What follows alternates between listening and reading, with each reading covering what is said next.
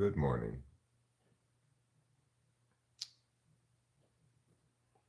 My name's host Eric.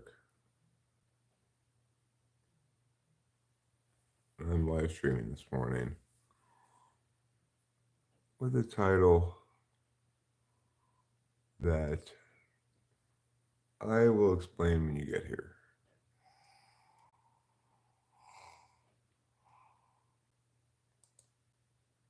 This is an expression I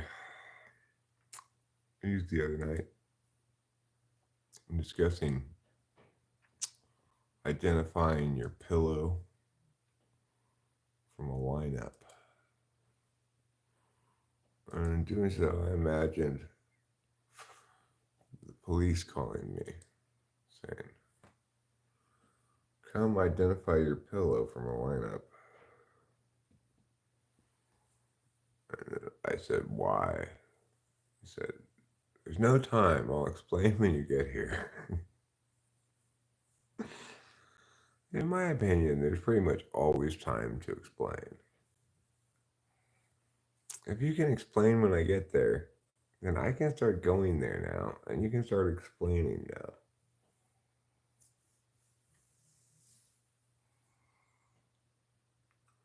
now. Not sure when or why you have circumstances in which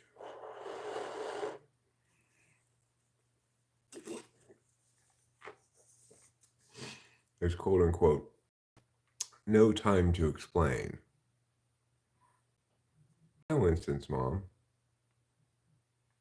Well, my point is, there should pretty much always be time to explain. The idea that somebody would call you up and say, "Come here," and you go, "Why?" There's no time to explain, or I'll explain when you get here.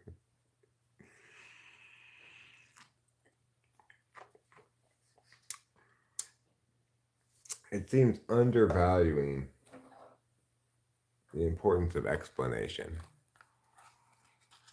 Like,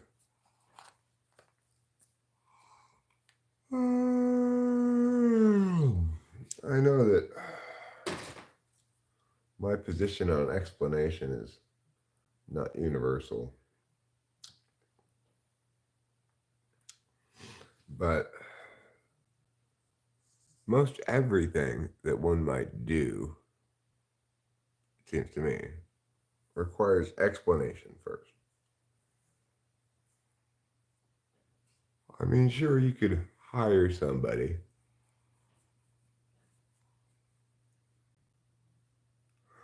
to just follow orders and not require any explanation. Right.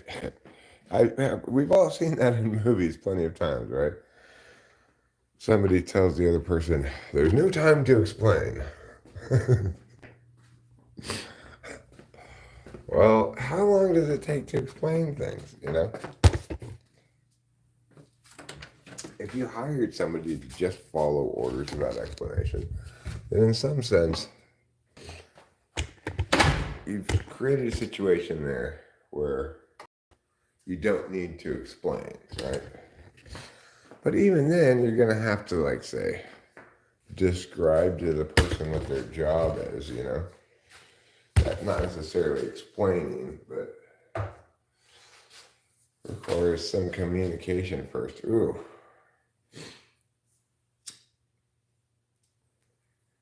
Well, for instance, Mom, I gotta say you've done an amazing job this morning. Even though it's just you here, just the power of you has made me need to poo. So congratulations for that, and thank you.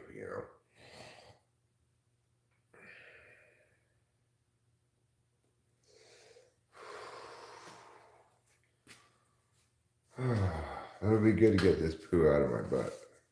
I'll feel lighter, more alive.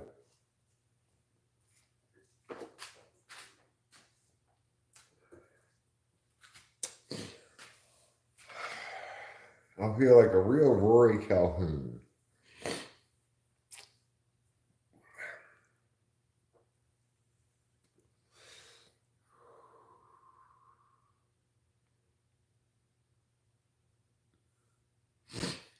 Oh yeah, Katie was here last night. That was cool.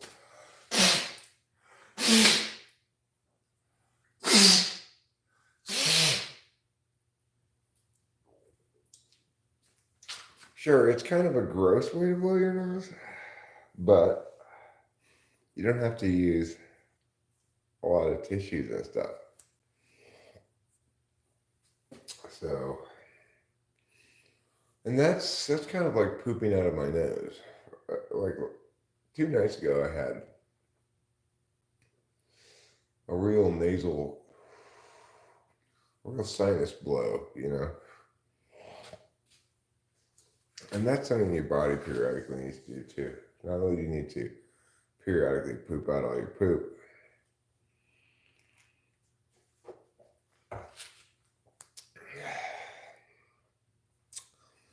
you also need to get rid of all your mucus, urine, semen. These are all various varieties of colon blow.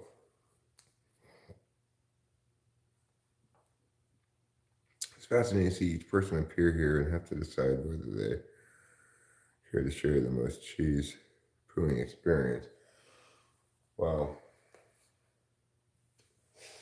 I don't know if you were here the other morning when I did a poll on the question. Should I take you in the bathroom with me when I poop? And broadly, the answer was yes. No, it was actually no, I think. I think no won by a vote, or maybe it was tied even.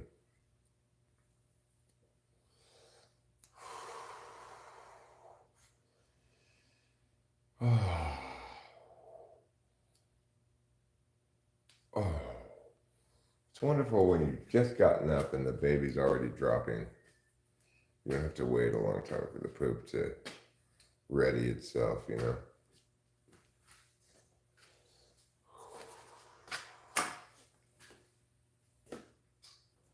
once I do have this poop out of me, well, I'm envisioning that I might go to the store this morning.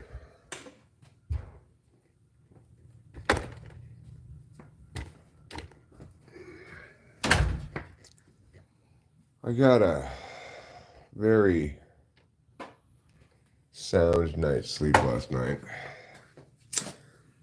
Although I still don't feel fully rested or anything. But for the first time in like 2 weeks, that I've been kicking them, although I don't know if I really needed to, but for the first time in a couple of weeks, I took a half a Klonopin last night. And boy, are my arms tired.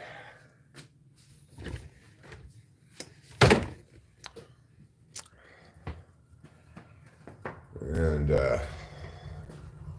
then I zonked out and got a solid 8 hours, which is always gratifying.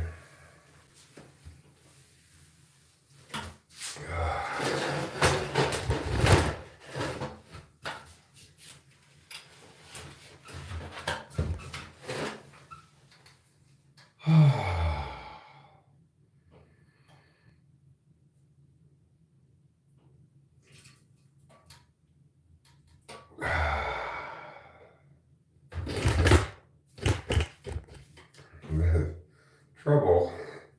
Can you not, please?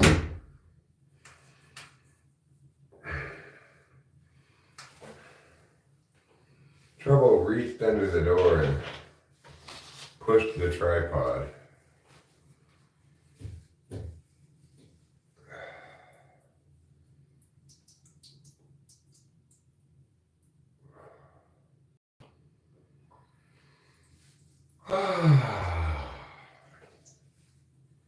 What a good and gratifying poop.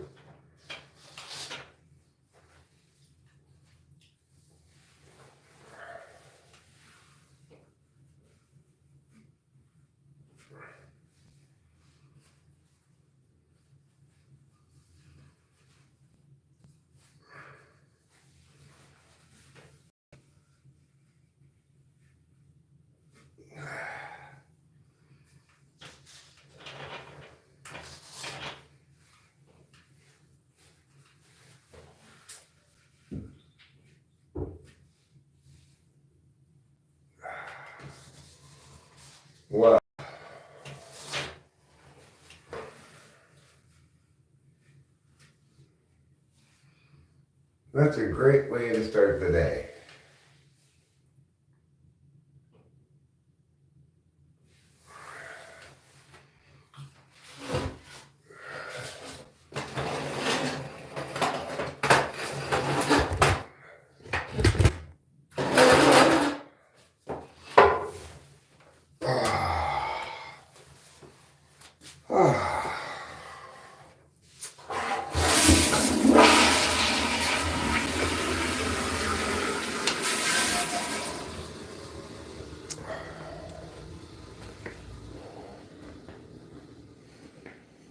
Hi, Money.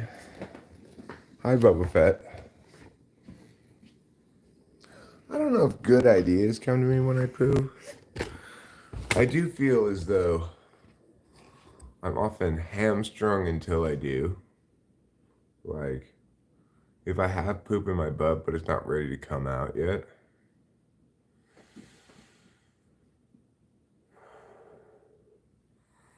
Leftover vestigial organs, such as those three tiny muscles behind our ears, this factoring in negating speciation anyway.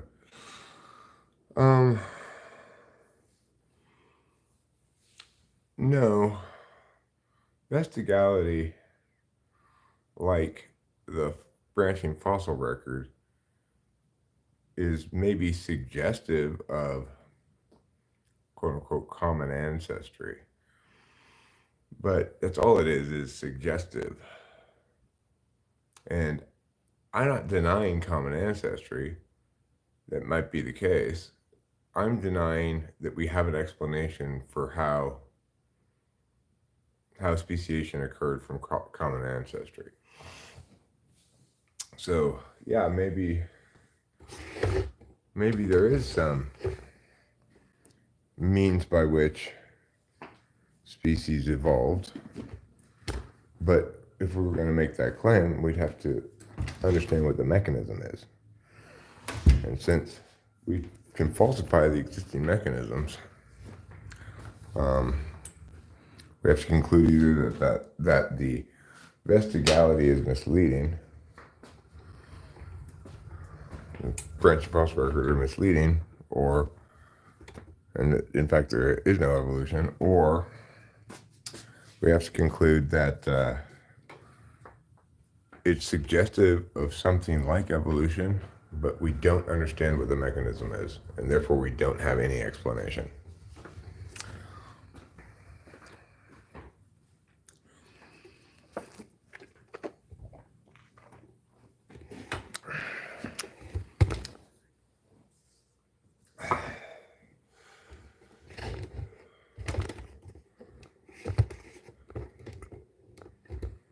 Well, it's common to both us and animals living in trees. We have to make sure that we describe the observation correctly, right? In other words, we can observe that we share a muscle common with species that climb trees, but we can't conclude that it remains from our earliest days living in the trees because humans don't live in trees. The fact that we share a muscle with creatures that do, again, might be indicative of there being some connectivity between the two species, but because we don't understand what the mechanism is, we can't make the claim that vestigality is left over from some transformation from one species to another.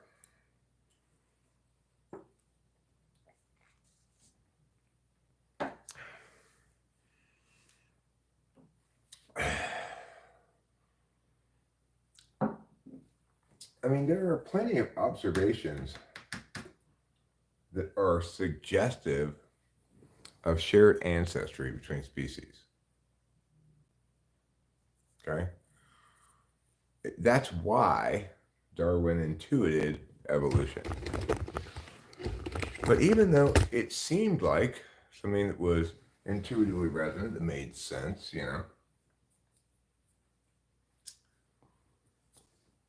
as we evaluate and explore the arguments, we recognize that they simply They simply don't explain anything.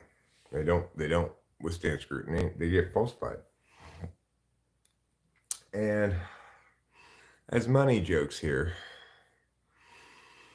we need to accept any explanation we can, or else bad things will happen. Right. The best explanation for when we don't have an explanation is we don't have an explanation.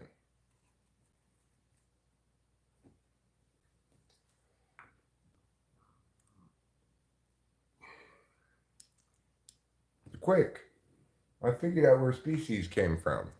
I'll explain when you get here.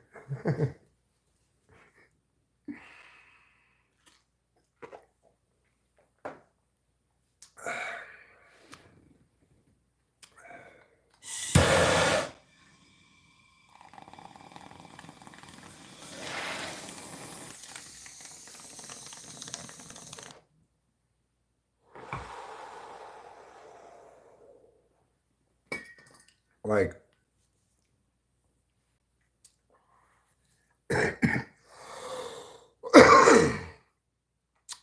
let's say there's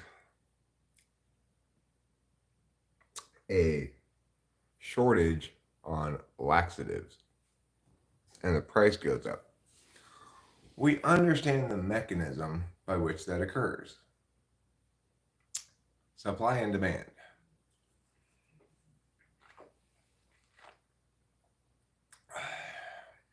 Sure, it's a little more complicated than that, but even if we were to include multiple other metrics that were correct, each of them would validate as if we were to test it, you know? That's what's missing from evolution.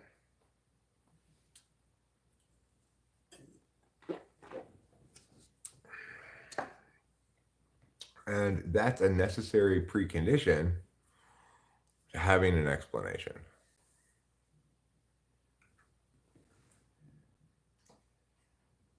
Explanations explain how or why.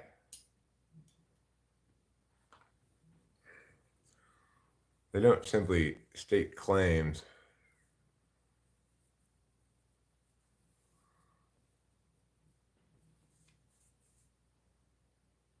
Right, but mutation, to accept a mutation driven one, you'd have to accept the idea that mutations, that random, nearly neutral mutations leads to increasing complexity. Non-random mating is simply sexual selection. Genetic drift has been mathematically disproven. Gene flow is just a made-up term referring to a presumed change of genes over time in a species. And natural selection is another word for non-random mating. Of course, what we know about natural selection is that it kills deviance from the genetic mean, does not reward it.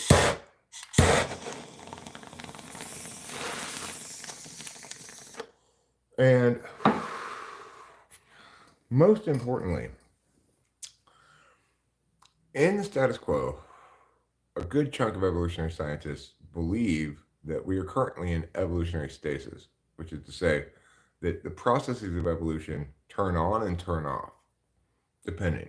This explains the Cambrian explosion, right? But there's absolutely zero explanation for what the mechanism of turning on and off evolution is. So we know, for example, right now, that species are not evolving. I mean, we can test that all the time. Every 2 instances of a species we ever see give birth to anything,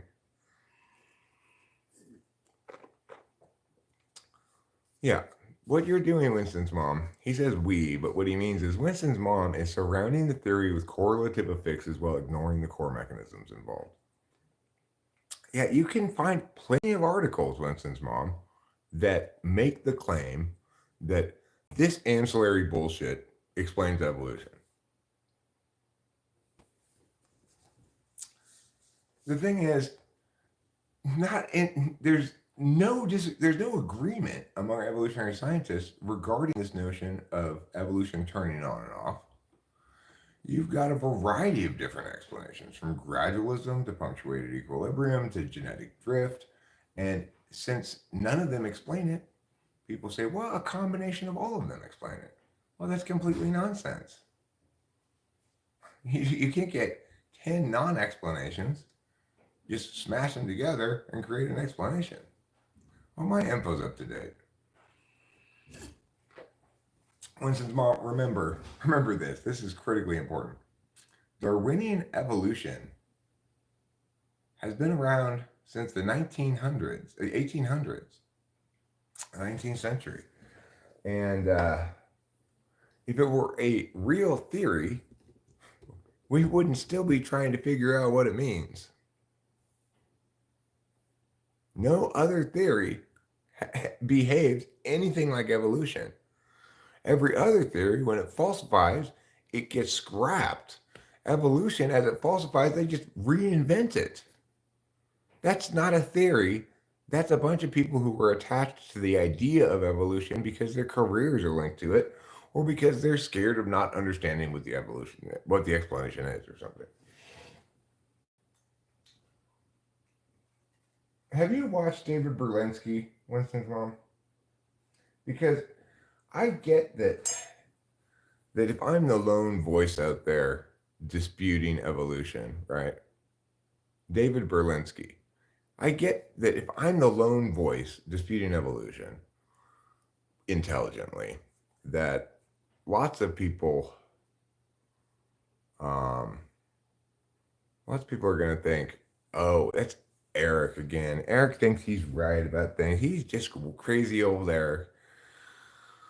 Totally independently of me, David Berlinski's been saying many of the same things for a long time. And the key thing to note, since a lot of people give a lot of credit to um, qualifications, certifications, or whatever, David Berlinski is, like, I believe, a PhD mathematician. So he's a serious thinker, and there's no creationism in this shit either, you know.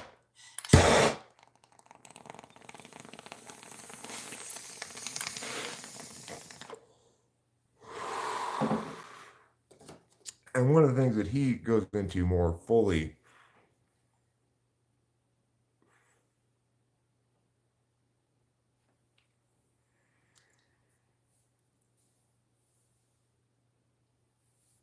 an opponent of evolution is a senior fellow at the Discovery Institute of Science and Culture, an organization which promotes the pseudoscience of intelligent design. Intelligent design isn't a science, right? Intelligent design is not an explanation either. It says it would appear as though species were designed to fit certain ecosystems, and placed here by some creator, you know?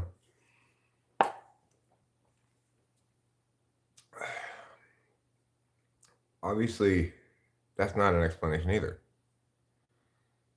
It's exactly the same kind of explanation as it appears as though species emerged from previous species. The thing is, don't worry about what David Berlinski is affirming. I don't care. It doesn't matter who he's affiliated with. It doesn't matter what he's affirming. Listen to his negations of evolution.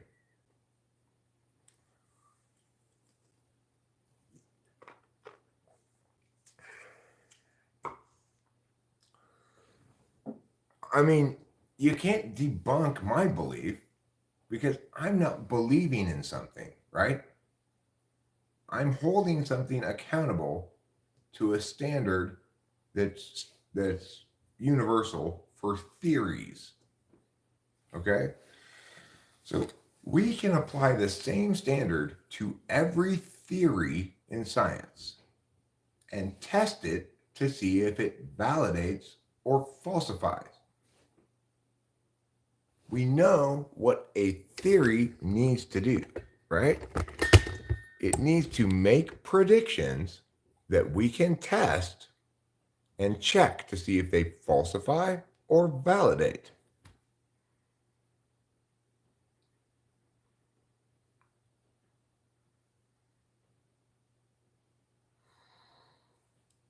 I mean, it depends what task you're asking me to do. If I'm as intelligent as an octopus.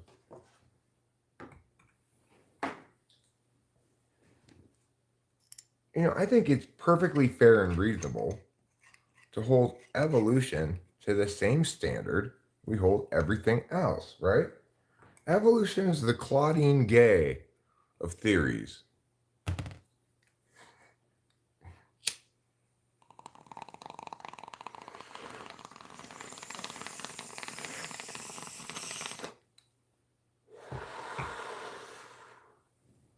It expects to be held to a different standard.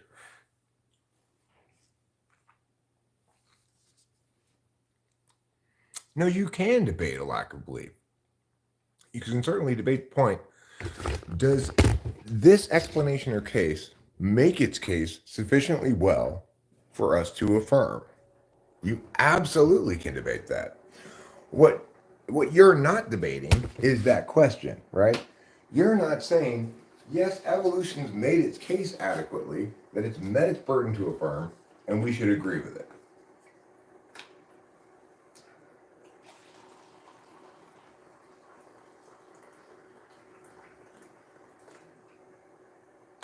Like, for example, if you wanted to successfully claim that evolution met its burden to affirm, and we should agree with it, you'd point to predictions that evolution makes that have been validated.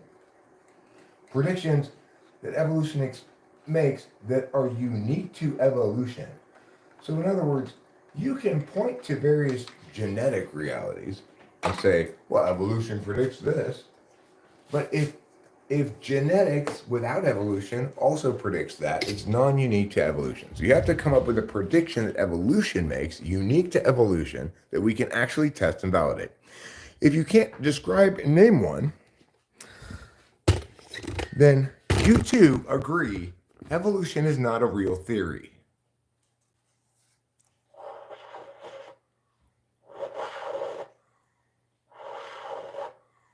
The Claudine Gay of theories.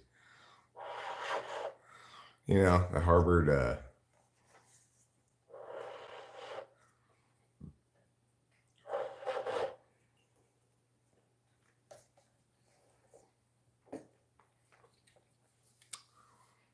Now, I'm very disappointed to hear that David Berlinski is on some intelligent design board.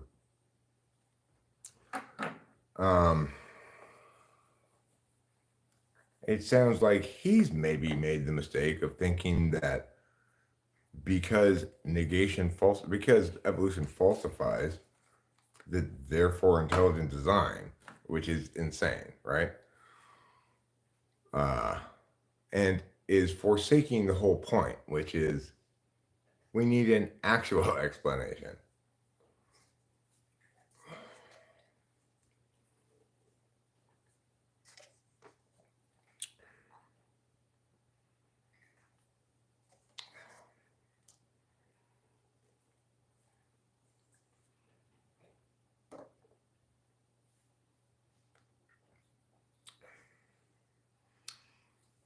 I mean, it is the case that if you were imagining, say, that we're a simulation, let's say, that we're all in a simulation, okay, that we're, that each species was created in the simulation by a game player, simulation universe or whatever, right? And he's putting together various creatures. What makes a lot of sense? Makes a lot of sense that it's going to be modular, that you're going to take some sort of design, biological design, and instead of biologically designing every single creature from scratch, you're going to work off some templates and stuff, You're going to have this digestive system from this creature, but you need to alter it a little bit to fit this creature, right? it makes sense for a non-God creator. Maybe a God creator would do things differently, but for a non-God creator to make things like that, it explains vestigality entirely, right? Like, we've got this muscle that only tree climbing animals have. Well, they uh, they took that block of code, that took that biologic from that creature, put it onto humans, made alterations, but didn't need to remove that. It didn't help, but it didn't do any good to remove it either. So they just left it there. Artifacts of old coding, you know? That's a more intuitively resonant explanation than evolution. Is it an explanation? No. It's pointing out that if that if that's what happened, things like vestigalities, commonalities with old ancestors that don't seem to serve any purpose in this current species and stuff, is better, more intuitively resonantly explained by what I just said than it is by evolution.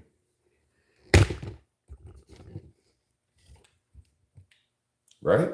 Doesn't that just intuitively resonate the fuck out of everything? Can't you? Doesn't it just make so much sense?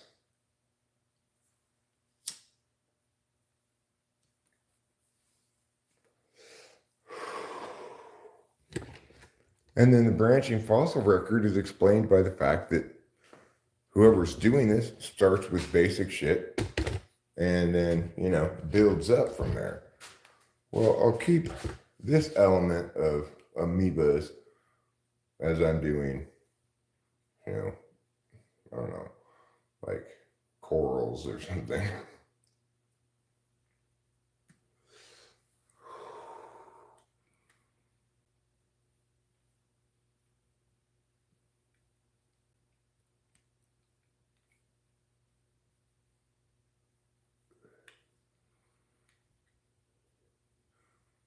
Well, I mean, you could point out that there's no explanation for why things have stopped evolving. And the idea that things haven't stopped evolving is kind of ridiculous, right? Because we've got species ranging with generation lengths from 1 day to 5,000 years or something. Now, granted, they reproduce more than once every 5,000 years, but the thing is, if the mechanisms of evolution genuinely caused change in species over time, you would see fruit flies continually evolving while other species evolve much more slowly. That's just fucking reality, right?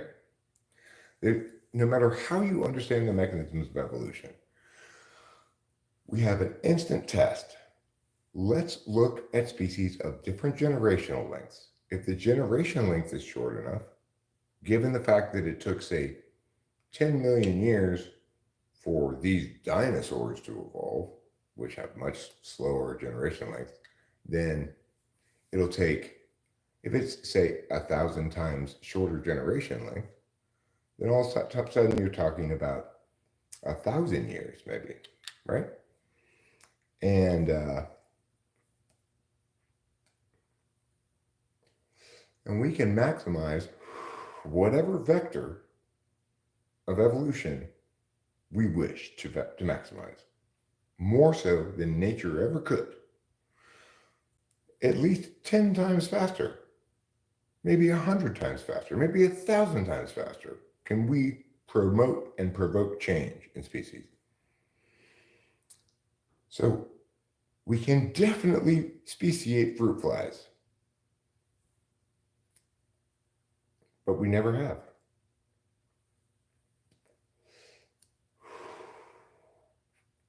Why not?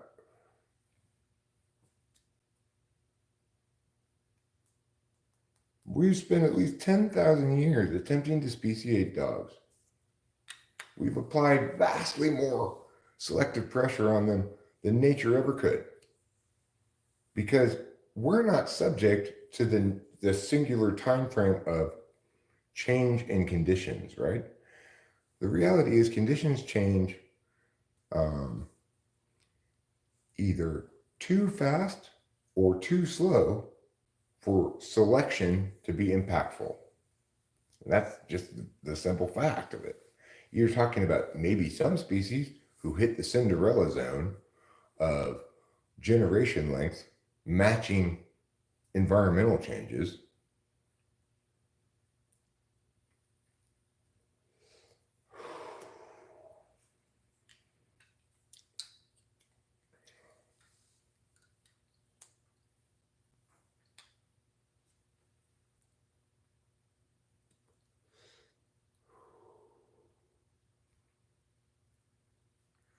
No, it's not conflating weather and climate. It's pointing out that no matter what metric of environmental change, be it change to weather conditions, be it change to the geography, like maybe there's a volcano, be it whatever kind of change that's putting pressure on a species, right? For that change to impact on a selection level, it has to match up with generation length. Since different creatures have all different generation lengths, it's impossible for the same mechanism of pressure change or predation or whatever in the environment to produce situations that are rewarding to changes in keeping with the generation length of all species, right? It's not possible. So that's important to remember, right? Supposedly, selection rewards positive change. Now, we can point out easily enough that there really aren't any positive mutations. If you Google it, you'll find examples of some purportedly, but all those explanations are begging the question. They're just begging the question. They're assuming that there must be positive mutations. They're finding something that is positive and claiming it's a mutation, by referencing the fact that earlier in the fossil record it wasn't there. So that's begging the question. It's a classic fallacy.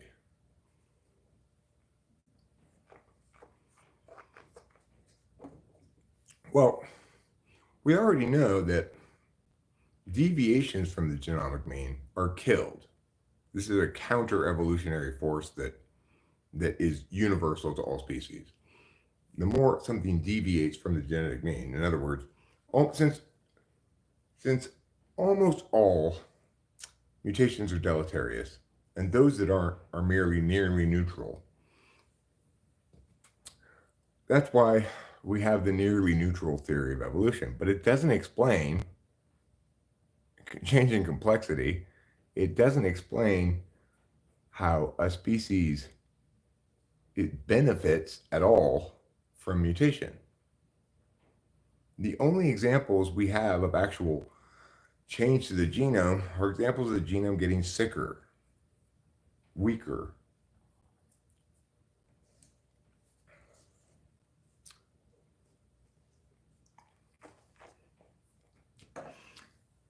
The thing is, I am definitely correct about this. Remember, I'm making a limited claim. Evolution fails to meet its burden to affirm. It doesn't adequately explain where species come from. It doesn't even really attempt to.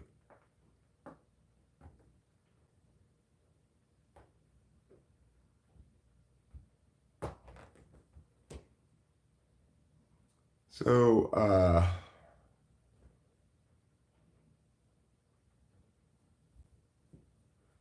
well, I mean, the thing is, I'm not conflating anything.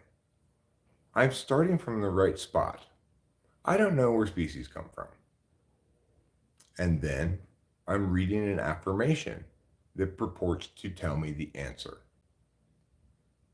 I am evaluating the affirmation fairly and objectively, And what I've determined is that it absolutely fails to meet its burden to affirm. I've articulated many reasons why. It doesn't matter whether it's called evolution or or Joe's made up bullshit. We don't affirm something that fails to meet its burden. Like uh like Carl Sagan said, extraordinary claims require extraordinary substantiation. So to claim to understand where species come from is a big bold claim. And we need to hold it to the proper level of scrutiny, the same kind of scrutiny we hold every other theory in science to. What's the difference between evolution and relativity? Relativity made predictions, all of which have validated, except at the quantum level. Um, what's the difference between evolution and relativity? Darwinian evolution, namely sexual selection of positive mutations, has falsified. All these additional notions are attempts to make more concentric circles to keep us in a universe of perfect spheres. It's just a shit ton of pointless effort on the part of people who are fundamentally obeying the dogma that we start with the notion that evolution is correct, and we try to improve on our failed model to make it better, or to better explain why evolution is not correct. It's like, only evolution is the only theory I can think of that has changed multiple times since its origin.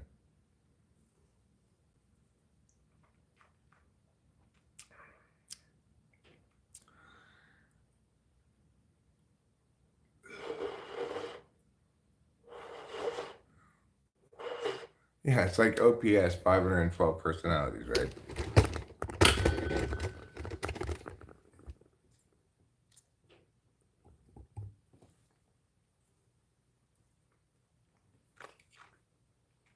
Blah, blah, blah, blah, blah, what I hear.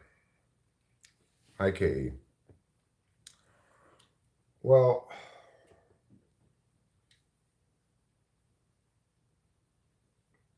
new observation. We need to construct more categories.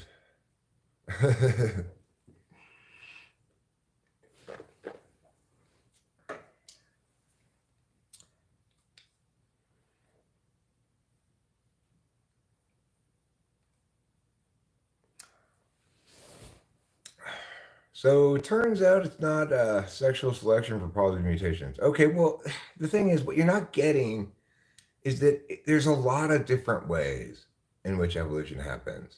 A lot of different ways. Like, it's also genetic drift. What do you mean also? You mean there's just genetic drift? We've already eliminated positive sexual selection for positive mutations. So what do you mean there's also nearly? No, but it's not just nearly neutral, okay? There's also genetic drift and nearly neutral. Okay, well, so it takes 4 billion years. No, that's gradualism, okay? You've forgotten there's also punctuated equilibrium. Well, which one is right? They're both, it's all part of a rich tapestry. Okay. So is evolution an ongoing process lasting 4 billion years? It stops and starts, okay? There are times like when evolution's really slow and really things don't change very much, and we're kind of like that. We're in that kind of period of evolutionary stasis right now for most species. But it used to be when things were different, then there was a lot of change, but it happened really fast. Okay, well, why? Like, what's turning it on and off? It's complicated. There are a lot of different mechanisms. There's a lot of different things at play. There are rhythms to the world, okay? All right, you are full of shit.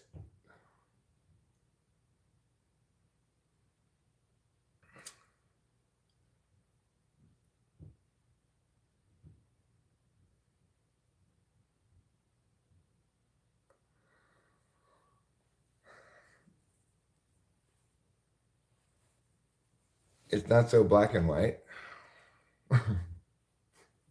That's what evolutionists will say. Listen, it's not so black and white as that.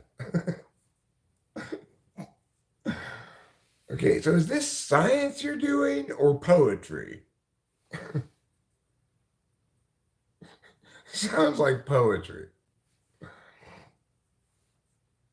Evolution favors only the ones who want to evolve.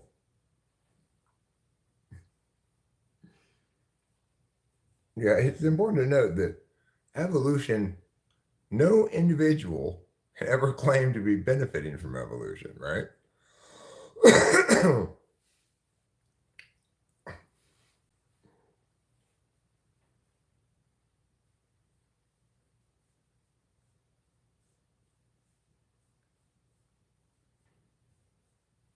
Sometimes reality forgets its own rules. Give it some slack.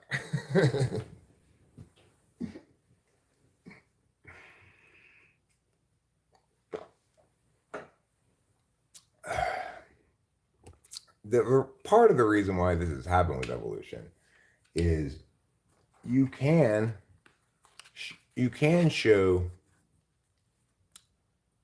phenotypic change, right? So you can breed peas together, create hybrids. You can breed dogs so that you have different dog breeds, and those things prove the idea that you can take a population of a species and change it via selection, right?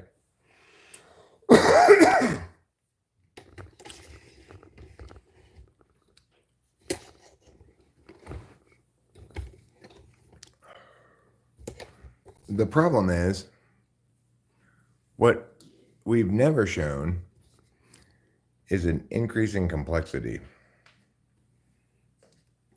So we take a genome that has a certain number of chromosomes, a certain genetic map, right?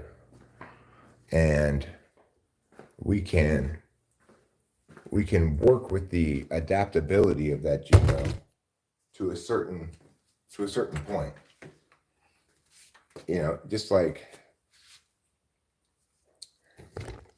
if you give me like 6 ingredients for a stir fry, I can make a lot of different dishes with those 6 ingredients, but I can't bake a cake with them. And no matter what I make with those 6 ingredients, I will never make anything that's not made out of those 6 ingredients, or some of them, or whatever.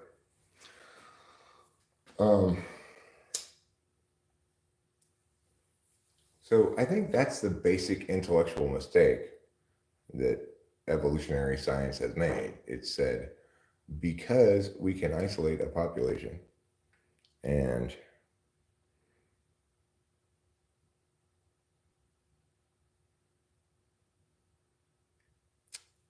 we can make changes to how that genome expresses by isolating populations of the same species and selectively breeding them. That therefore we can make changes to the genome. By selectively breeding, we are selectively manifesting some expressions of the genome or some other expressions of the genome, but we are not changing the genome.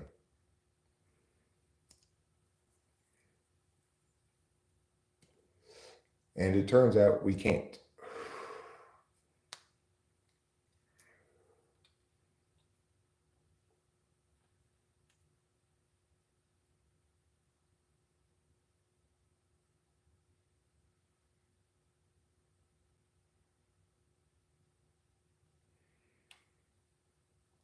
Right. So we can also sicken the genome.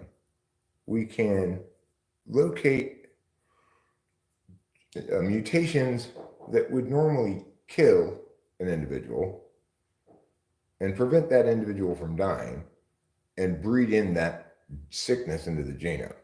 Obviously, having legs grow where antennae should is a horrible deformity, and that fruit fly would die in nature. I also had a deformed guinea pig that was born one time when I was breeding guinea pigs. Not really breeding them on purpose, they just breed themselves, you know. And that guinea pig died. I could have hand fed it and kept it alive and tried to breed it and continue that monstrosity into that genome, but I would not have been doing guinea pigs any favor.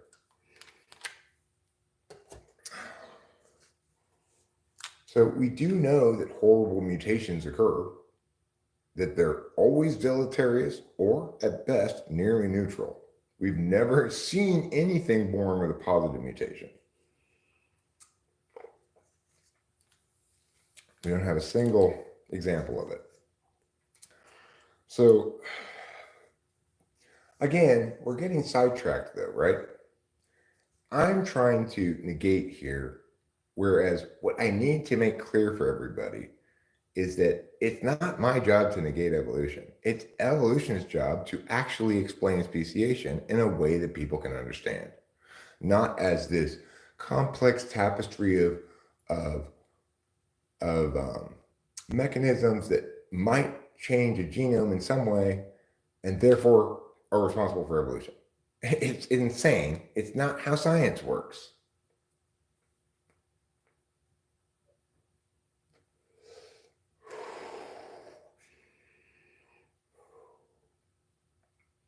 I need to get my eyes checked.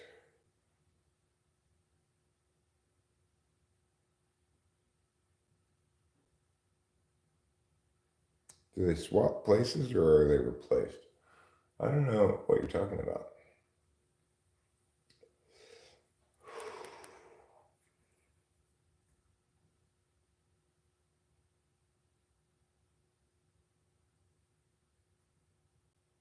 You recently bought a percolator. I am so proud of you.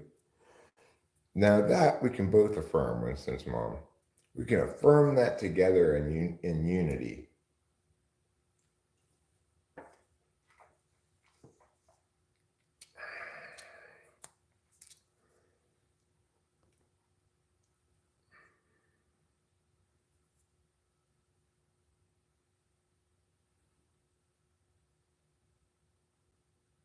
What's Garu's type?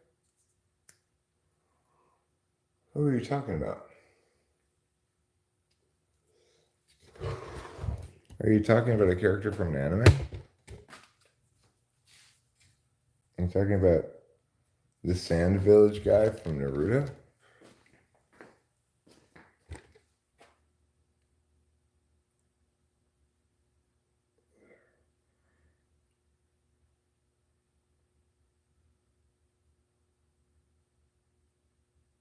Is that who you're talking about?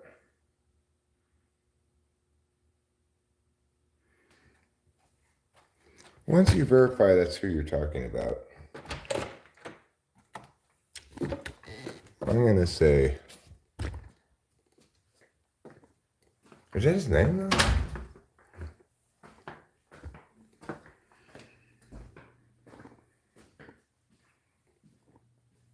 I don't know who that is. Garus Vicarian. I have no idea who that is.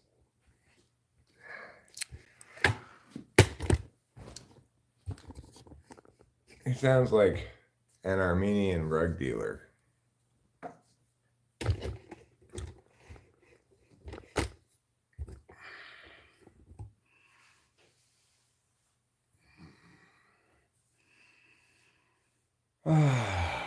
I have a recommendation for a good show. What was the show that somebody recommended to me the other day that I wanted to watch and check out, but I didn't? I don't remember, but I watched The Brother's Son on Netflix. One of the cooler shows I've seen in a while. Pretty great, really. It's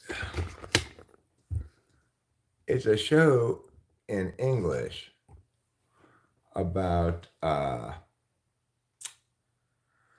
it's a show in English about Chinese gangsters from Taiwan and how this head gangster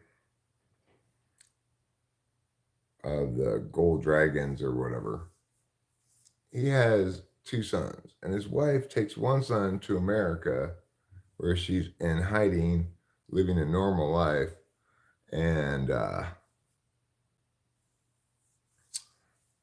the son is studying pre-med.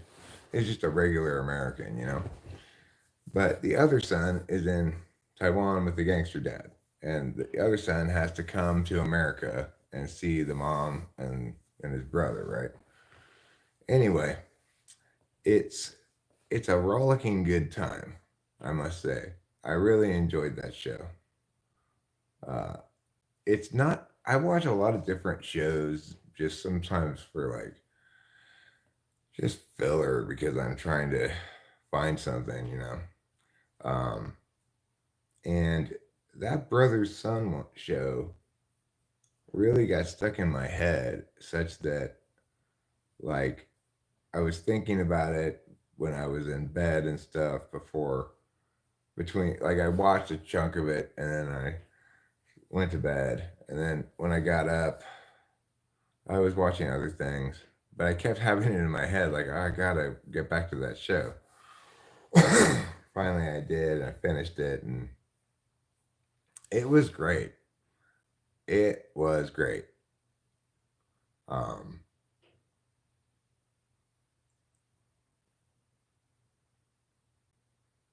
it's on Netflix. It's called The Brother's Son. I highly recommend it. It's a mix of English and Chinese, but the Chinese is all subtitled. And unlike other shows, a lot of shows, depending on what kind of show it is, I don't want to watch it in English because I like to. I'm not really sure why. I just like the sound of Japanese or potentially Korean, but I also like to read subtitles rather than hear the words. Subtitles on Netflix means you can go 1.5 speed, get all the language, and not hear the weirdness of sped up talking. Because if I hear it in English, then I have a sense of what the pacing should be, right? But if I hear it in Korean or Japanese, I don't have a sense of what the pacing should be or the cadences, you know? It's like there's a certain speed of language in English that is in certain contexts how fast you should say it. That's an element in telling the story too, right? Like if one character says something and the other character pauses and then slowly responds to it, that's one thing's happening there. And if a character says something, the other character just blurts out a quick answer, that's it's telling you another thing there. It's telling you about how, how much the question surprised them and or requires of them more thought. But I probably am not going to pick up on a lot of the subtleties in Japanese or Korean anyway. I mean, there's certain basic, like a basic one, like I just described, maybe, but the so it doesn't bother me at all when I'm listening to languages I don't understand at higher speeds, and I can read the text faster than I can hear them saying it.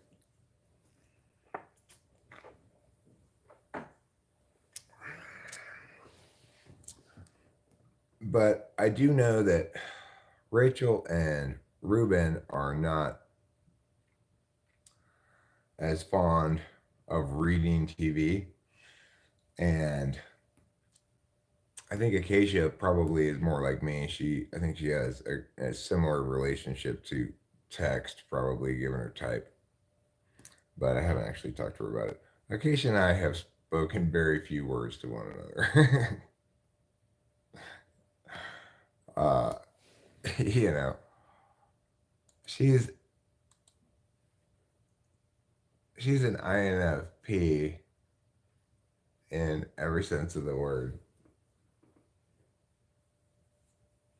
FISI are absolute values. And I don't know if it's Ruben or if it's Acacia, but one of those two keeps leaving the outside walkway lights on at night. And I want them to stop doing that. I don't like having the outside lights on at night. I consider it rude to my neighbors because I don't like it when their outside lights are on.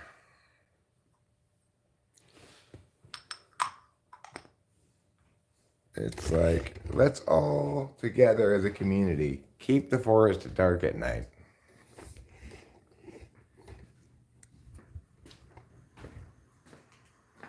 What did I come in here for? Oh, right. This is a problem I have. When I come in here for weed, it seems like practically every time I forget why I came in here. And I can explain the reason easily enough. Because 90% of the time when I come in here for some sort of food or beverage thing. Maybe to watch the cat eat. So when I walk in, I'm thinking, okay, what food or beverage am I here to get? And then I don't remember why I came in here. Well, maybe next time I'll remember. When I don't remember, probably I came in here to get weed.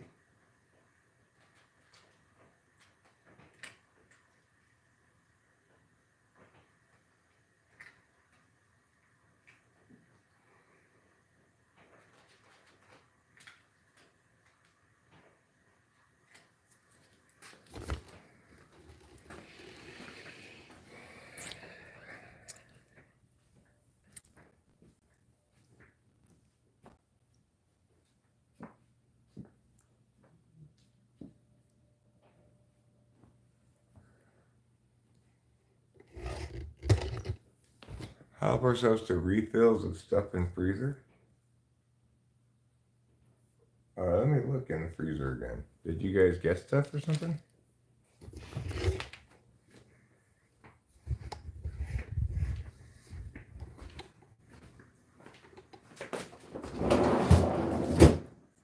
Oh, you got stuff. Cool. Thanks. I will help myself. But I probably won't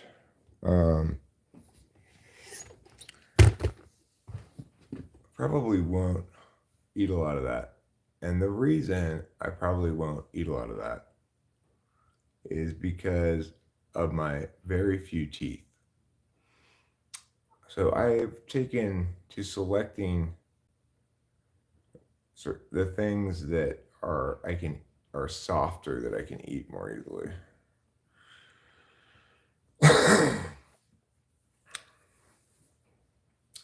Yes, I know. I need to go to the dentist.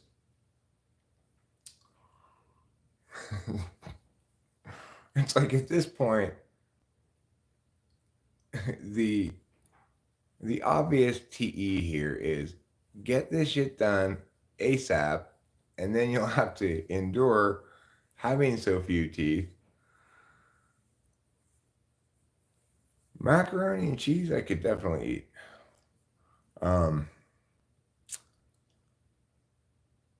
Also, if I haven't told you guys yet, I should have told you this from the first moment you guys got here.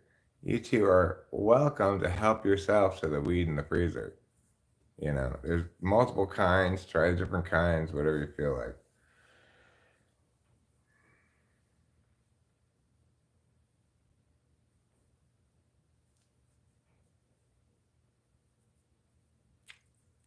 I guess I just sort of assumed you knew that you should just smoke whatever weed's lying around if you feel like it, but I never actually told you that.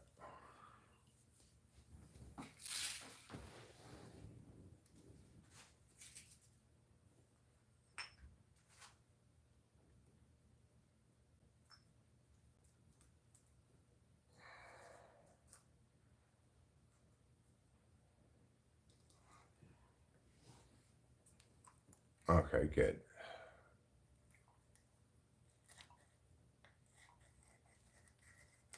We do have plenty of weed, as you probably noticed.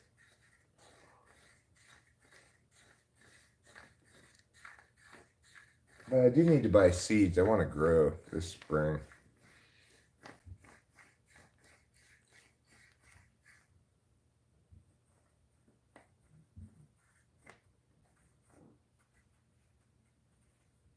Mm.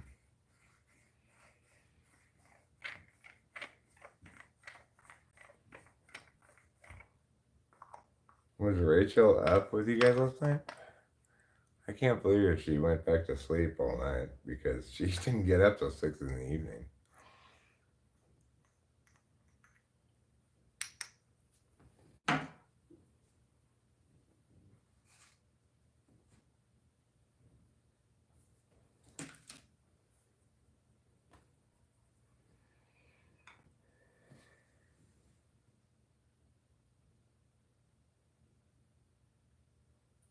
I wonder where the joke originates. I'll look into it later. I imagine elephants like the ones from Dumbo being drunk. Well, it is the case that when I was a kid, drunkenness in cartoons, which was still present in, those old cartoons that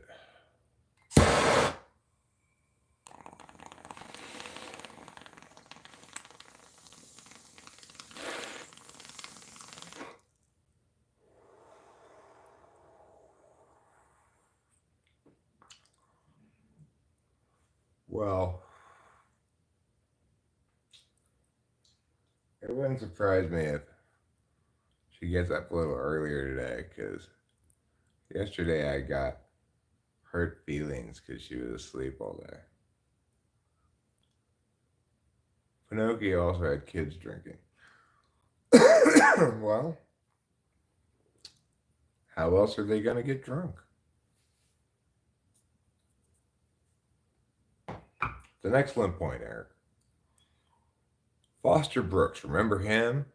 Always played the drunk at the bar when the husband had to go to his bar for a cocktail when the wife was a witch.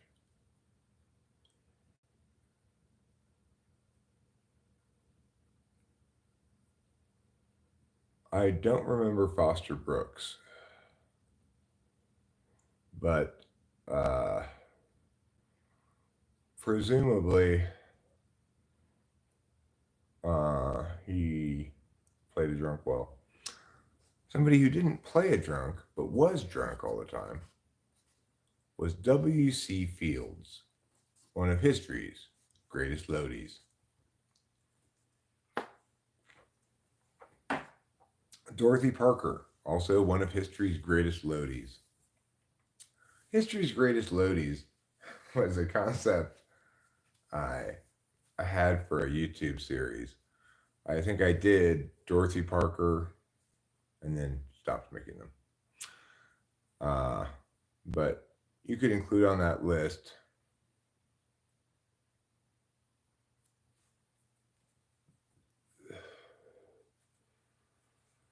Comedian Foster Brooks, a one-time television newscaster who became an overnight success at 59 after creating a comic drunk act. I see. Well, anyway, history's greatest loadies. I think we could also put onto this list the inimitable William Burroughs. William Burroughs deserves to be on the list of history's greatest loadies. Who else should be on this list? Why, of course, Winston Churchill. Winston Churchill, one of history's greatest loadies. Who else?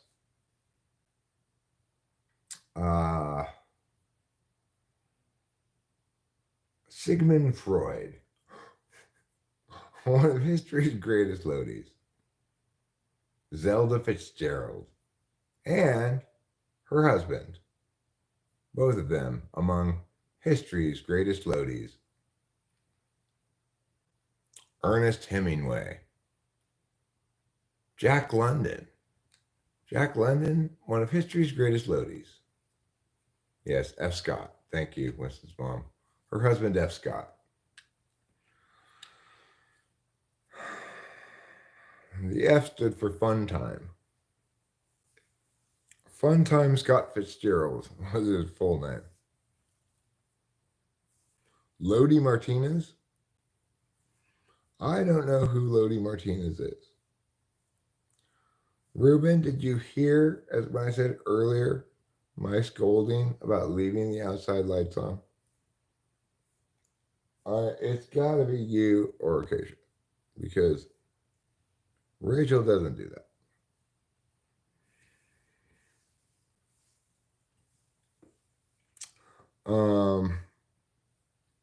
Okay, well, I thought it was Acacia. I had already blamed Acacia right at the gates. I was like, that's an Acacia move. Acacia seems to like having the outside lights on. And it's pretty SE polar consistent to turn on lights and not turn them off. That's not inconsistent with SE polar. So that's another piece of circumstantial evidence against Acacia.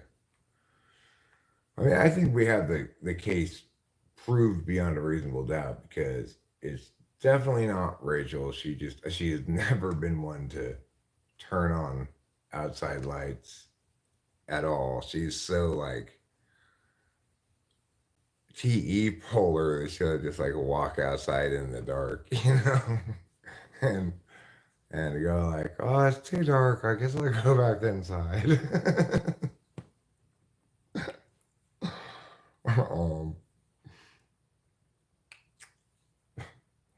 I go around and I make sure all the lights are off before I go to bed. And then I wake up and they're on. And I go, oh, they made the dark nighttime lit up all night long. I just feel bad for the nighttime.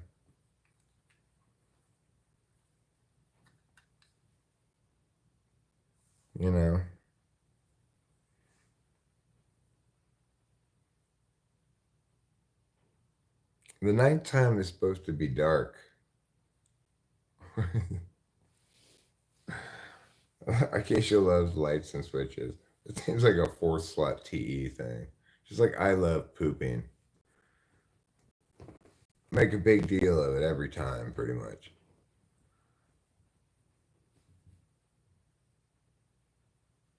And Rachel loves playing racing games. That's some fourth slot SE. Ruben likes playing games. That's some fourth slot TI. And it's like the absolute value of it is expressed so like indulgently,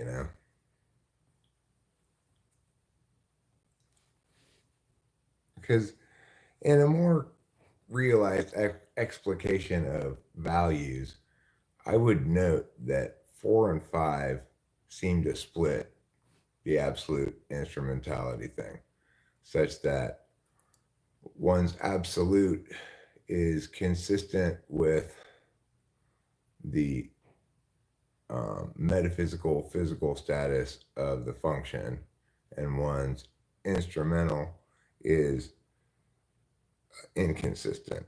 So if that's the case, then Rubin's absolute value of Ti would be consistent with Ti's uh, the absolute value would be the metaphysical half of Ti. Physical part of it would be instrumental, and for the Fi, the absolute would be um, the absolute would be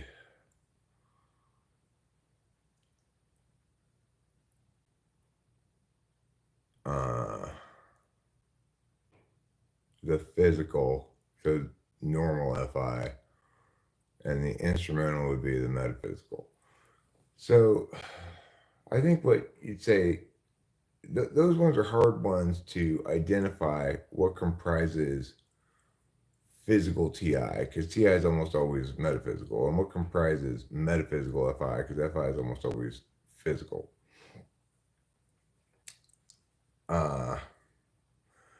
But I guess probably metaphysical Fi links to understanding how you're going to feel about things later. And physical Ti links to things like circuit boards.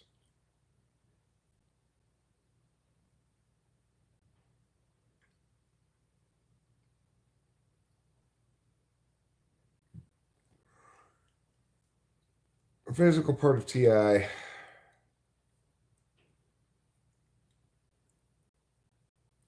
is would be concrete expressions of Ti, and there aren't a lot of those, but um, a circuit board is one example.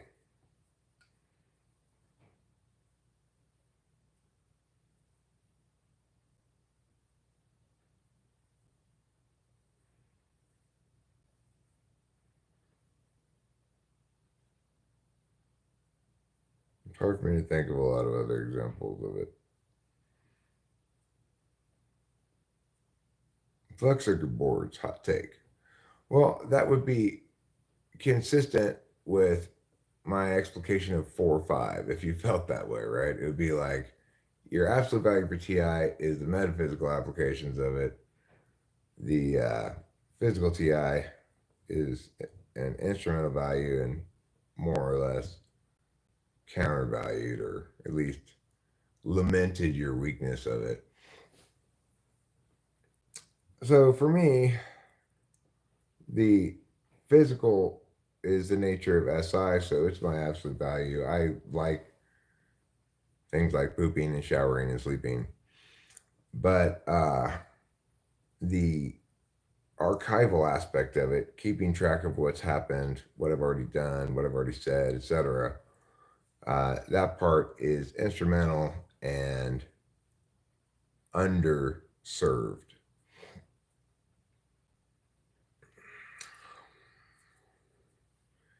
He like brothers and sisters. I think I got my nephew's type. For ages I thought he was ISFP, but thinking more, he's ESTP now. Okay, well, if he's ESTP, he's gonna parse things like I parse things, but he's not gonna be as abstract. He's not gonna do as much. He's not gonna be parsing on as abstract a level, right?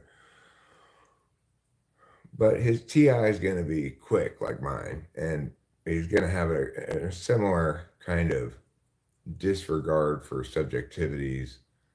Um, his own and those of others. But if he's an ISFP, he'll be substantially less talkative, probably, and sometimes you get a quiet ESTP, but you're never going to get a talkative ISFP. And also, the ISFP will default to a subjective deliberation function rather than an objective one.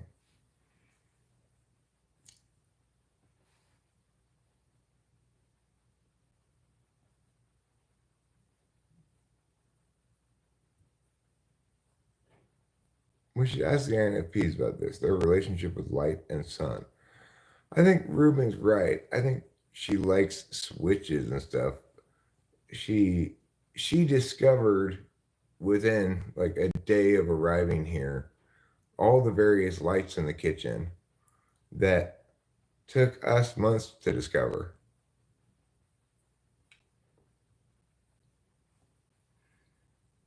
You know, there are certain things. No, I would say Hero Lamb's probably an ISFP. I feel quite confident that he's got himself typed correctly. Hero Lamb's not talkative. I mean, sure, he chimes into the chat periodically, but you'll notice how deliberative he is in consideration of what he's saying. How he's demonstrating absolute value FI. Could be ESFP. My nephew thinks he's more F, but he thinks he's more FE than FI. Well, you have to make sure that the understanding of what those things are is clear. You know, FE is a different kind of function than FI. FE is an interface function. FI is a deliberation function. It's usually better to check FE or TE, TI or FI.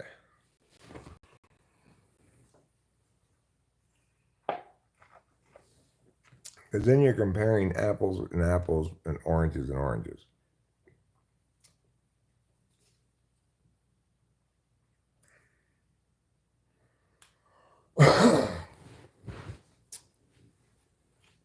Front stack FI, for example, especially if it's high up, you know, the dominant FI is the type that's most likely to say, it depends or I'm not sure when presented with hypotheticals. It's like value hypotheticals, for example, like if you have some sort of encounter in the supermarket, is it more important that you be kind or just? Well, it depends. What they might ask, you know, like what kind of encounter? Well, there's some conflict. You know, you're about to reach for a bag of chips, and the other person says, "Hey, that's my bag of chips." Just the last one. Well, it depends. Like, I like, why does the person want the bag of chips so much? That's a very FI kind of response to it.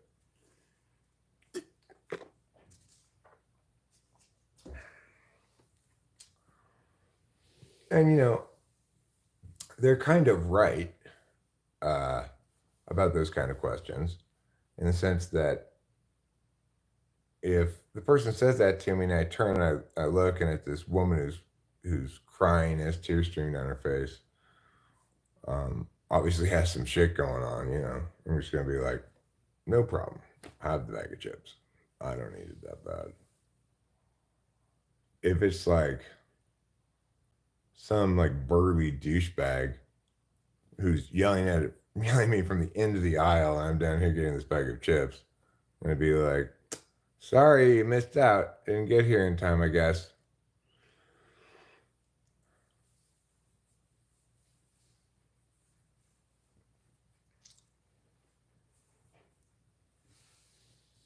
So, I can come up with various hypotheticals in which I behave differently. So, in that regard, maybe it does depend. But what you're going to likely hear from an FI person is, I'm not sure, it depends on a lot of different kinds of questions that involve hypothetical situations and or value conflicts, stuff like that.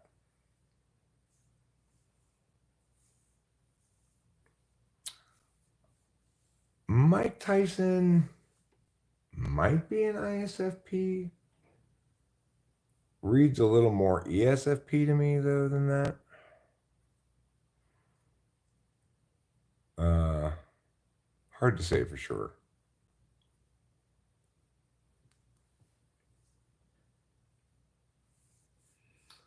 I mean, he's definitely FI front stack.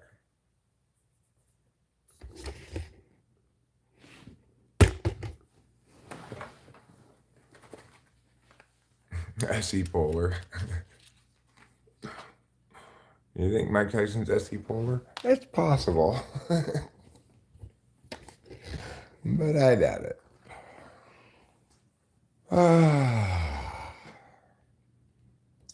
So, I'm not really sure what I'm going to do this morning, but I suspect I will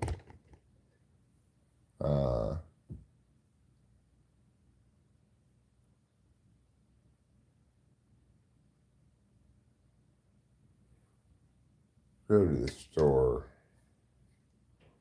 I mean, I could put it off now that Ruben and Casey got some freezer stuff.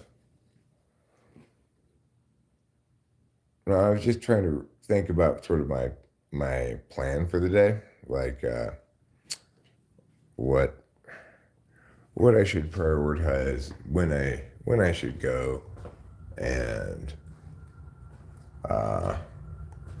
I need to bring back these things to this lady. We need to do. I was supposed to do that yesterday. I'll do it on Monday. Maybe I should email the lady or call her and tell her. We'll do it on Monday. She called me the other day saying, like, remind her to bring those things back. But it's like I just took them down on the 1st. So, give me a week, right? I can take them down on Monday.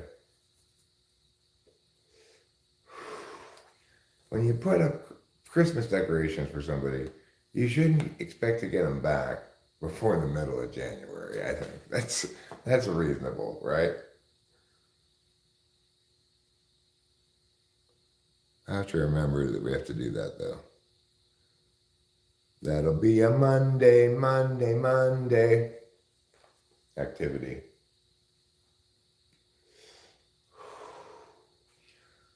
Now, regarding today,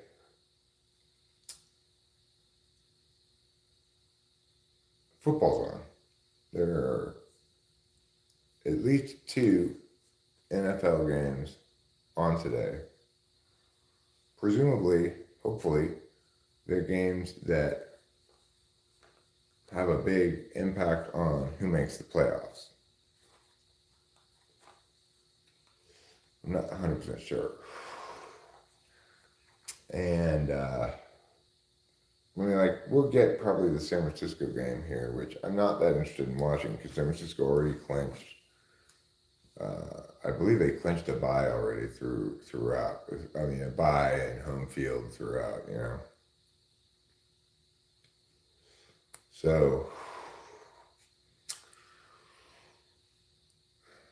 I suspect the Niners are going to rest Purdy, Ayuk, Samuels, McCaffrey,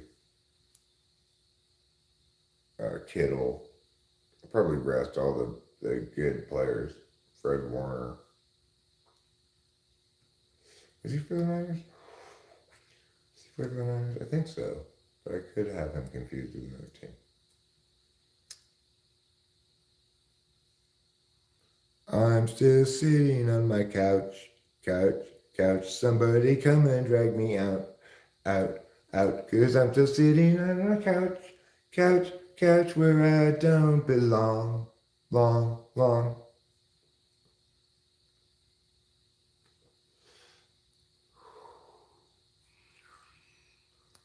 Well,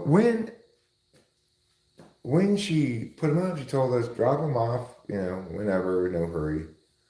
That's what she told us. There wasn't a set time that we were supposed to drop him off. When she called me this week, I told her, okay, well, we'll try to bring him on Friday because I knew we had things going on. Oh, she said she had something going on Thursday. She must have called me on Wednesday. So we'll take him down on Monday, It's just, what I'm saying is, a reasonable time frame. If you put up somebody's Christmas decorations and you want some of that shit returned to you, a reasonable time frame is, say, January 10th, right? Because I didn't take him down to the 1st.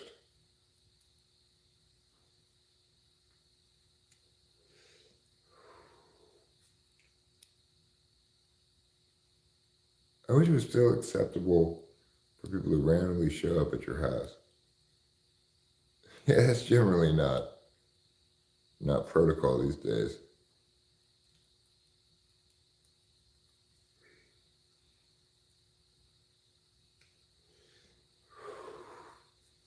When I was a kid, you went down to your friend's house and knocked on their door, and their mom came to the door. You said, "Can I come out to play?"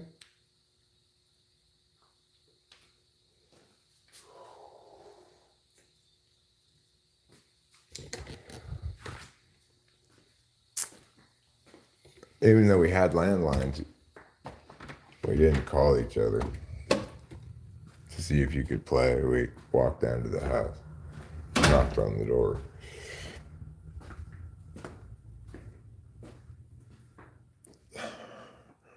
That's what's known as the door era. Back when doors were used for people to visit.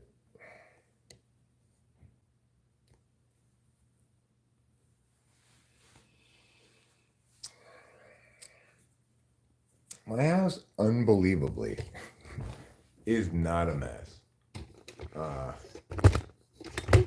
It's not perfectly tidy in all ways, but I cannot believe,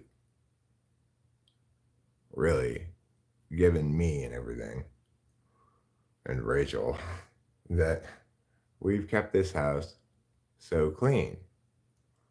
It's so pleasing to me.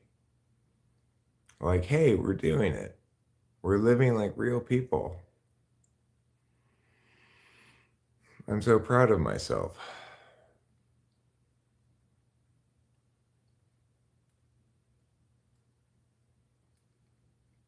It's true that we kept things sort of clean in Laverne, but it was much more of a struggle to keep that place clean than it is this place. I mean, it helps a lot to have a dishwasher, for example, so we don't have dirty dishes in the sink. And it helps that there aren't a lot of surfaces on which you can put things down, so clutter doesn't really accumulate. There are a lot of positivities to the way things are designed around here. The laundry room is fantastic. The fact that it's got a big laundry sink and it's it's comparatively roomy for a laundry room. You can do some stuff in there. It's mostly floors instead of carpets. So you can clean those floors pretty easily. We've got a whole house vacuum. Makes it easy to vacuum. You just plug it into the hole in the wall. And what's interesting is the house on Laverne, I believe, also had that. It just didn't work. It had that at one point, um, but the system had been removed, like the vacuum part. But it definitely makes a big difference, like the nature of the space you're trying to keep clean. Um, some spaces are a lot easier, more conducive to keeping tidy than others. This space is pretty conducive to keeping tidy.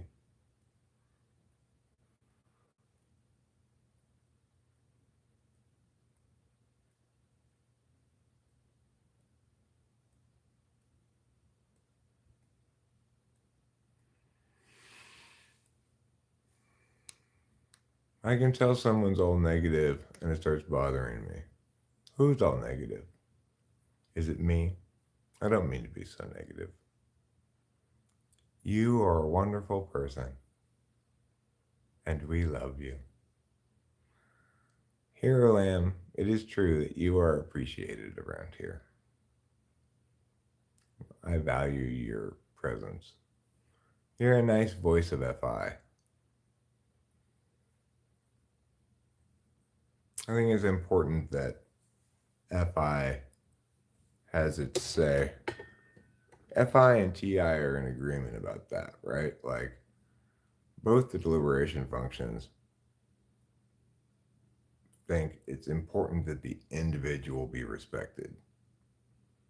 That's a value consistent with slots 1 or 2 FI for sure. Uh, and I think it's maximally expressed probably in FI DOMs, but TI tool seems to express that as an explicit value a lot too.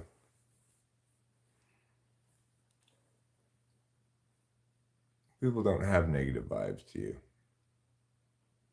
Even if they are pessimistic, for me, it's a reflection of their own anxiety around something conscious or unconscious. Well,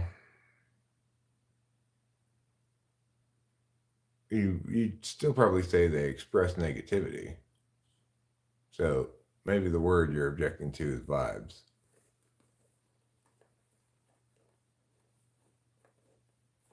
Cleaning is boring, says Hero Lamb. I don't think anybody's going to dispute that, but I would say that there are, it may be boring, but it can also be soothing, you know? Like, I kind of feel like sweeping a little bit. There's plenty of sweeping to be done. On the other hand, I'm going to have to take these wreaths back and I'm going to drop more of these little leaves. Maybe I should wait until we do that. But for example, like this thing here. This big hair. Trouble is such a hairy cat. I'm going to just pick up that big hair and put it in this trash can here.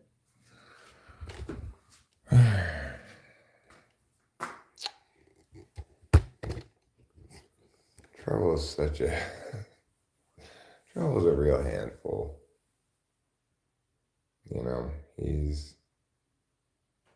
requires a lot. He's a very needy cat. But he's also not a very considerate cat. Like his SI polar leads him to not get the idea of respecting other people's SI. He's difficult to sleep with. Meow. Yes. Hello.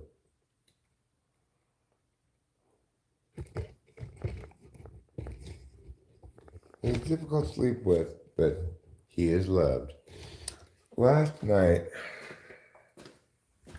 I had to rid the living room of yet another dead mouse. I wish it were the case that mice just viewed our house as a mouse graveyard and came in here to die of natural causes, and then the cat started playing with it. Unfortunately, it's fair to call that wishful thinking. In reality, the cats catch the mice, bring them inside the house, kill them, then throw them around into the air until we realize what's going on and take the mouse outside and throw it away.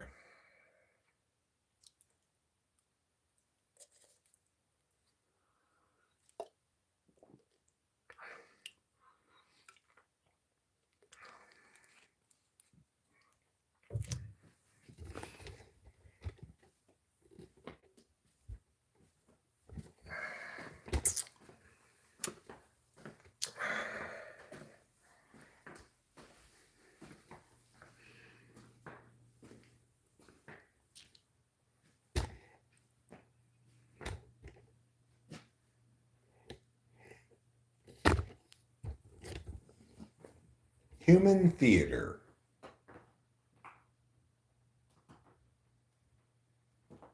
What do you think about this view with me and the fan? Does it give you more SE satisfaction? It's got good lighting. I seem to be coming in nice and clear. Clear like a Scientology whiz.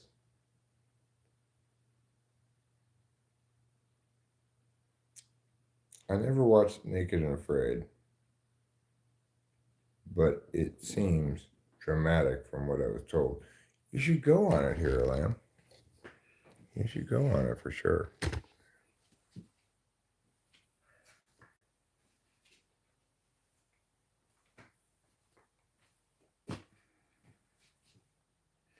So I want to play a song right now because I feel like playing it. I want to play 100,000 million years ago.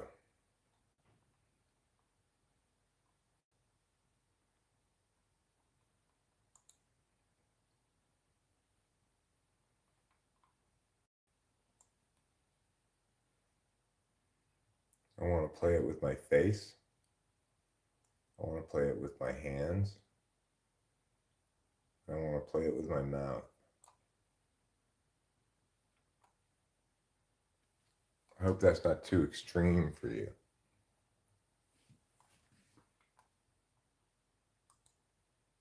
A lot of times people call me the extreme one because I'm so extreme.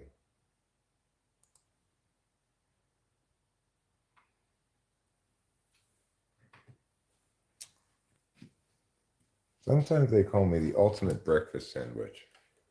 I have a lot of names. Ooh, the thing on the TV says snow coming. How fun. Snow coming.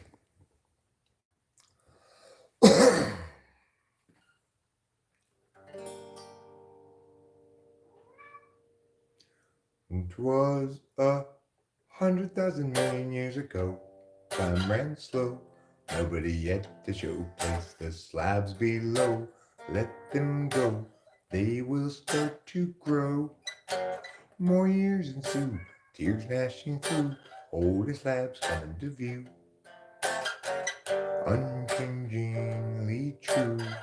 Eternally new. Bowing the slope up is in charge today. Options at large show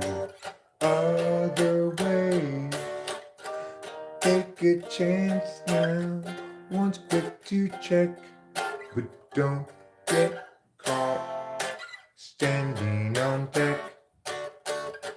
The slope presents a fork. It's not easy stopping short, too far along to turn around. Perhaps the better course was headed ever north. Now there's a fitter force. Enemy ground, enemy ground.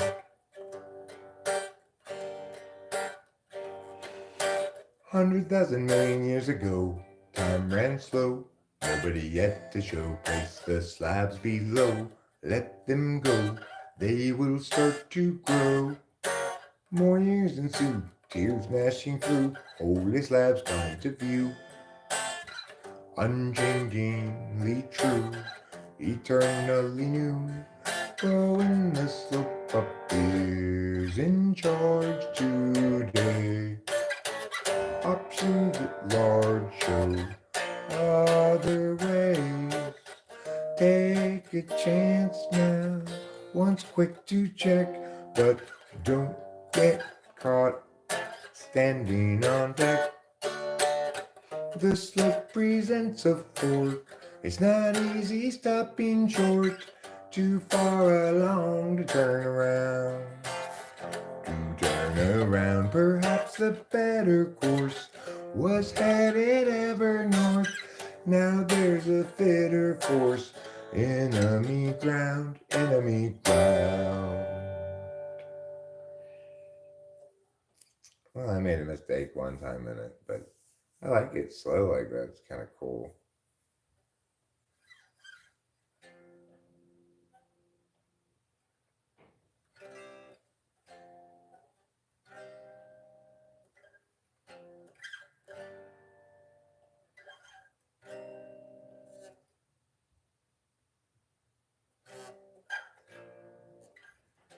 Yeah, I have those backwards. It should be G minor first, then C minor. Silly Eric, you've had those backwards this whole time. And you keep hearing it and not understanding what's going on. That's why. That's why I have those backwards.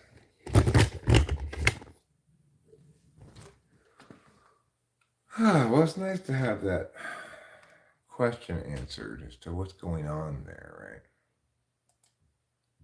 right? It should be like this. C minor here. Probably the same here.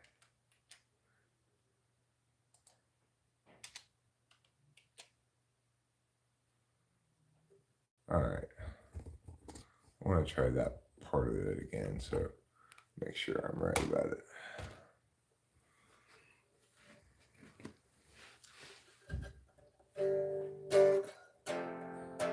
Standing on deck, the slope presents a fork. It's not easy stopping short. The slope presents a fork. It's not easy stopping short. Too far along to turn around. Is that right? Presents a fork. It's not easy stopping short. Too far along. I guess I had it right before. Not easy stopping short. Alright. The slope presents a fork. It's not easy stopping.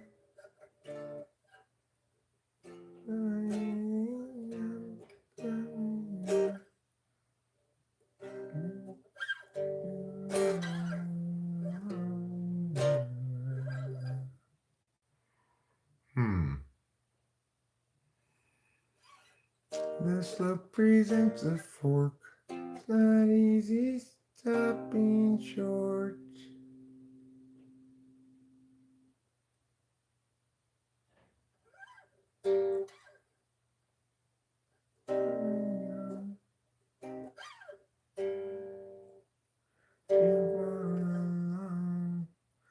I think it may be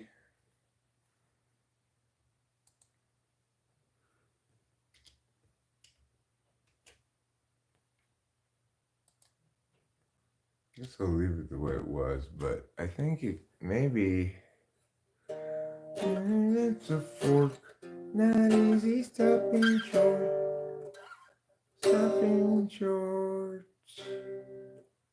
too far along, too far along to turn around. I think maybe it stays on C minor there. So, like this. The slope presents a fork, not easy stopping short, too far along to turn around. To turn around, perhaps the better course was headed ever north. Now there's a fitter force. Maybe I'll leave it with the G minor on the second one, without it on the first. I think that might be the better choice there. Let's see. The slope presents a fork, not easy stopping short, too far along to turn around. To turn around, perhaps the better course was headed ever north. Now there's a fitter force, enemy ground, enemy ground. Yeah, like that. That's better. I'm gonna do it one more time because I think you'll see if you listen that it's good to keep it on the C minor on the first one. The slope presents a fork. It's not easy stopping short, too far along to turn around.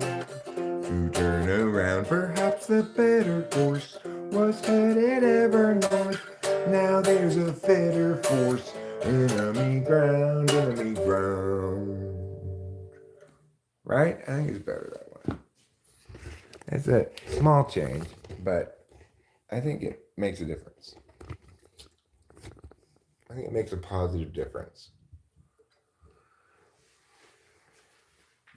I think I'm making a real positive change in the world today by doing that.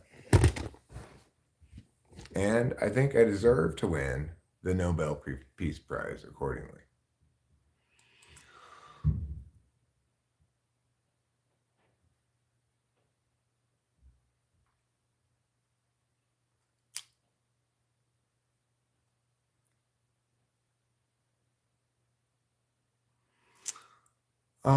I used to tune strings by harmonics.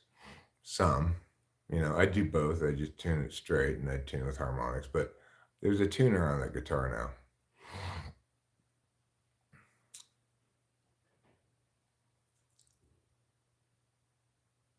How evolved were humans 100 million years ago? I don't know how evolved they were. I don't know if humans existed 100 million years ago or not.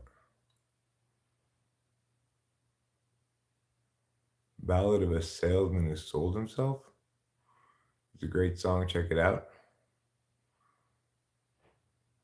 Okay. I could. Probably shouldn't while live streaming. But from 1978, it's a pop rock song that appears on Rainbow Takeaway.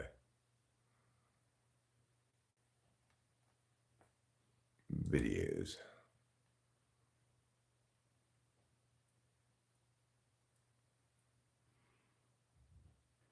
$504, huh? Well, I can tell you at the gate that 504 is generally indication of not understanding how long a song should be, right?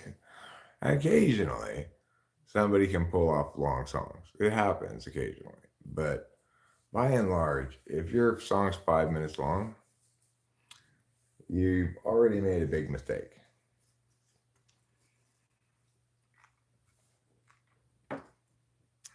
Poland Spring is dancing around a disco ball. which is the best thing to dance around. So if I could mute this or whatever, then I could play that and listen to it for a second. But I mean, I could do it by, not really familiar with King Crimson. I could do it with some headphones. I could get the headphones, I could plug it into the laptop, I could change the audio to the laptop, I could listen to the song, and I could give you a real-time feedback about it, which kind of sounds interesting.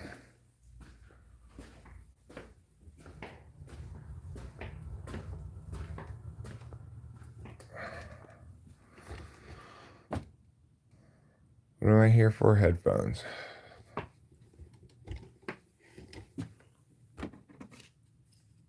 What do we want? Headphones. When do we want it? Right now.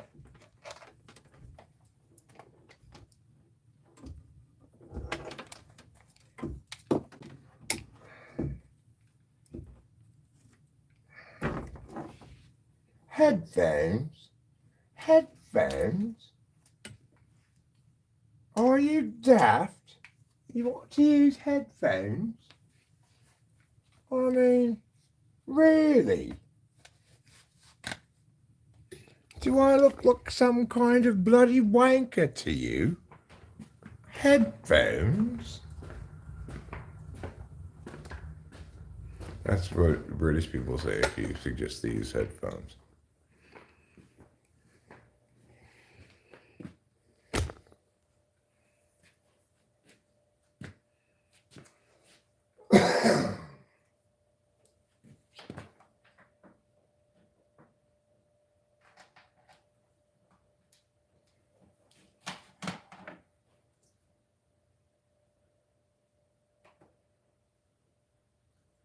Really? Do you expect me to use headphones?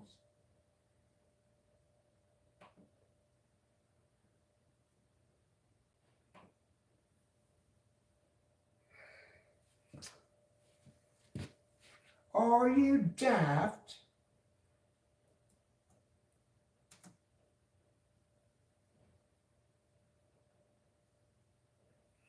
Okay, I'm listening to it right now.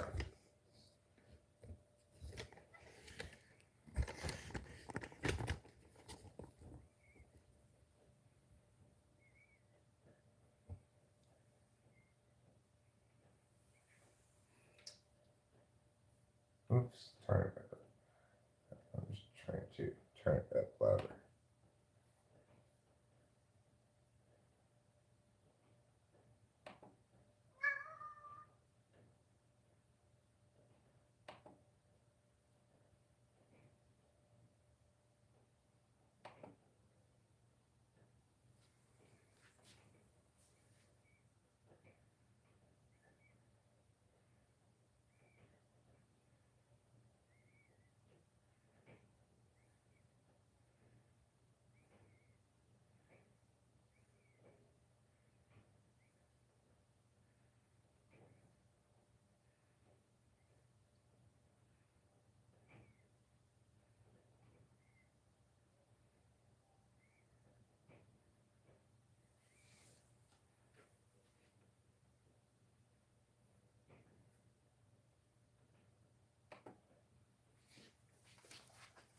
Okay, well, it's well executed in terms of the musicianship and stuff. It's, I'm sure it's a good song to hear live if you're just looking for sort of unnotable kind of jam rock, but it's not good songwriting. You know, that's from listening to a minute and 19 seconds of it. It's not bad songwriting, but it's not good songwriting. So, also the lyrics are really dumb.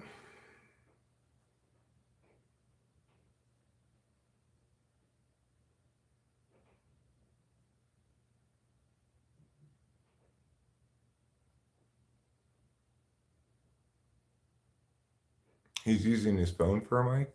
I am using the mic on my phone. Yeah, it has very Grateful Dead-ish feel to it, right? So it's not like, accordingly, it's disposable, which is to say, the song is there just as a basic kind of familiar construction with a little variant to it for the purpose of the musicians jamming and playing and stuff. That's unfortunately that's not ever really gonna make for good recorded music. It might make for good experiences real time at a show, but that's a different kind of metric, right?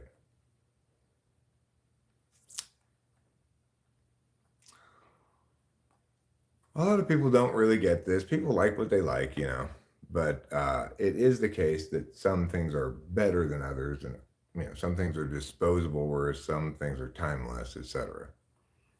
And and people like to think that different taste in music is just kind of subjective, like different taste in food. But music represents artifacts of people's intuition that resonate universally or fail to. That basically, it's best the best way to think about a song is that a song is, if it's a real true song, that it exists before you write it, and you either channel it correctly or fail to do so. Now, what that feels like is a created song. Somebody made up this thing so they could jam out on it. And that's fine, but that means it's fundamentally disposable because it's not channeled from the divine.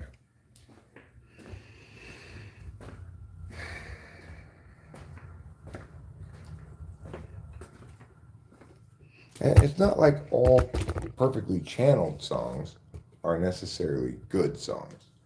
Uh, I mean, they might be necessarily good in some sense, but they're not necessarily songs even I'm going to like. Some of them I'm going to like a lot, but others I'm going to dislike. So I think that it's pretty undeniable that there's a Phil Collins song or two that is a successfully channeled song. There's something iconic and kind of timeless about I can see you coming in the air tonight. Hold on, hold on. But I don't like that song at all. I I acknowledge the archetypalness of it, but I don't like it. On the other hand, I do like Call Me Maybe, which is another certainly archetypal song that'll be listened to forever.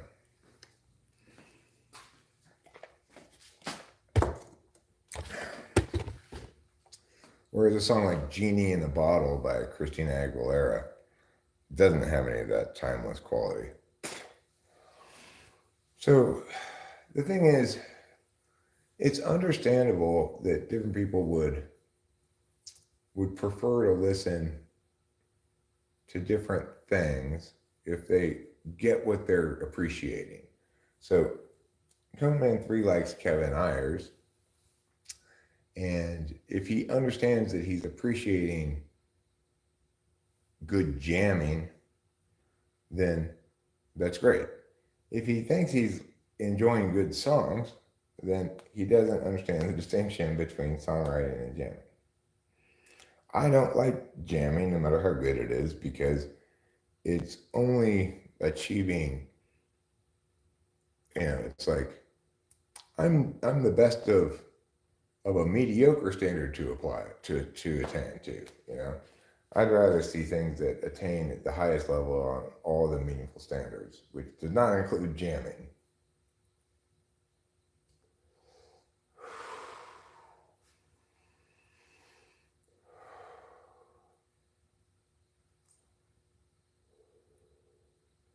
And it really doesn't include freestyling either. I mean, freestyling might be a good way to discover a single part of something that you can then make into a written song, but songwriting necessarily involves some work. And note, I'm not claiming to be the world's greatest songwriter or anything. I am claiming to be correct at identifying what comprises a great song.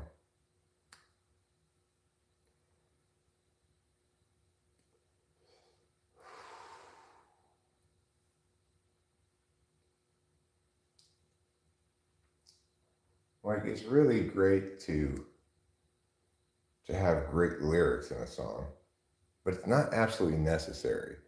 If the song doesn't have expressly bad lyrics, it can get away with having mediocre lyrics or unremarkable lyrics.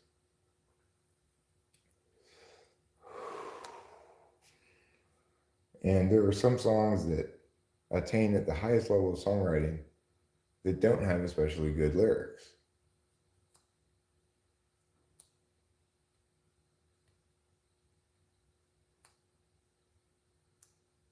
Like, for example, Girl by the Beatles. The lyrics are good. They're fine, you know. They're good and fine, but they don't hit really, you know. Like, is there anybody going to listen to my story all about the girl who came to stay? She's the kind of girl you want so much it makes you sorry. Still, you don't regret a single day. I mean, that's a good chunk of lyrics there, right?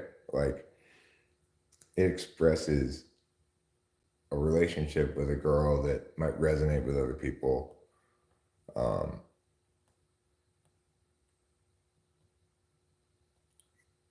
you know, but it's not. I guess those lyrics are pretty good, really. She's the kind of girl who puts you down when friends are there. You feel the fool. Ooh, ooh. I mean, everybody can kind of understand that. But then the message of it is just sort of lamentation of the fact that he's stuck in this toxic thing, and it's not a good message.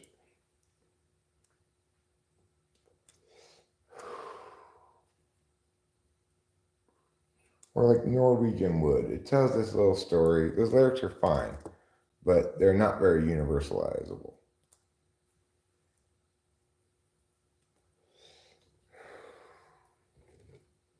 Eleanor Rigby has unusually good lyrics for the Beatles, I think. Like, look at the lyrics for one of my very favorite, not just Beatles songs, but songs of all time. She came in through the bathroom window. The lyrics to that are whatever. She came in through the bathroom window, protected by a silver spoon. You know, it's like a story, a personal story, an anecdote.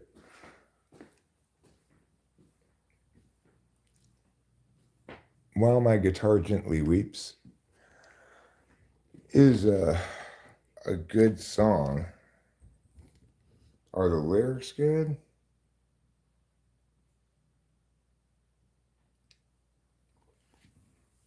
They're pretty good. Or like the lyrics to Happiness is a Warm Gun. The whole lyrical concept of the thing is just a metaphor for putting my penis in a vagina makes me happy. Just one metaphor, you know. So, well, that's the thing, Cone Man 3. You can't define good songwriting. In other words, things that are intuitively whole like that, like a song, a track, or whatever, they succeed for a variety of different reasons, and they most importantly they avoid any critical failure mistake, right? it's impossible to come up with some recipe that you could follow to do good songwriting because good songwriting is an intuitive process of understanding what exists in the world already, deviating from that, not purposefully, but making something that's distinct and new and original, that's both resonant of something familiar, but also surprising in certain ways. Eric should do WMGGW. I have no idea what that is. So I learned from my friend Corey that the best stuff I come up with is the stuff that sounds familiar but that I've never heard before. Those are the parts to keep, not the parts to throw away.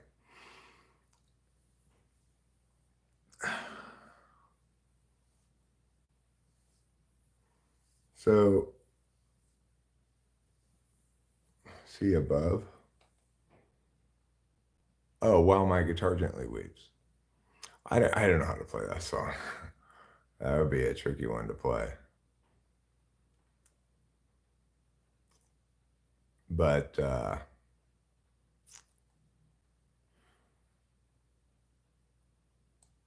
good songwriting comes in lots of different forms. But one thing that's always necessary for a good song is that melodically it does something that really captures you. So 100,000 million years ago is a okay song for the first part of it, which just goes between two chords and. So 100,000 million years ago, time ran slow, nobody yet to show. Place the slabs below and let them grow. They will start to grow. More years ensue and tears gnashing through. A holy slabs coming to view. Unchangingly true, eternally new. That part, that melody is good. In fact, it was good enough to make me want to figure out how to make a song out of this one melodic idea I had, right? But it turned out that the rest of the song is much better than the part that I started with. So that when it came together, um, it has a better hook than what I thought I was starting with as a chorus or something.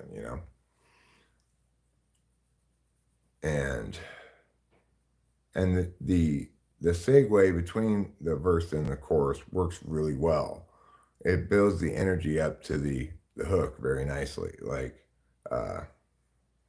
when the slope appears in charge today, options at large show other ways. You get a chance now, once quick to check, but don't get caught standing on deck. The slope presents a fork. That's the hook part right there. But it's a really well put together song. The thing I don't like about it is it's too wordy in the beginning part. Um, I don't like shit that's that wordy anymore. When I wrote that beginning part a long time ago, I was more doing wordy stuff, but I've improved as an artist since then. Great music is a gift from the gods. There's no doubt about that. All right. Well, and I don't know if that's my best song even. I have other songs that I think are very successful in terms of songwriting. I think Gregory in Disguise is quite successful. You know, um,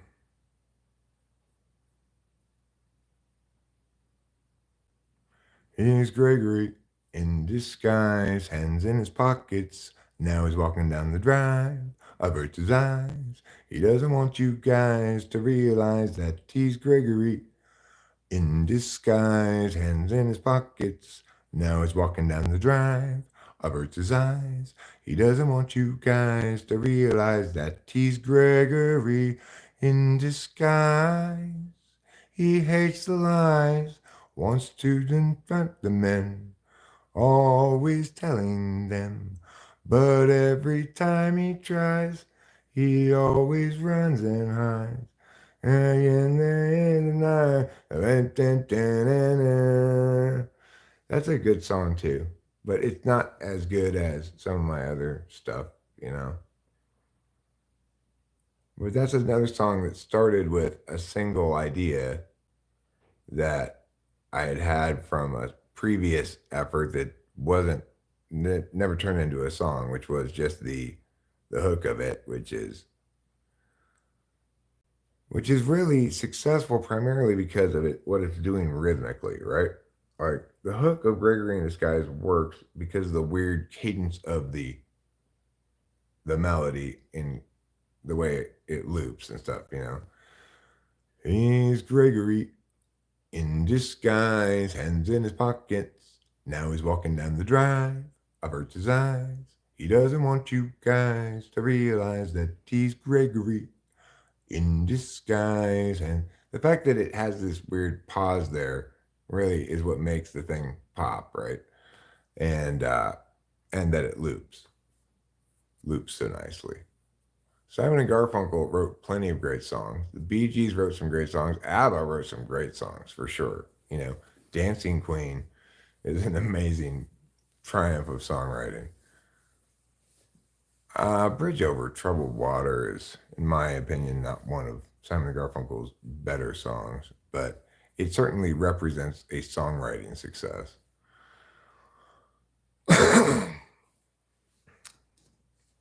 You know,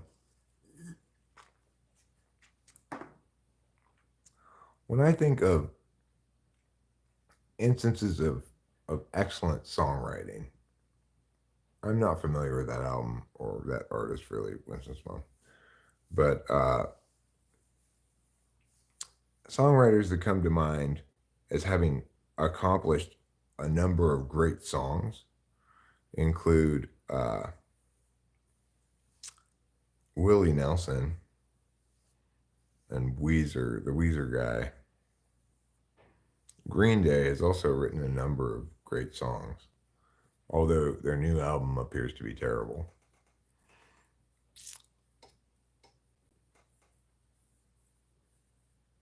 Of course, Johnny comes to mind as one of a generational talent in terms of songwriting, and uh, and production too. His production is fantastic.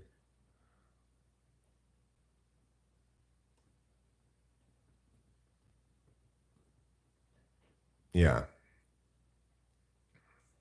anybody could be that guy.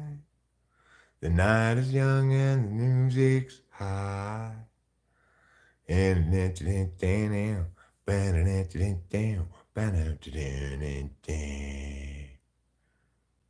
but Waterloo is also a great song. They've got multiple good songs. Um, Supertramp, I know I definitely liked some Supertramp songs. I don't know if I could tell you what they were right now. I can't think of any of them, but I know there were at least a few Supertramp songs I liked a lot. Um, you know, Journey had some pretty great songs for for an '80s band that somehow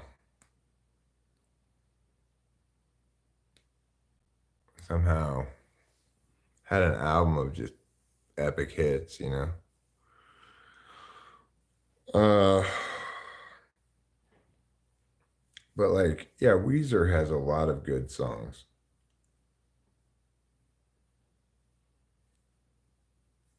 Maybe the best Weezer song in terms of songwriting is "Say It Ain't So."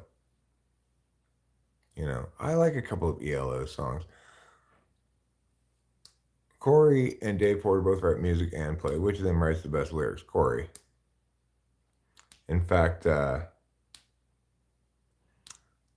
he was he brought up. Oh, I can't look. It's on my phone. He brought up a lyric from one of his songs. It reminded me of a song that I haven't thought about for a while of his. And lyrics in it are pretty great. Part he's talking about. I can't remember what it is now, though. But he doesn't have all great lyrics. Some of his songs have greater lyrics than others. Everything has got pretty great lyrics. Like the reason calling you down is 'cause you were in town.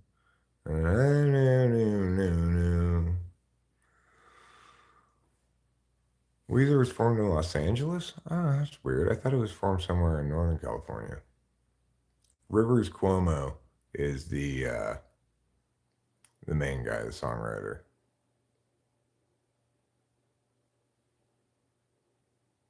You know Travis tried Turn or the album The Band Who?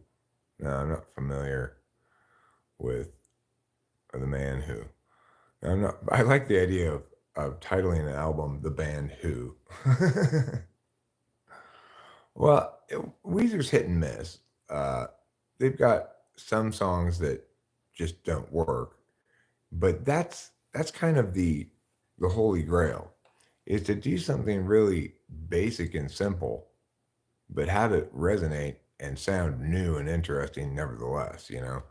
It's a tricky order of business to accomplish.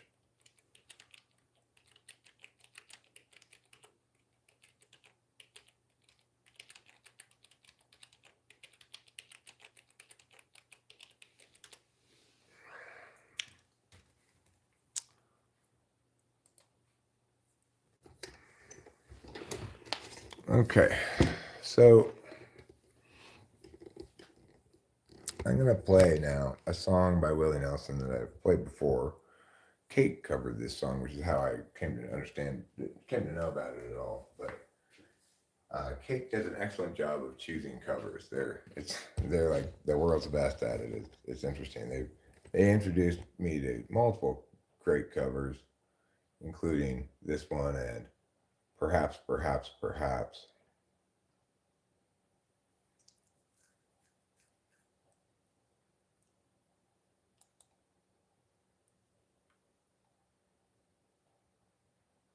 All right. And this is an example of what I'm saying. It's simple.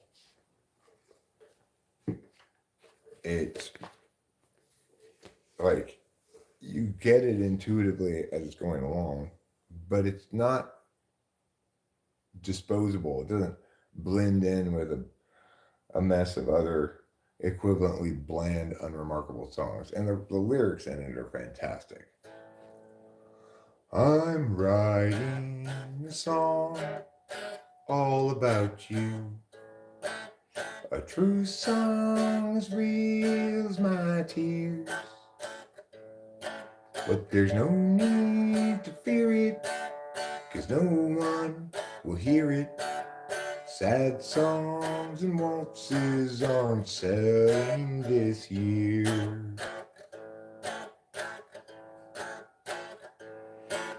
I'll tell all about how you cheated. I'd like for the whole world to hear. I'd like to get even with you 'cause you're leaving. But sad songs and waltzes aren't selling this year. It's a good thing that I'm not a star. You don't know how lucky you are. For though my record may say it, no one will play it. Sad songs and waltzes aren't selling this year. It's a good thing that I'm not a star. You don't know how lucky you are. For though my record may say it, no one will play it. Sad songs and waltzes aren't selling this year. And that's just a brilliant song. It's very simple. The lyrics are brilliant. The construction of it is brilliant. It doesn't do anything fancy. It's got four chords in it. A, E7, D, and B7. Wow, right? That's good songwriting. It's somebody who's latching on to what's archetypally so and not trying to be different or something, but just naturally manifesting this true song that didn't exist before. That's impressive songwriting.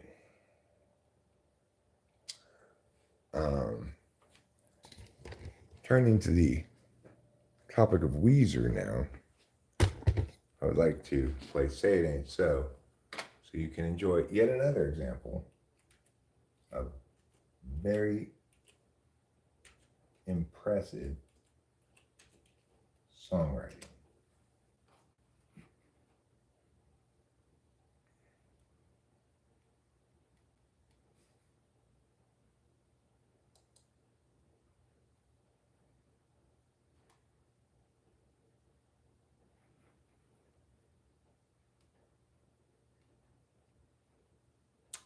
C sharp minor.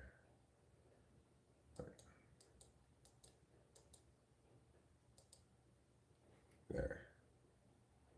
This is the key it's supposed to be in. Now, I'm not great at playing this song. I don't have the strumming pattern that they use down very well. And it's kind of crucial to killing the song, you know? But, how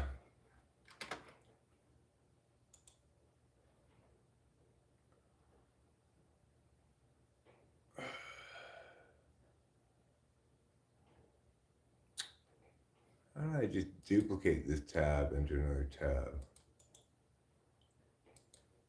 I guess I have to do it like this. The transcription of it is too long. I don't have to scroll down, so I'm setting it up a little bit better.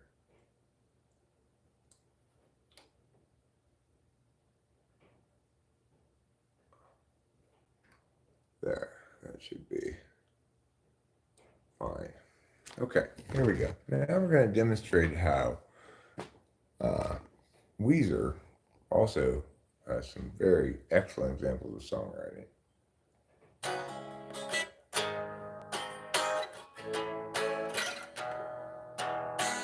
It's out of tune. I should tune the guitar. Oh shit, I left it on and now it's out of battery.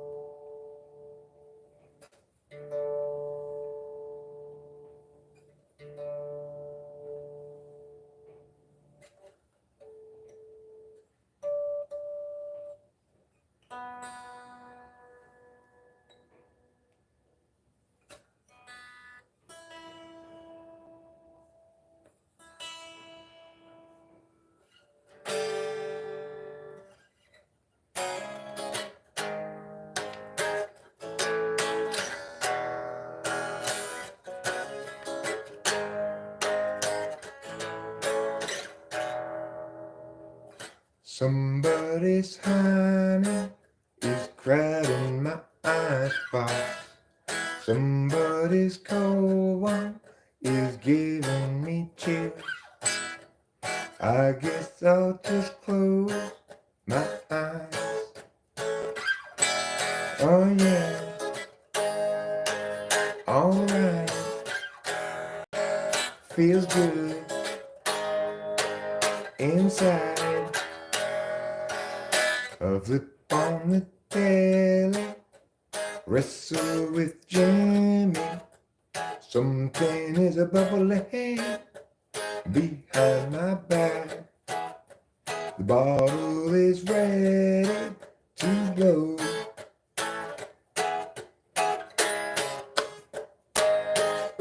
Say it ain't so.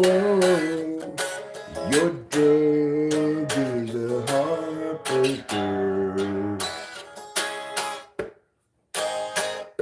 Say it ain't so. Your love is a life taker. I can't confront you. I never could do that which might hurt you. So try to be cool. When I say this way is a water slide away from me that takes you further every day. So be cool.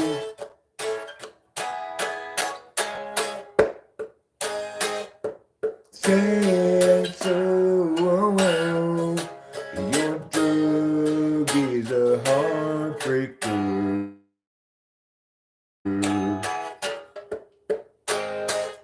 Say it ain't so. My love is a life taker. Dear Daddy, I write you in spite of years of silence. You've cleaned up, found Jesus. Things are good, or so I hear. This bottle of Stephen awakens ancient feelings like father, stepfather. The sun is drowning in the flood. Yeah, yeah.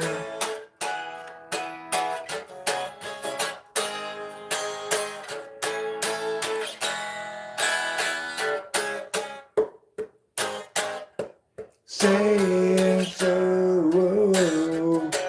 Your drug is a heartbreaker.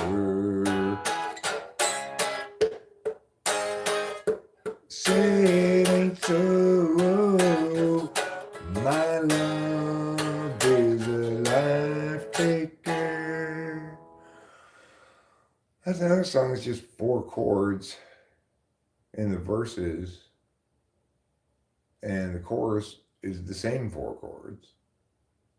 But what really makes the song, ultimately, is the bridge. The bridge brings the whole thing together into a complete piece of songwriting brilliance. And of course, he does a lot of work with changing the strumming patterns. So in other words, the feel of the song shifts between verse and chorus sufficiently that even though it's the same 4 chords, it doesn't matter. It's good work.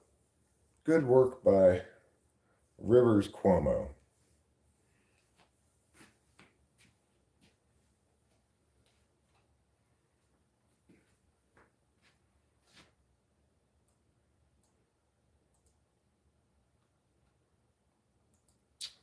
Okay, now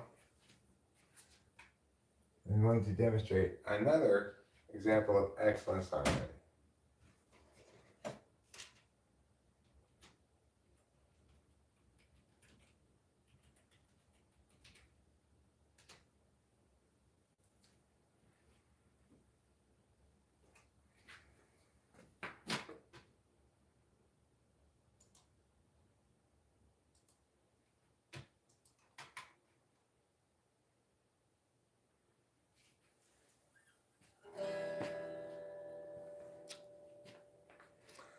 When I wake up early in the morning, lift my head, I'm still yawning when I'm in the middle of a dream.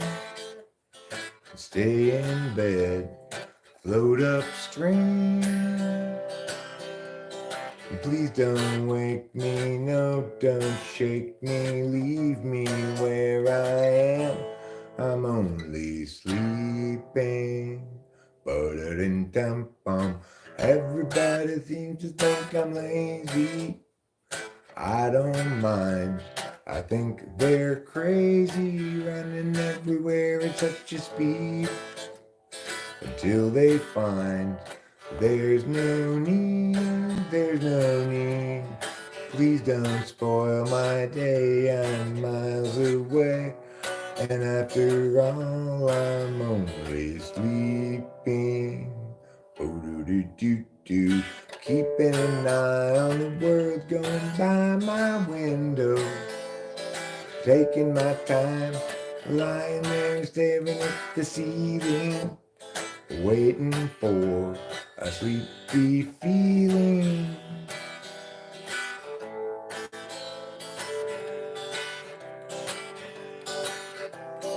Please don't spoil my day, I'm miles away, and after all I'm only sleeping. Oh do do do do, keeping an eye on the world going by my window, taking my time.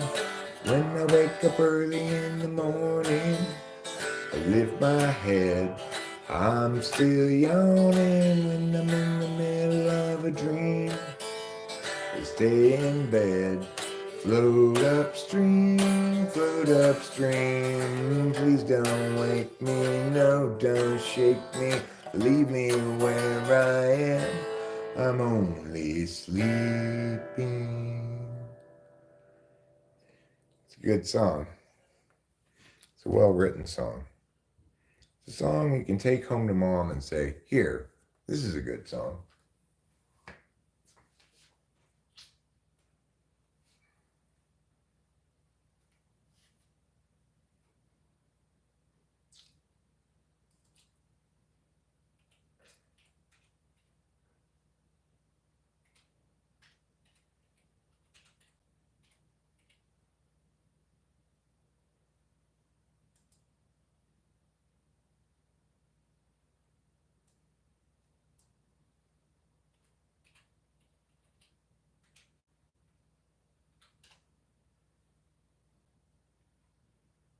Now, I'm going to give you another example of good songwriting. And I think you're going to say, wow, Eric, you're so right. That's such good songwriting.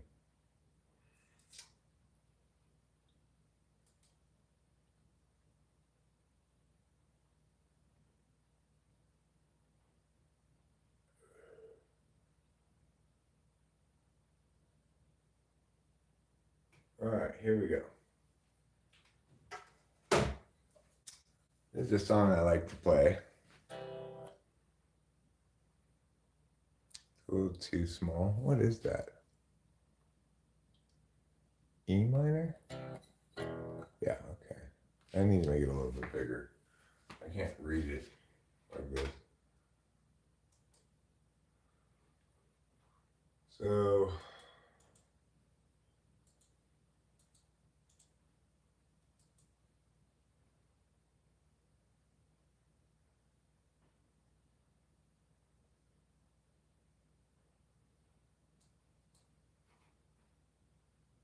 do this.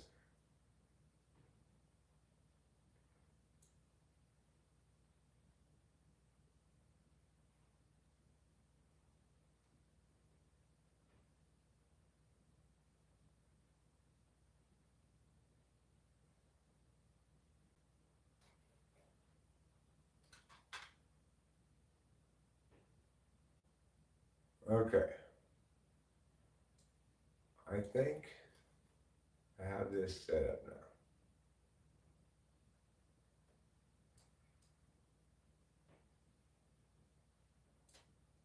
Yes, I do. Okay, here we go. Are we ready? We are ready.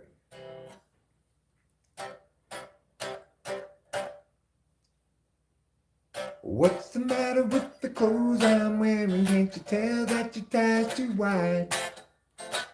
Maybe I should get some old tab collar. Welcome back to the edge of jive.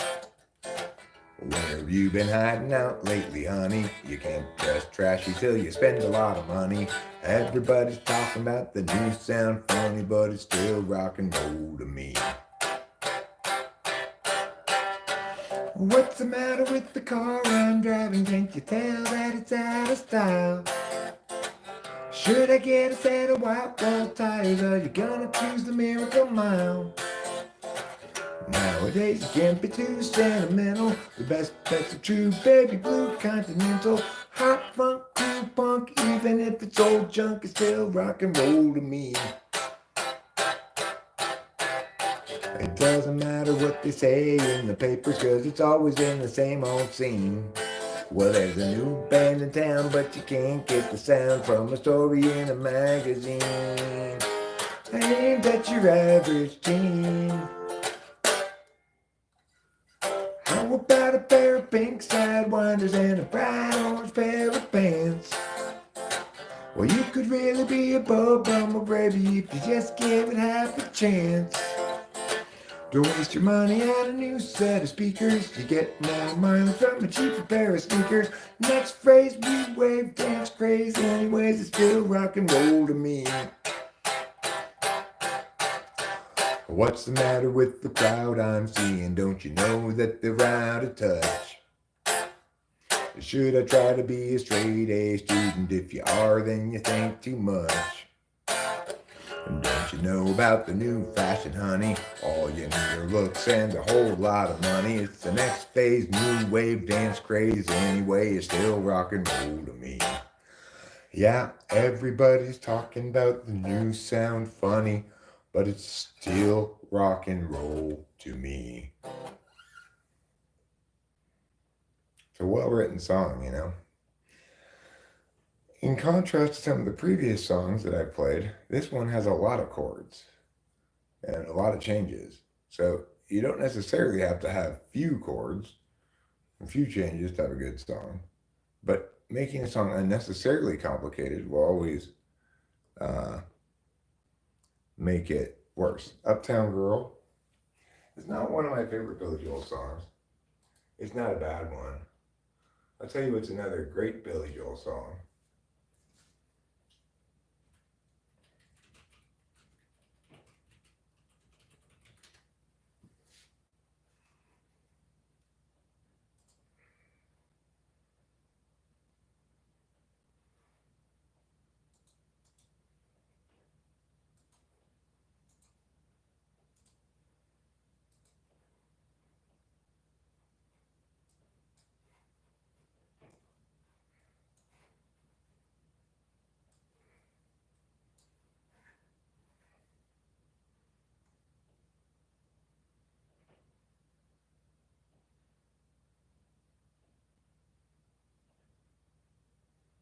Okay, here we go.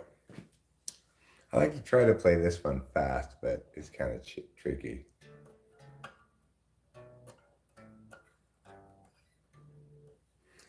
If you said goodbye to me tonight, there would still be music left to write. What else could I do? I'm so inspired by you. That hasn't happened for the longest time. Once I thought my innocence was gone. Now I know that happiness goes on. That's where you found me when you put your arms around me. I haven't been there for the longest time. Whoa, whoa, whoa, whoa. For the longest time. Whoa, whoa, whoa. For the longest time. That voice you're hearing in the hall. And the greatest miracle of all is how I need you and how you needed me too. That hasn't happened for the longest time.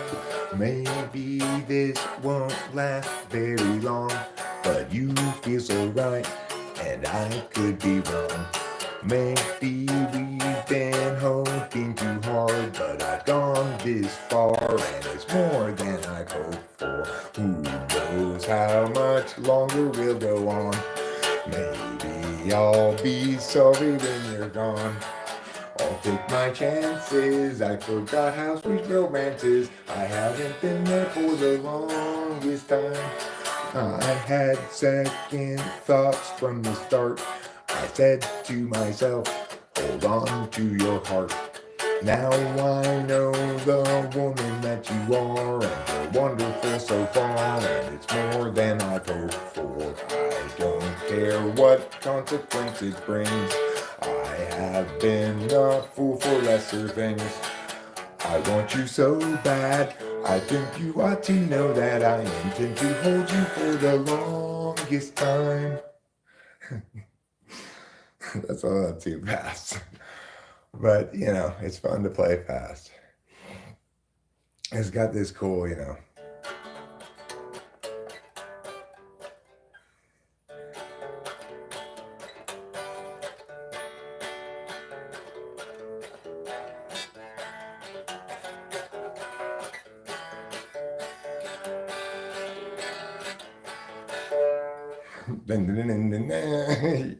It's very resolvey. I like it.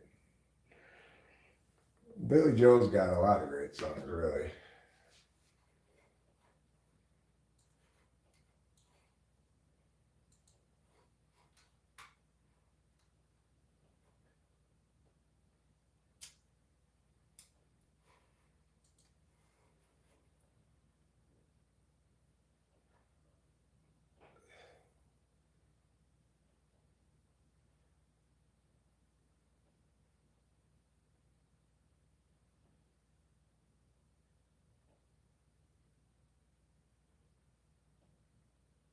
Yeah, Say It Ain't So is a wonderful song.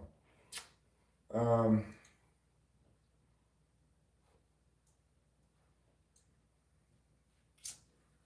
let's see.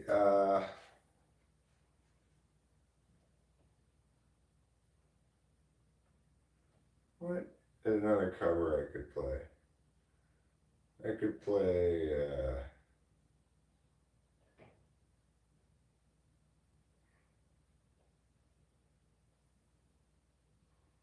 Oh, I don't know.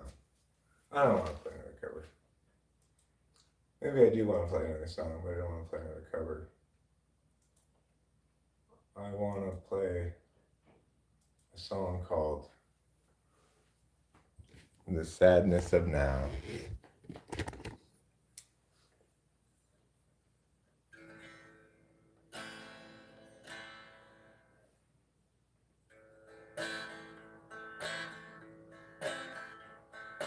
Now is the time of sadness. Now is the time of grief. Because I'm not overcome by gladness and relief. Now is the time of badness. Now is the time I'm mad. And if that doesn't make you angry, then it makes you glad. And it's not cool of you to be happy when I'm sad. Not cool to be glad when I'm mad. I try to be more empathetic with you.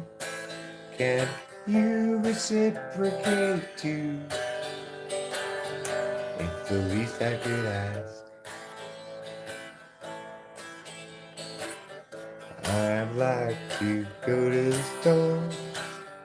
I know that we need a lot more stuff to eat, like lots of beets and different kinds of cheeses and meats. But I'm just standing here and making up a song I hear instead of doing what I ought to do. And yet you are laughing at my pain. You say, I love to see you change. You say, you are doomed, Eric, to fail. And when you do, I find I want to simply yell, hooray, watch him today fail. Then I ask myself, why am I engaging this person who seems to want me to fail? And I wonder what I was thinking when I started this conversation in the first place. Okay, that song's called The Sadness of Now. What do I think about Dancing in the Moonlight? Well, I think this.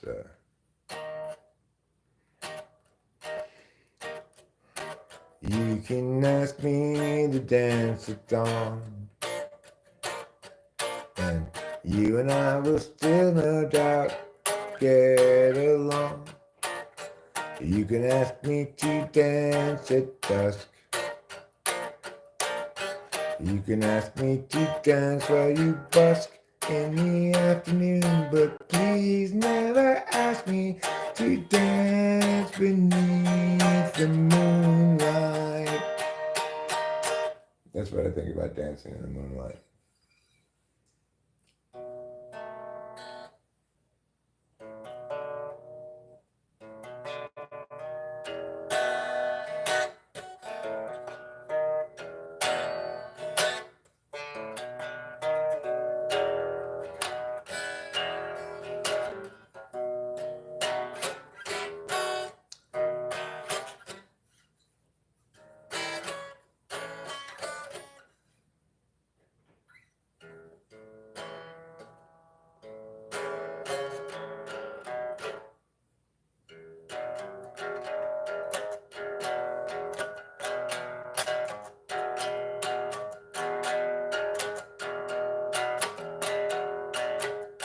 I know some Tom Petty stuff. At least I know well enough to contemplate along with the chords. You're so bad.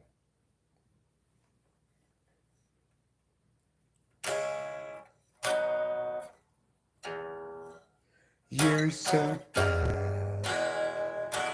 You're not good. Because you suck so much ass, you know you should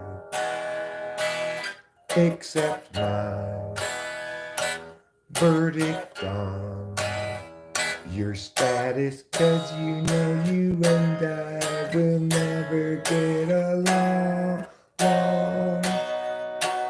Cause you're so bad. No, you're not good.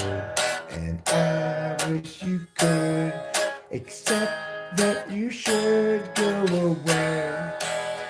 Because you're not good at all. You're so bad. And today is the day when I hold you accountable for that. There you go. You're so bad. Another song that I can write for people. If this could be a job, I'd be great at it. You know, like if there was a huge market for people coming in, quick, urgently, I need you to make up a song about now, right now. If that urgent is going to cost you $600, no problem. Here, I need it desperately. I wish that were something that people actually needed. I can make a lot of money doing that then.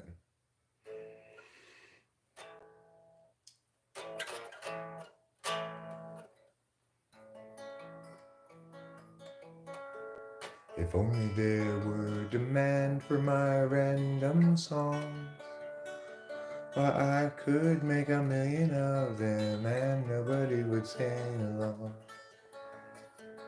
Instead, they just sit here and go, well, that's kind of a curiosity.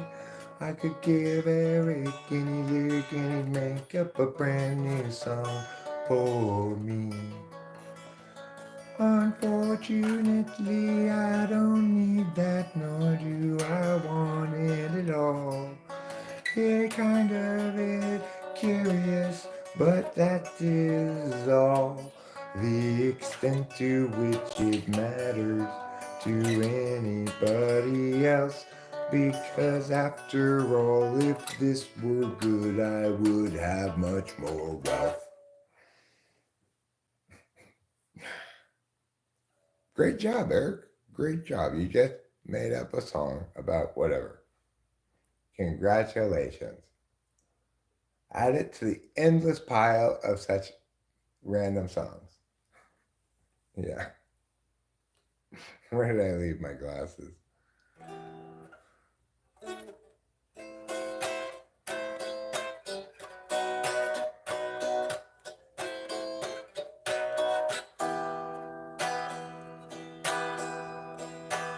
When I was 20 years old, I needed nothing at all.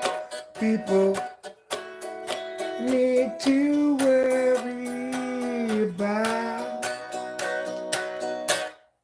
I always found my things because they didn't take no string. But now I've become way too old, and I know that it is time past the lads and lasses. That's why I'm always asking myself, well, where are my glasses? Did I leave them in the bathroom? And did I leave them over there? Or did I leave them in my kitchen? Or did I leave them on a chair? And did I leave them with my heart in the town of San Francisco? I guess we'll never know, because my glasses have gone, whether to or fro. There you go. There's another song about something that somebody put in the chat. Eric, you should focus on and do that, and then you'd be successful. That's the problem, everybody.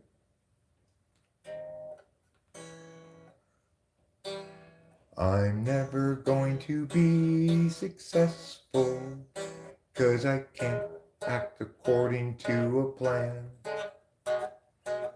I'm never gonna earn a desk full of paperwork related to who I am.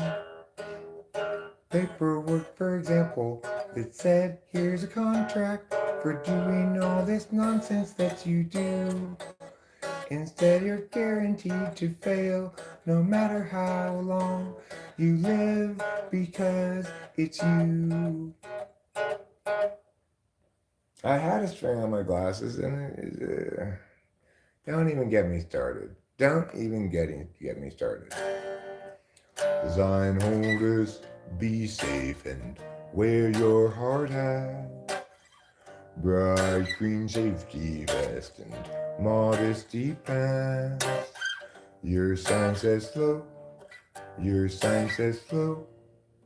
Your sign says slow, but you wait me fast as my wife and I drive past. And sign holders, be safe and wear your hard hat. Bright green safety vest and modesty pants. Your sign says slow, but you wait me fast as my wife and I confusedly drive past. Ba-na-na-na, na-na-na-na.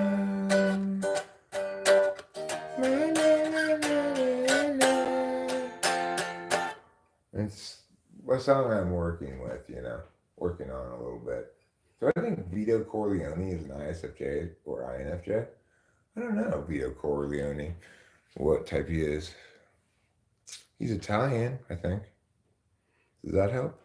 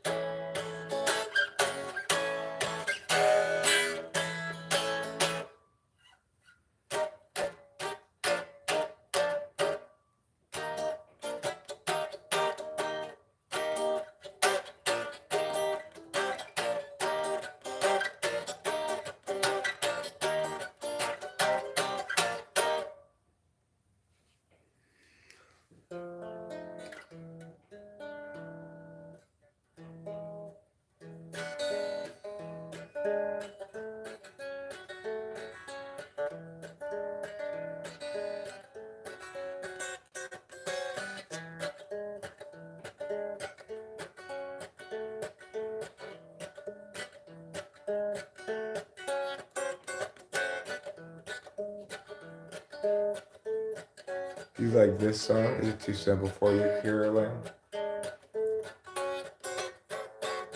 Living in a trailer, she would drink all day long. Sometimes dance, sometimes sing, and she's getting the words all wrong. Life sure was a fine time, having everything we need. Until I got her one in the sea.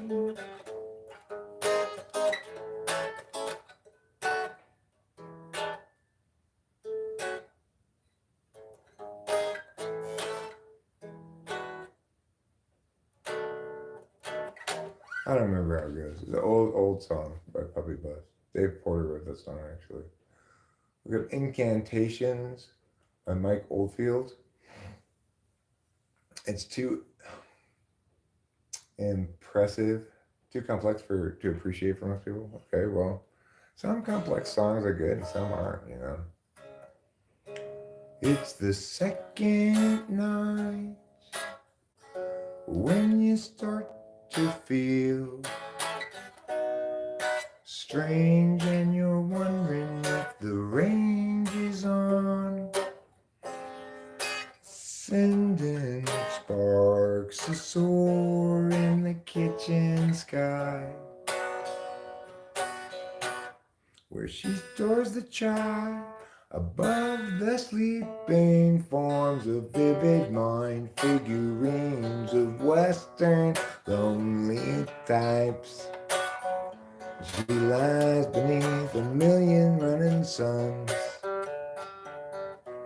They're rugged and they're done with the actual night.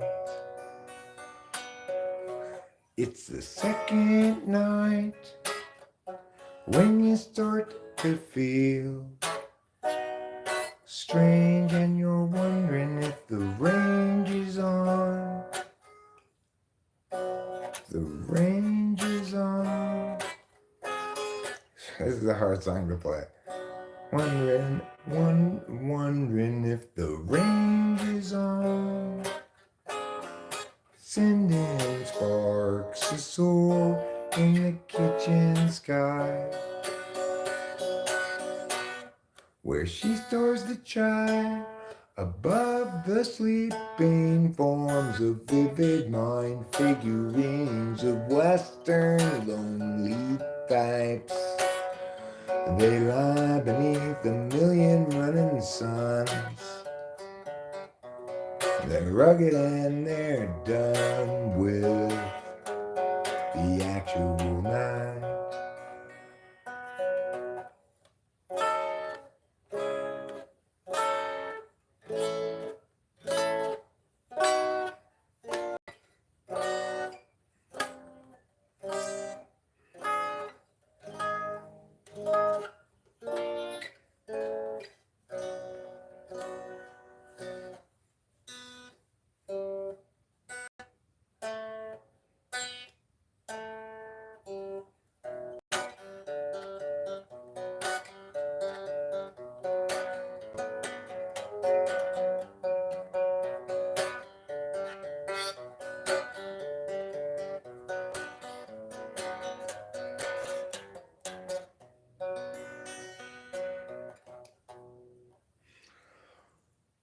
That guitar part right there is for that chorus is an interesting example in my songwriting history where I couldn't play the idea I had. I had to learn how to play that. I could clearly know what I wanted it to sound like, but I didn't know how to play that. So this thing.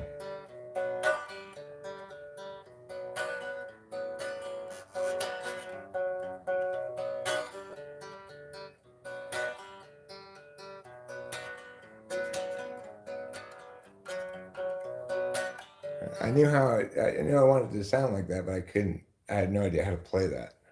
So that was an example of something that's clearly channeled.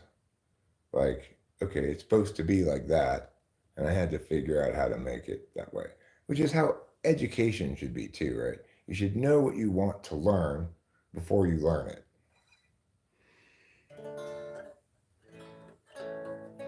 Know what you want to learn and why you want to learn it. I get it. This is not the most exciting live stream ever, but I'm enjoying playing some stuff, so I'm going to play a couple more songs. And then I'll probably wrap it up and go to the store.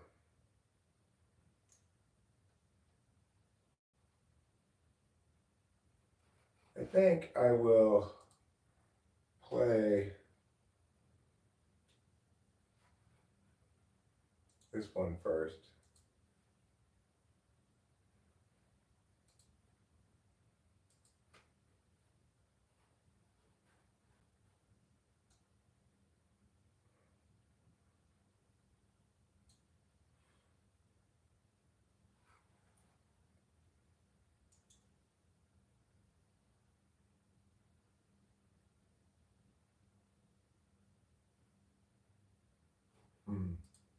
I guess I need to make this a little bit smaller.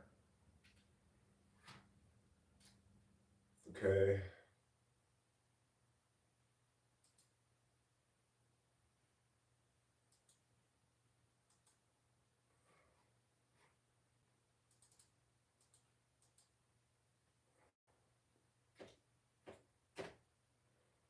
All right, now, beautiful page.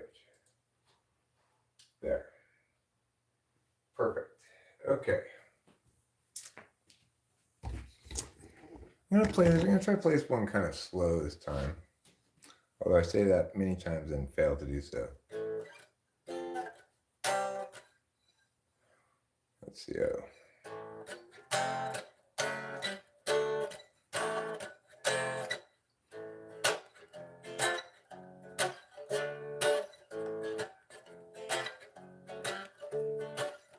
Santa Anne's from the east are blowing, driving in this mountain fire.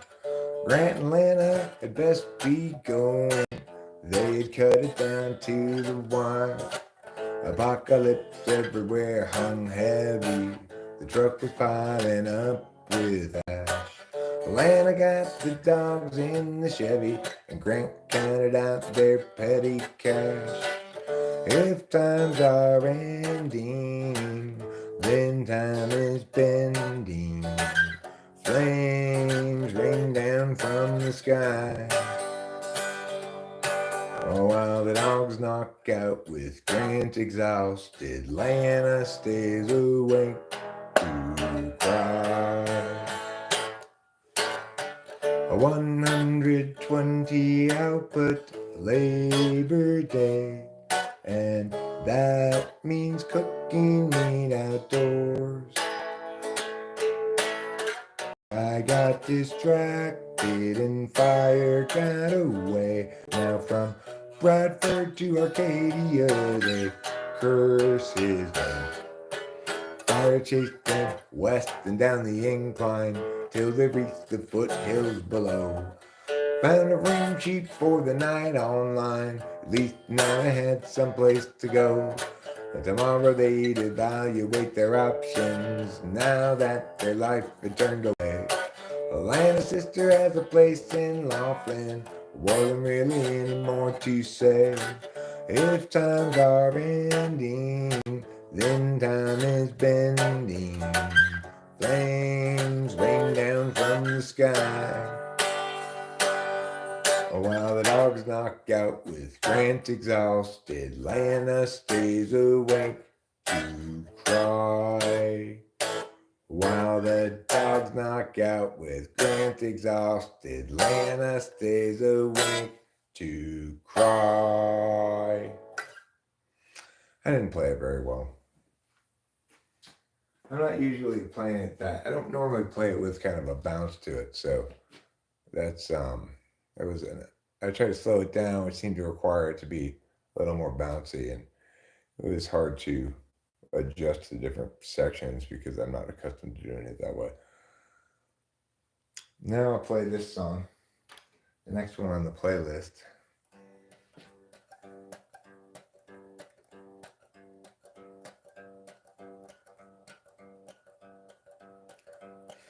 Sammy has a story that need be told, and this is a song for an open road, and such a thing must always do its job. She married up Jeb and turned 19. 2 kids and 3 kids weary now and questioning the past. Agency outpaces discretion, locking in our courses way too young. The urgency conferred is really just depression, making sure those underneath them always run. And Doug at 20 thought bourbon fun, and likewise Doug at 21, and so forth, well up into middle age. Well, once it seemed to set him free became his whole identity. Now Doug's about another drunken rage.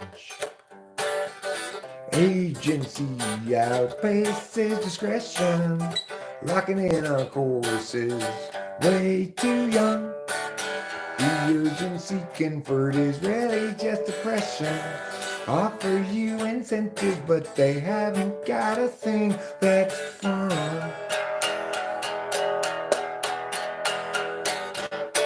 Everybody's panicked about the kids. Lock 'em up with exodexedrine and mathematics to produce success, or impose more unjust duress. Agency outpaces discretion, locking in our courses way too young. The urgency conferred is really just depression, making sure those underneath them always run. Without consent, it's really just oppression by parasites surviving on their wages earned by lying, while they feed their fear of dying. Yes, let's feed upon the futures of the young.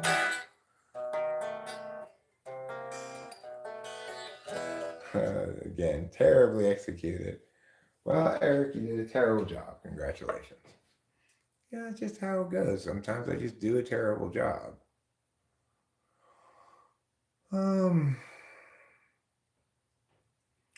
Play Jesus, people, in my lower register.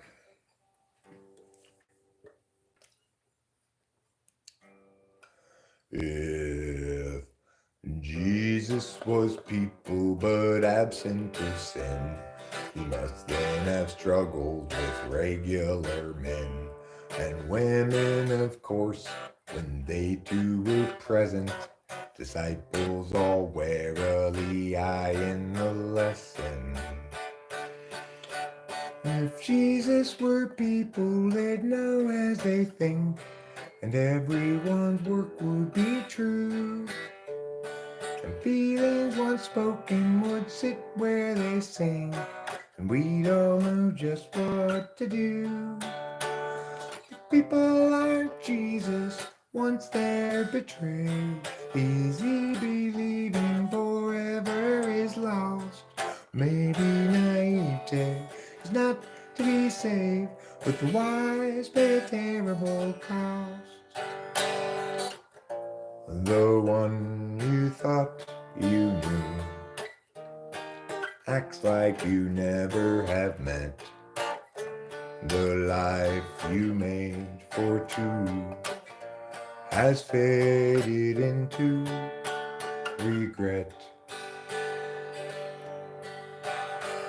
There's no one unshaken, we all have been shook, but being forsaken don't mean we forsook.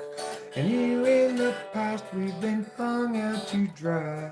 We'll find them at last if we're willing to try.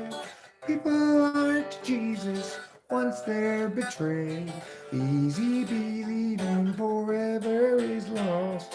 Maybe naivete is not to be saved, but the wise pay a terrible cost. Yeah, baby, naivete is not to be saved, but the wise pay a terrible cost. I need to modulate this down like to F or even to E. It would be much singabler for me. Much more singabler. Much more singabler.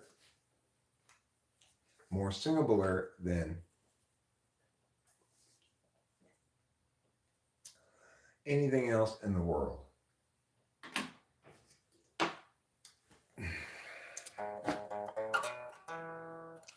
What's the matter with Chad? Is he terribly bad? Is he very like Dan, who's a terrible man? Is he sort of like Jill, who can't pay her bill? Or rather like Jack, too stuck on the facts? What's the matter with Sue?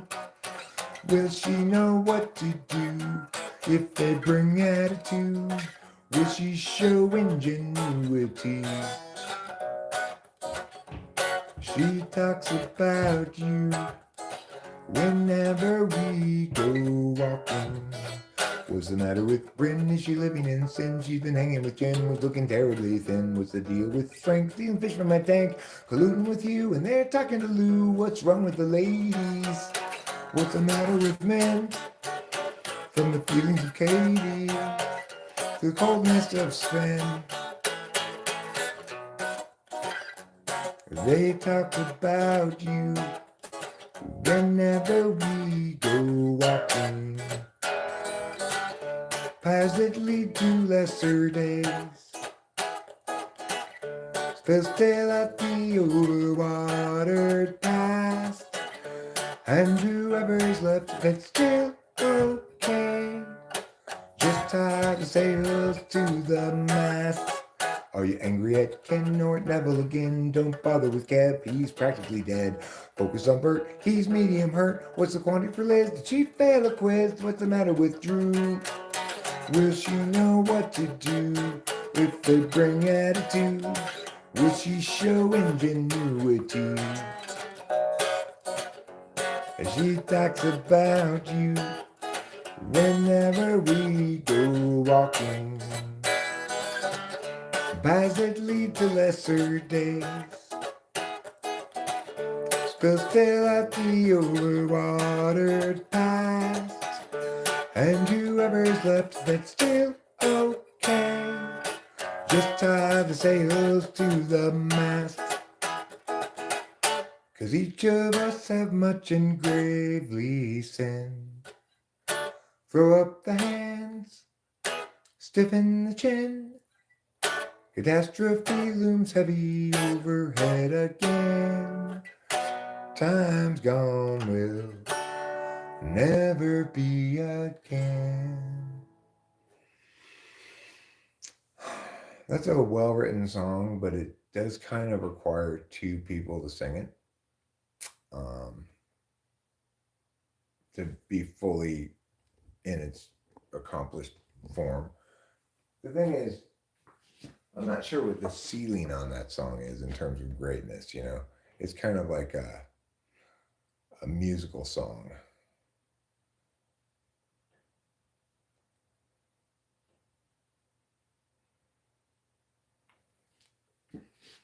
A song from a musical, you know? Oh, he came here with her, and what's the big problem that you can't endure? You seem so sure it's not appropriate claiming to blame things on Scott. Despite getting caught, he's got you reframing for him, straining for him, going to the gym to make yourself good enough again.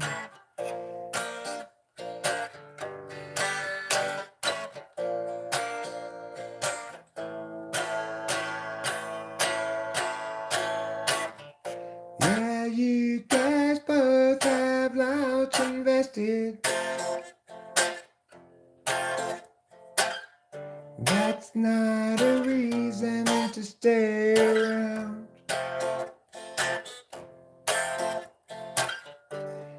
Through the years, you've both been tested. Time to move up, find higher ground.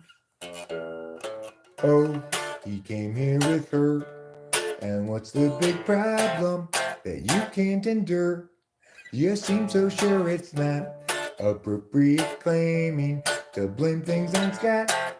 Despite getting caught, he's got you reframing for him, straining for him, going to the gym to make yourself good enough again.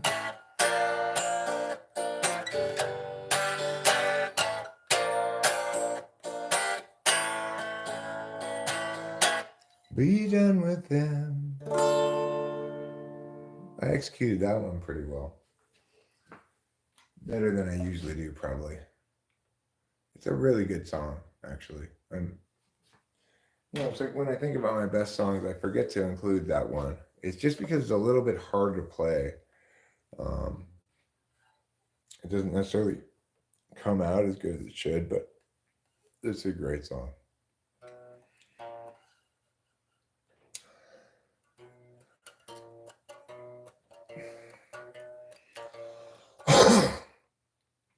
You're living on a time frame I would never know. Alienation and humanity's soul. Imagining a future after the collapse. Returning to the urgency of isolated past. Picturing community free of metaphysics while you're hunting buffalo. Picking red delicious. Knowledge of the seasons. Wisdoms of old. Fires blazing in the night to keep away the cold. Hostility is kept at bay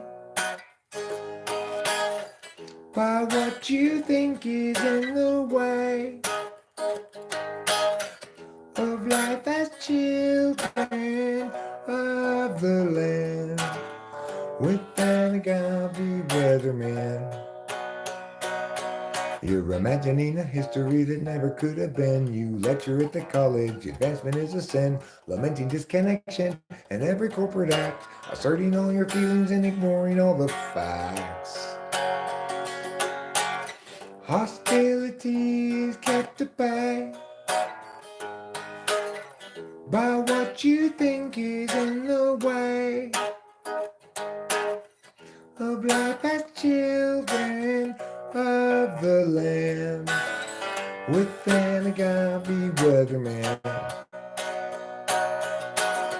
You find modernity just so banal. Wish you had been born in the time but now, and your experience won't run afoul of exceptions you might allow. You visualize nobility sipping on some port, or tribes of peaceful savages in beautiful comport, but few of history's people ever thusly did cavort, 'cause life was solitary, nasty, brutish, poor, and short.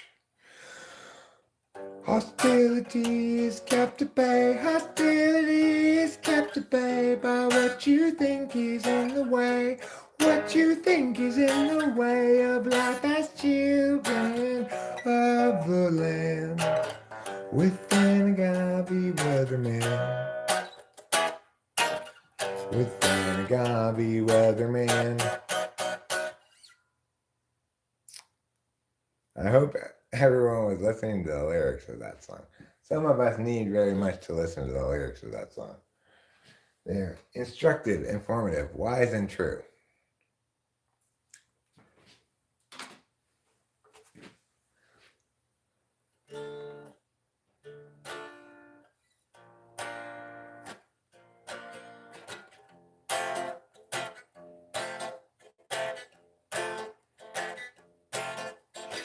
No good comes from skating on with them whom you'd mistaken for the one.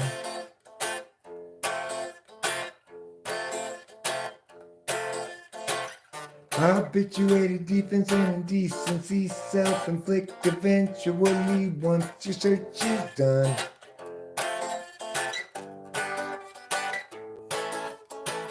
Driving in the car last night, we had a massive fight. Each insisting we were right and the other one to blame. So when you pulled that stunt, I screamed you're awfully blunt. My words were as wrong as they were dumb, so I burned my share of shame.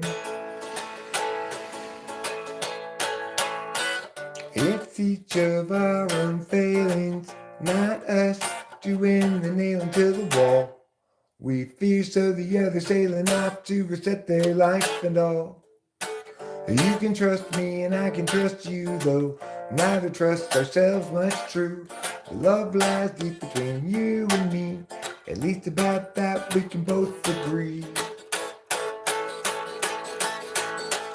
Driving in the car last night, we had a massive fight. Each insisting we were right and the other one to blame.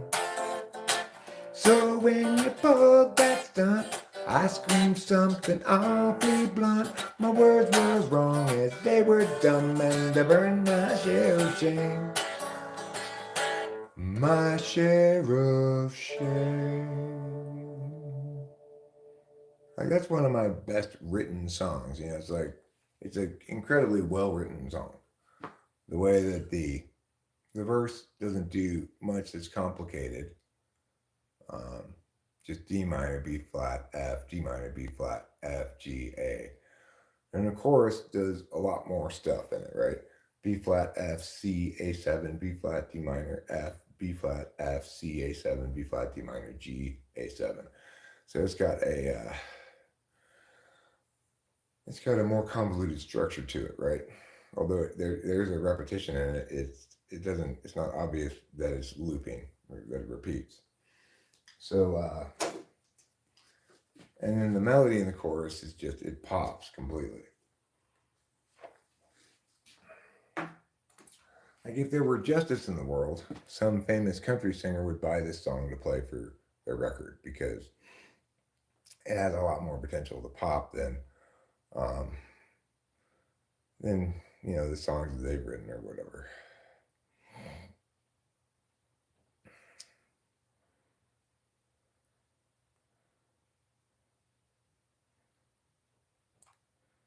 And equivalently, if some star were to be good TE looking for the right kind of stuff, they would also cover this song.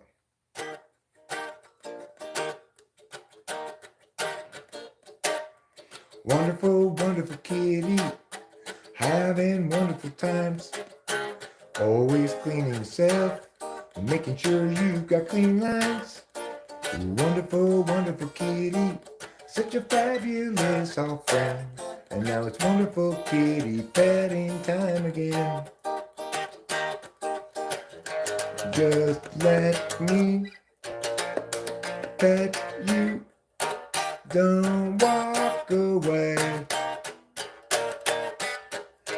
It's petting time, and wonderful, wonderful kitty, having wonderful times.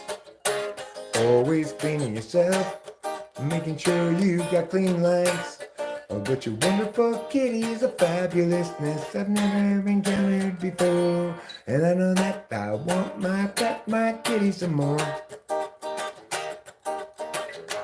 Just let me pet you, don't walk away. It's petting time, hooray. That's a fine song. I think that some Japanese band would kill playing that song super kawaii,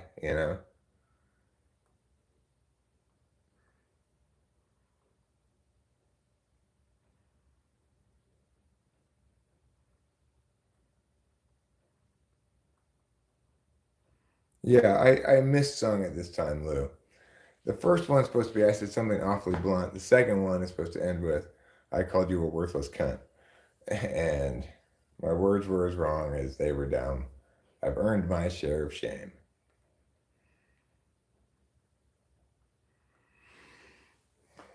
I mean, I could do well playing wherever.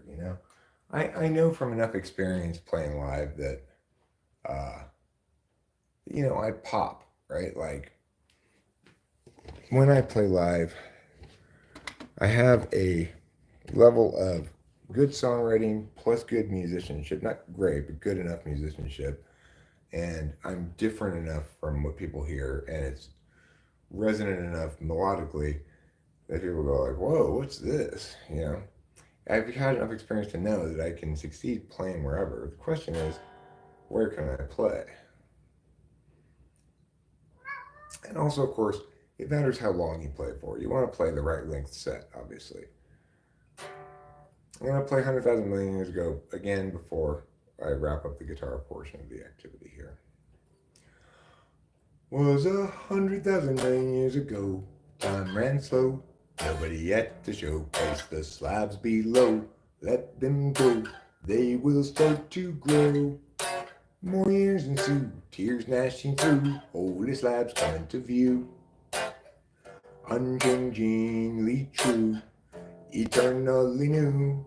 Oh, when the slope appears in charge today. Options at large show other ways. Take a chance now, once quick to check, but don't get caught standing on deck. The slope presents a fork, it's not easy stopping short, too far along to turn around. To turn around, perhaps the better course was headed ever north. Now there's a fitter force. Enemy ground, enemy ground. 100,000 million years ago, time ran slow. Nobody yet to show. Place the slabs below. Let them go. They will start to grow. More years ensue. Tears gnashing through. Holy slabs coming to view. Unchangingly true, eternally new. But when the slope appears in charge today, options at large show other ways. Take a chance now, just want to check, but don't get caught standing on deck. The slope presents a fork. It's not easy stopping short, too far along to turn around. To turn around, perhaps the better course was headed ever north. Now there's a fitter force. Enemy ground, enemy ground. The slope presents a fork. It's not easy stopping short, too far along to turn around. To turn around, perhaps a better course was headed ever north. Now there's a fitter force. Enemy ground, enemy ground. Well, putting that back to a G minor. Well, that's going to do it for guitar. That's going to do it. Meow. Okay, Meowser tens. Meowsing Pants is really meowing for some attention here. I'll watch you eat right now while I pet you, you cow. You go ahead and eat your food. Yes, eat your food, 'cause I am standing here to watch you eat, my dear. And that is certainly quite good. Very, very good.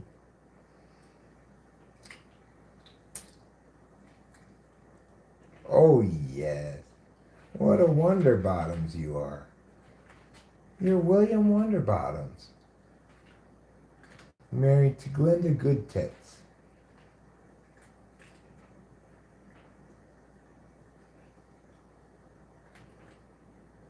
Tip-top tits. I'd say Rachel has tip-top tits, which is the very best kind of tits you can have. They're the ultimate cheeseburger of tits.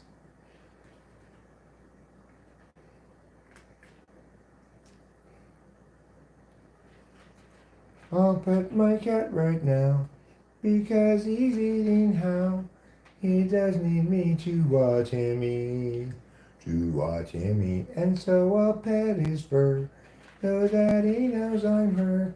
And then he won't be screwed in the meat ground, in the meat ground. Look at all this fur I'm petting apples in.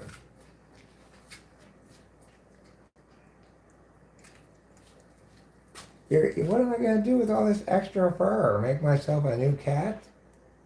This was a joke I found very funny in Garfield when I was a kid. John, Garfield's owner, had brushed um, Garfield and had a lot of pile of fur there. And he said, "What am I supposed to do with all this new fur?" I think Garfield replied, "Make yourself a new cat." Or make yourself a new cat? I don't remember the exact construction of it. I found that hilarious as a child. I thought that was a great joke. I think it's appreciation of the bad T involved, the bad TI/TE. It's kind of a joke about somebody TEing when TI is necessary, you know? Maybe it's an NI joke that obviously a there's a need for more than just fur to make a cat, right?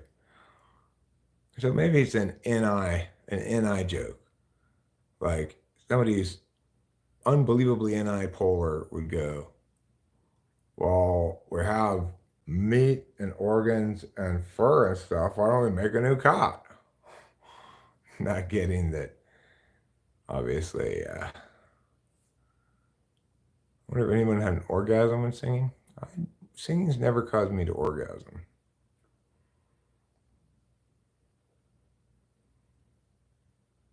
Get amplitude in a pedal. I mean, I could just plug it into the amp, but it's 8:47 in the morning. Everybody else in here is sleeping, so I don't want to amplify.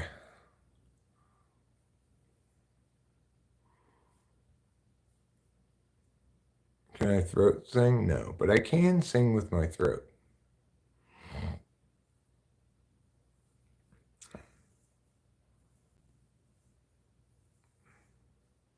Why was Uncle Fatty timed out?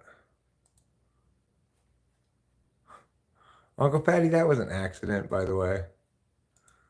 Nobody meant to time you out. I don't know why you got timed out. Hopefully you could figure that part out, you know.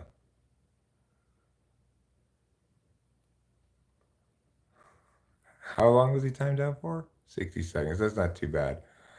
Keisha. Ah, why did you time him out?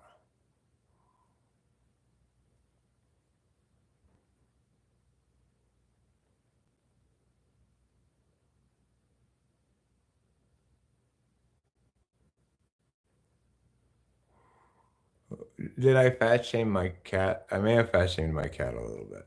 I didn't mean to. I agree with you. No fat shaming. Boba Fett. I have to change things. Hold on.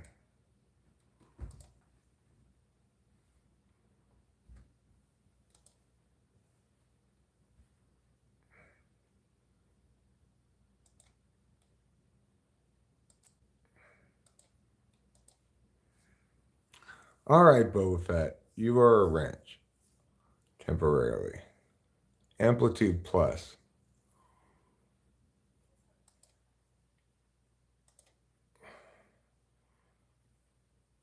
What is it exactly?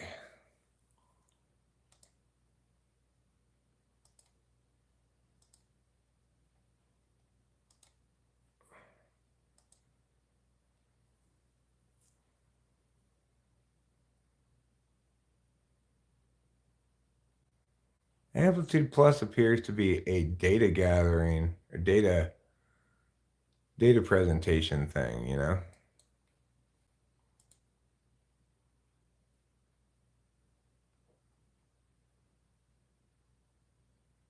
If I wrote it, Hi, Uncle Patty. I'm sorry you got accidentally timed out, okay? So, in honor of what you say here, that we need to smoke 2 joints in the morning and stoke the flames of love thereby. Well, I'm going to smoke 2 bowls right now. One of them is just for me, but one of them I'm going to transubstantiate to you, Uncle Fatty. So even though my lungs will do the work, you'll get all the impacts from the weed, okay? So this first one goes like this.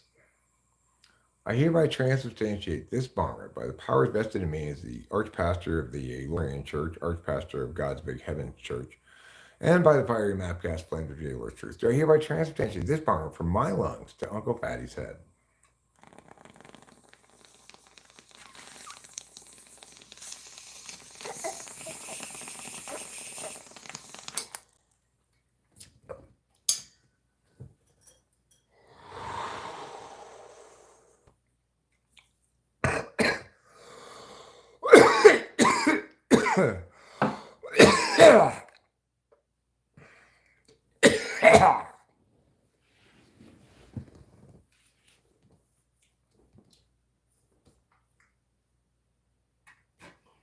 Well, you're lucky my lungs did all the work on that one, Uncle Fatty. It was resiny and cloggy.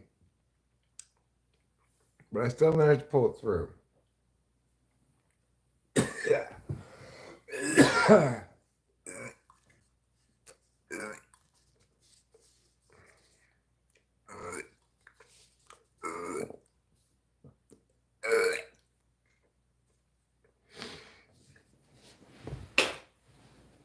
But it tastes so gross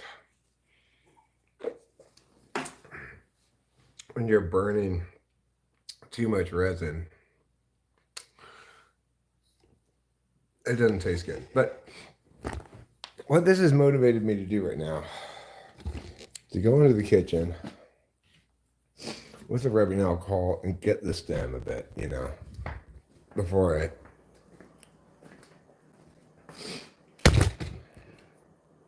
attempt to hit it again.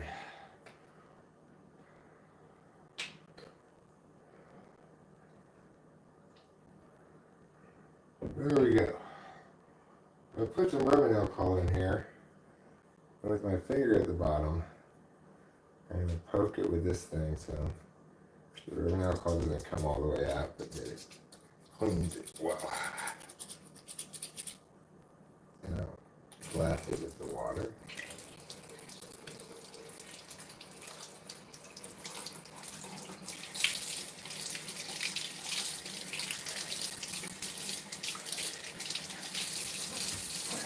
Clean it up at the end. Okay, now we repeat.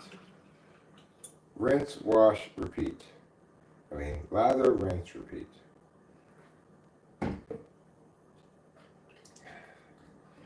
So now I'll poke it some without poking it all the way through, just to let the alcohol get moved around over the sides, break up the filth.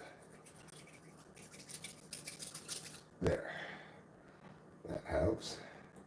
Clearly did quite a bit of good because you can see all the black stuff. But, I think we could repeat it one more time and it wouldn't be a problem.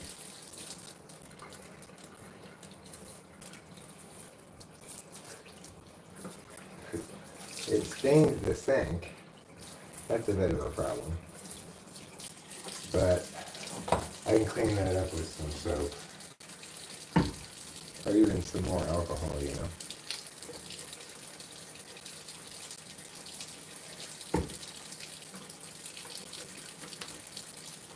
Alright. Okay, Mr. Stem. And do it again. I'm going to give you the gentle rubs. Computer, get away, please. Go away. Go away. This alcohol is not good for you. Get away, I'm smoking cat fentanyl. I don't want you to have a problem with it.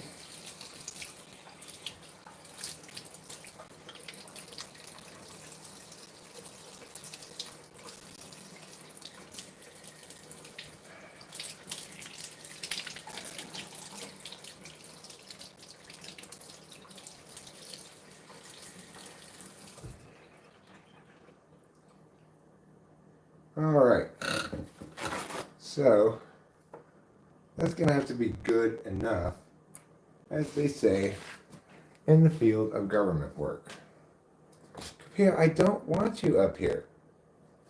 Do you not understand me? Go away.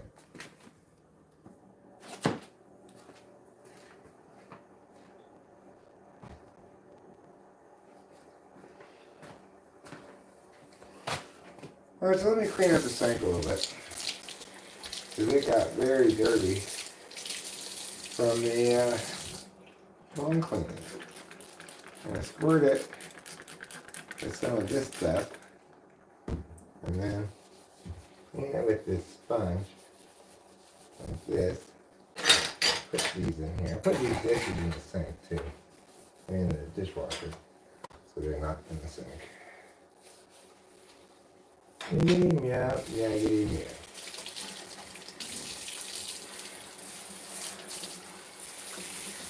You love me so, yes, it's true.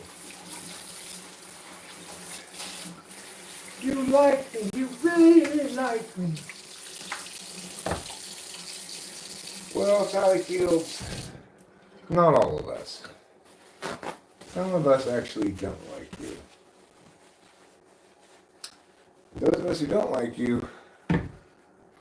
you because you're too Sally Fields-ish. You know? It's just too much. It's like, enough with the Sally Fields thing already.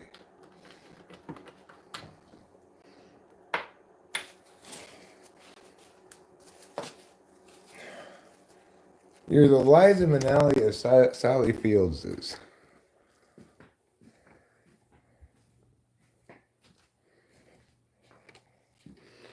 Okay. Now what we're going to do is clean the top of the bomb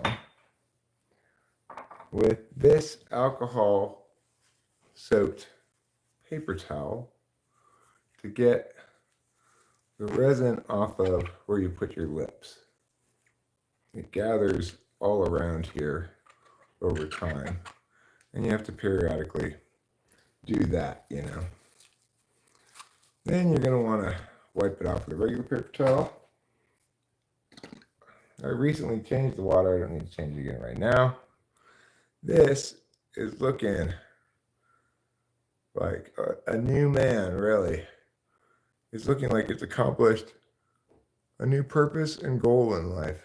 I'm very proud of it. I must say, across the board, very proud of this stem because it has been operational for a very long time now. Without breaking, despite the fact that I use torches on it, whatever, right? In this case, I'm going to use a lighter because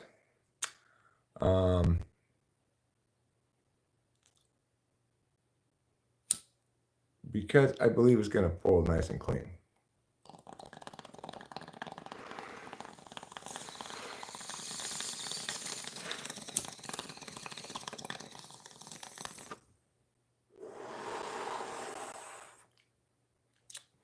This is such a narrow urethra that even then it didn't really pull clean.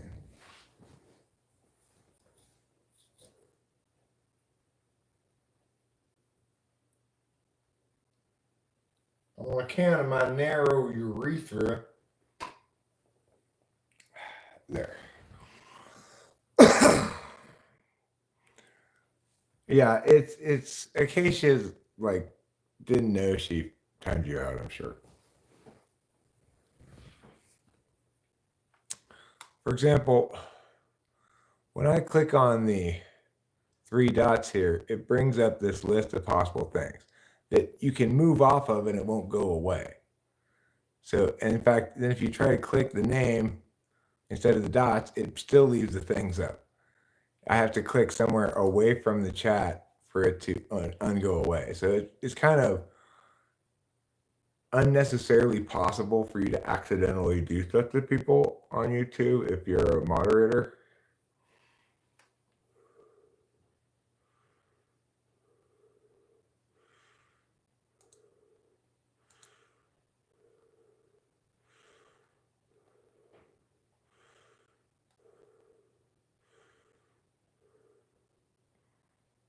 You've been dodging wrenches since the 90s, huh? People throw a lot of wrenches at you? Well, nice thing about a wrench is it's easy to hold in your hand, a very throwable kind of whoop, whoop, whoop, whoop, kind of like a vertical boomerang, if you will. But instead of coming back to you, it hits something out away from you, which is better because you don't want to get hit by a wrench. All right, now I'm going to refill my coffee, and I'm going to warn everybody that I'm probably going to end the stream shortly thereafter because I'm intending to be out the door, off to do something in not a very long time. Yesterday, I suffered from a little bit of hurt feelings because Rachel was asleep all day.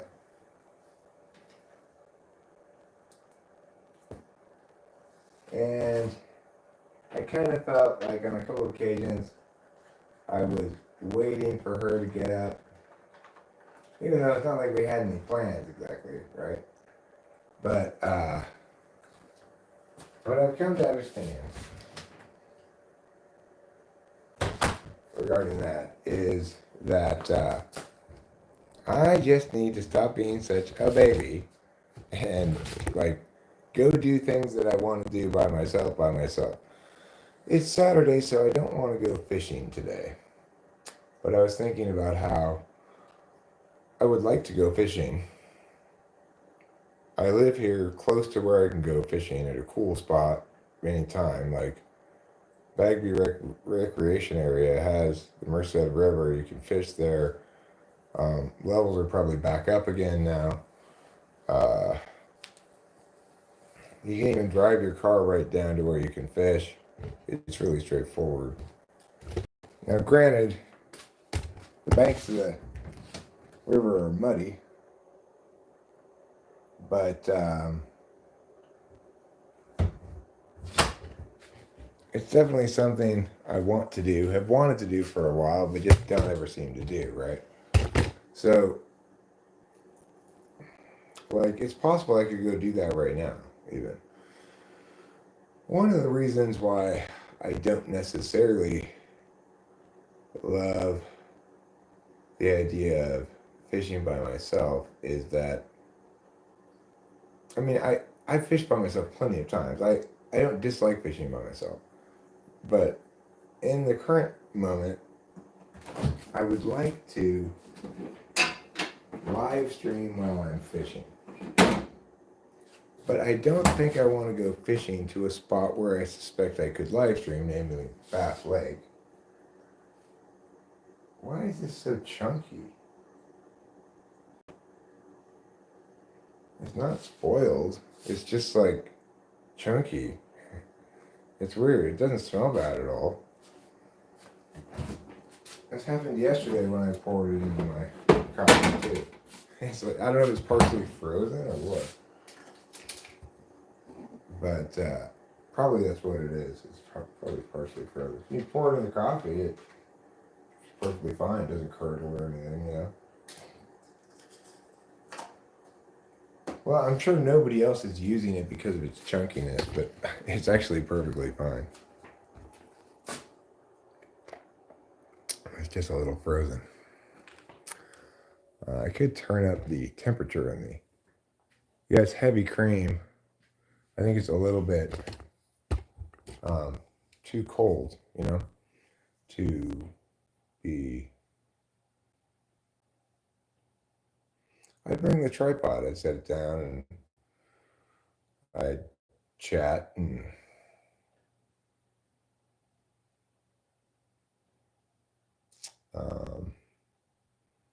that would be fine. There are other places I could go to try to fish that maybe I'd have better reception. It's hard to say. If I go down Old Highway through Hornitos, through Hornitos, I can get to the Kern River, this dam area, in fact, where I've not seen people fishing, but looks like a great spot for fishing. So I could go there. I don't know if there's bars there or not. I need a certain amount of bars to live stream, but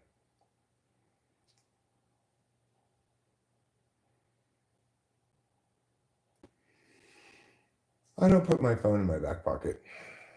I always carry it in either a front pocket or a zipped pocket. I prefer zipped pockets.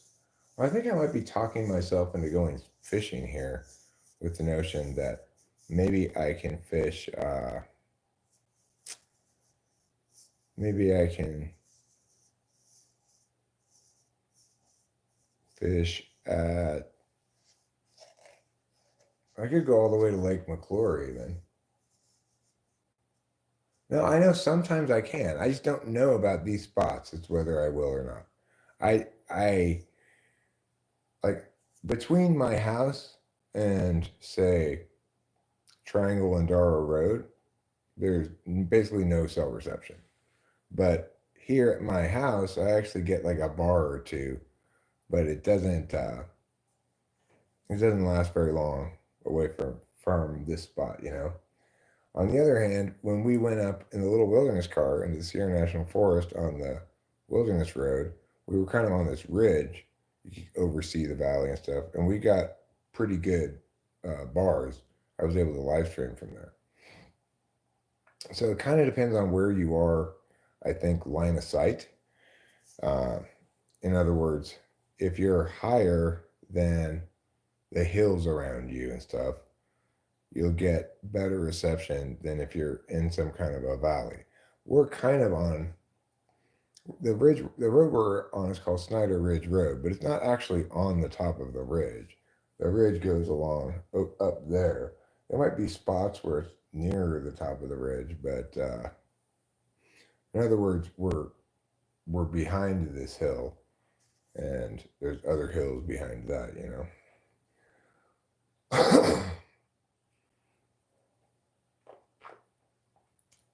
So I think maybe I will pack up some stuff and and live stream while I'm packing up. I think I've talked myself into doing this. Now it is a weathery day today, which is to say we're expected to get rain and or snow, but I don't mind that. I can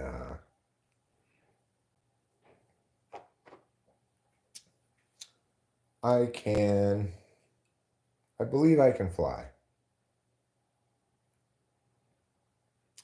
I suspect what I will do is take my time packing up a bunch of stuff. I kind of need to start by emptying the trash in the back of the car because it's just that's been overdue for a long time. So maybe I will go do that right now. Maybe we can go outside and do it together. That way it won't be so painful. Before I do that, though, I should probably eat one of these donuts. It's good to eat something in the morning.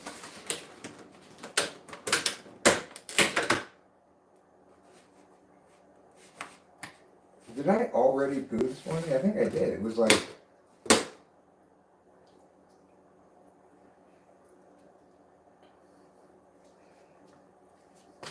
so quick I forgot about it, but I bet if I check back on the stream, I had pooed already this morning.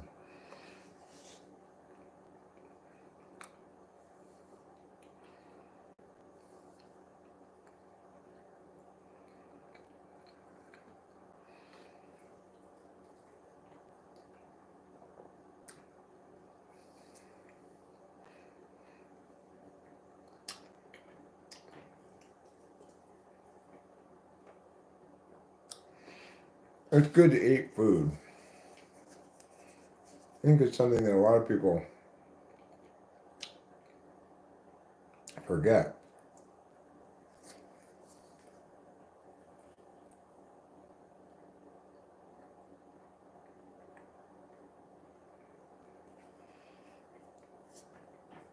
It's important to eat food so your body has calories to burn.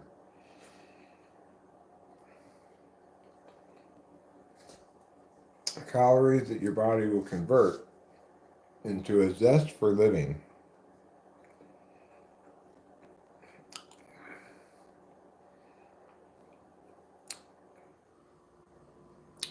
is your um, living too bland?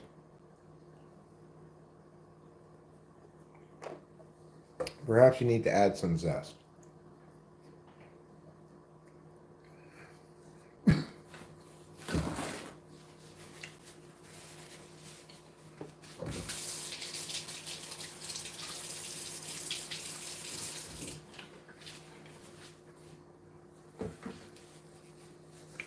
Good job, Eric. Good job, Eric. Eric, you ate that donut well.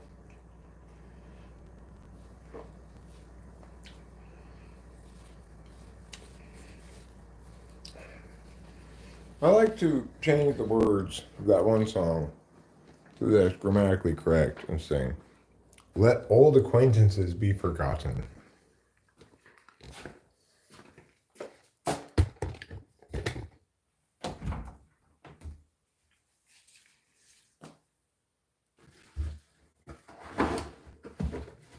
Let old acquaintances be forgotten.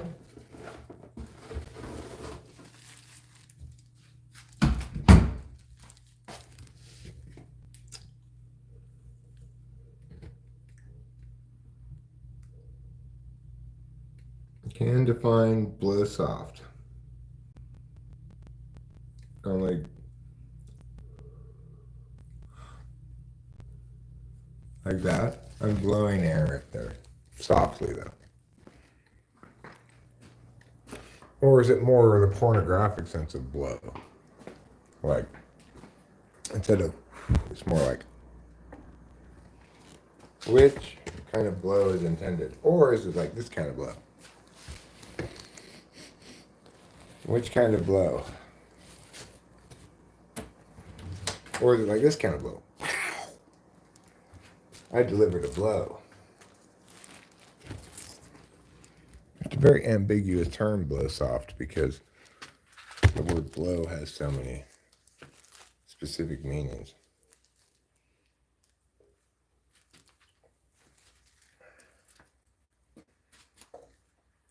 I'm not sure if I really am that motivated to go fishing. So, like now that I walk outside, it's like, oh, it's that kind of cold.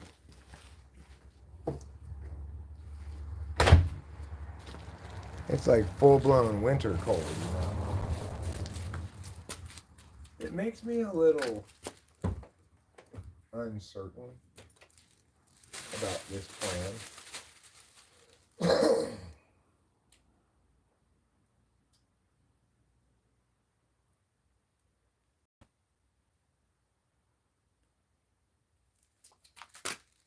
Yeah. I'm going to get this trash all night.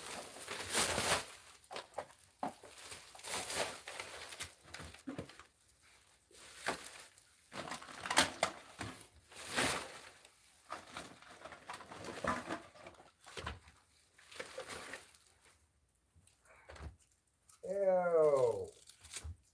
Ew and boo, failure and poo. Everybody hates everything you do. Ew and boo, failure and poo. Everybody hates everything you do.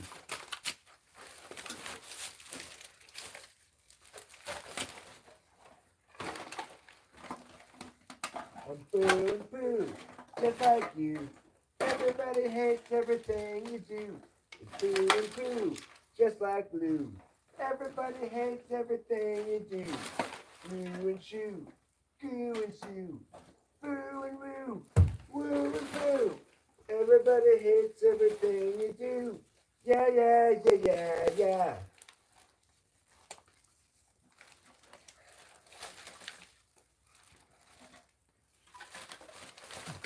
Costco connection. make the Costco connection today.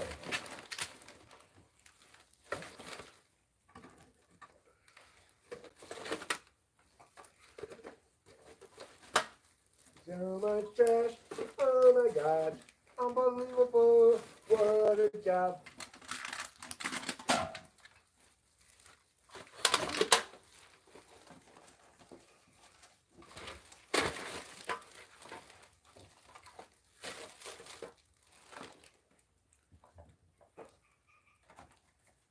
Horrible, horrible, everything I touch is horrible, horrible, horrible, trash and gross and horrible. Wow, what a big job. That's a full bag of trash right there. I'm gonna win some kind of trash accumulation contest.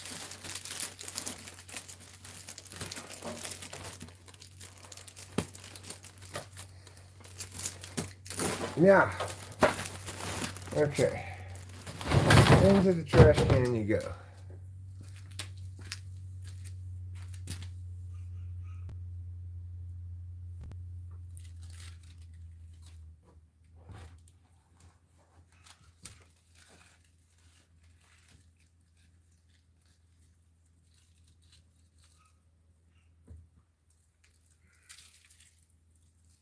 Alright, good enough. Good enough.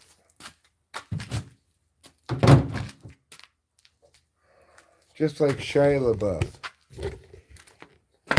Okay. Now we're gonna go inside.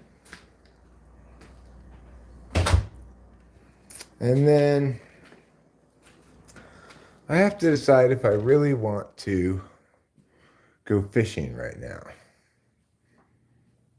Not anymore, Lou. Not anymore. I agree. I have a designated area. In other words, the foot spot for the seat on the right-hand side of the car and behind the passenger seat. That's my designated trash area. This is a time it was overflowing beyond. It was like as bad as I've ever seen it, really. It was bad. But it was still just one bag's worth of trash.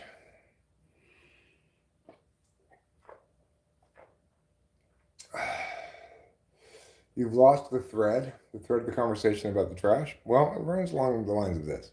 There's a lot of trash in my car. I needed to clean it up. Glad I did. I feel like that's definitely something worth doing and worth having done. I've got other trash I need to take out, including the kitchen trash and this trash right here, probably.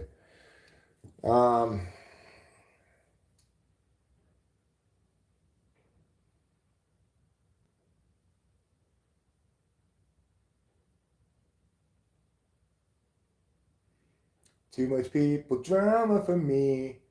Are you talking about someone else's stream or this stream? That's one of the two people that the streams will sometimes spend hours processing about. Are you talking about me and Diane Keaton? How I talk about Diane Keaton for hours and hours on end? Is that one of the two people you're referring to? Or are you talking about my obsession with Cosmopolitan editor Helen Gurley? There's two people we spend hours talking about around here. Helen Gurley and Diane Keaton. What two people are they talking about over there?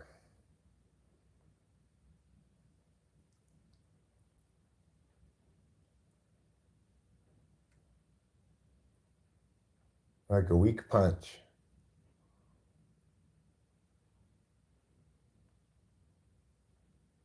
Blow Soft. Welcome to Blow Soft.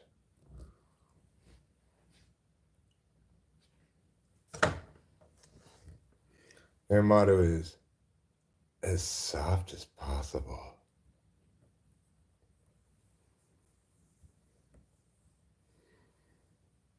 the softest blow anywhere. Blow soft. The softest blow anywhere. But they hire a woman to say it like that. Like, the softest blow anywhere.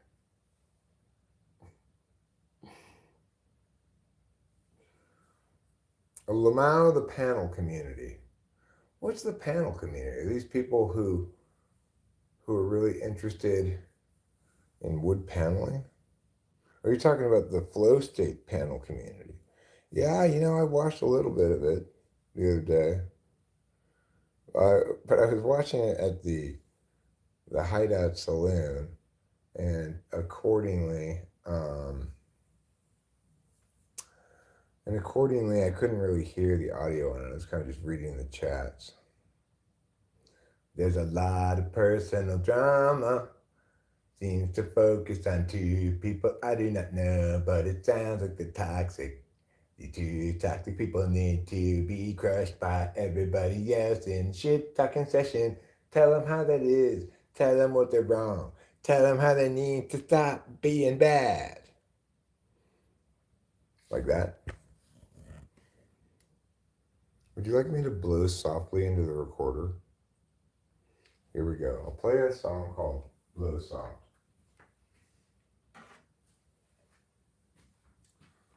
I call this original composition Blow Soft.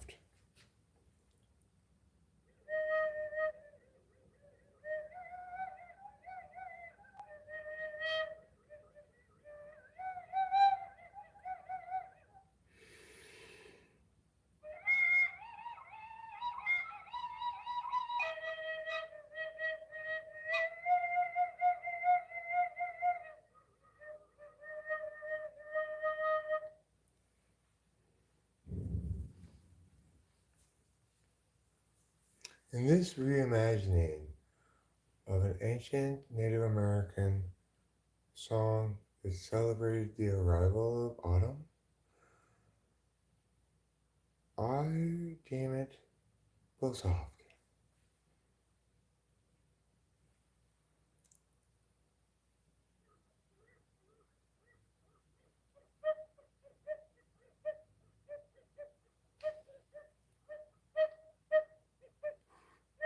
Imitating the sound of the quaquaw bird, the Native Americans engaged with nature in a way we can't really understand as white people. Don't be insulting Eric. I'm not insulting anyone but white people who romanticize Indians. White people romanticize Indians. I get Indians themselves being like, fuck you and your colonial ways. You know, who are you to judge what we were doing before you forced us to change? I totally get that. I just don't like, you know, college shit, right? College shit is ridiculous. Well, Hero Lamb, look, I make jokes about a lot of things, and I do make jokes about being Native American and stuff.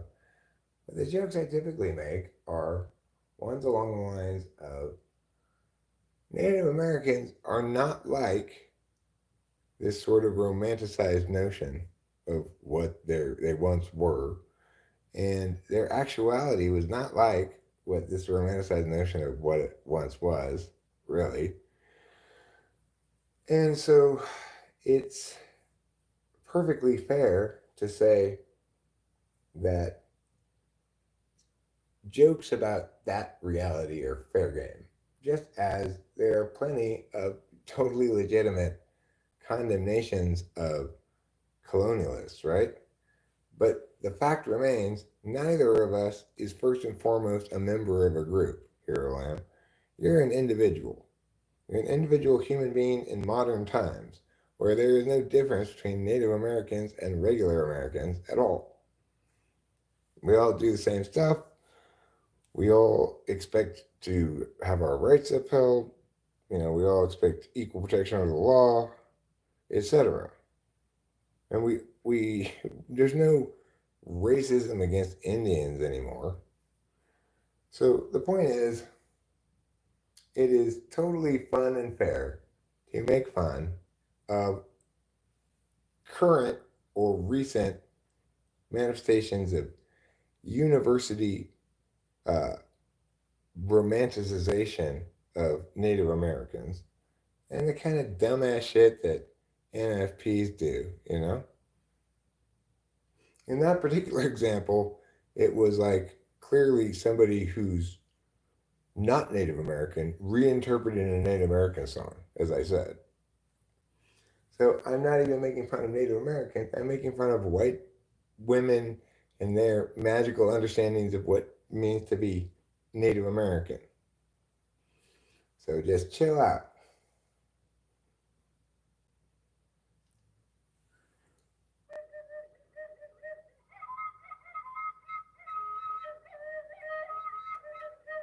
And yes, I might refer to them as savages, but my point is you're not an Indian, right? You're not some guy living in a teepee someplace doing all this shit. You're a regular human being, like you, like me and everybody else. That's my whole point.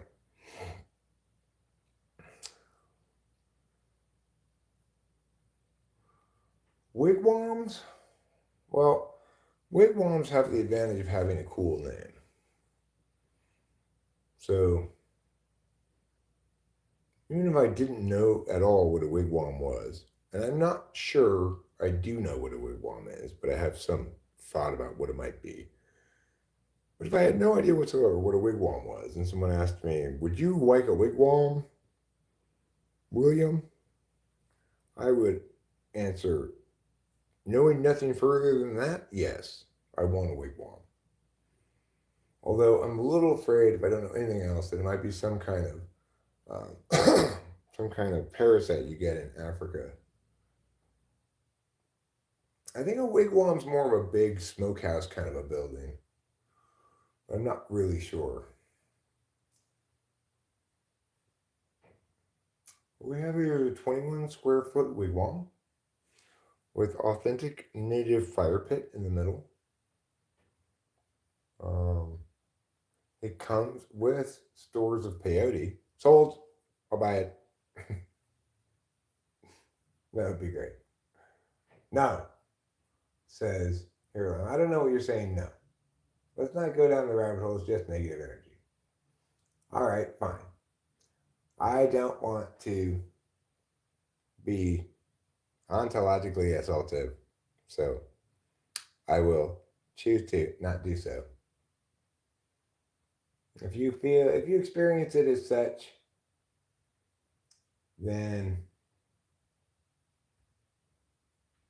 um,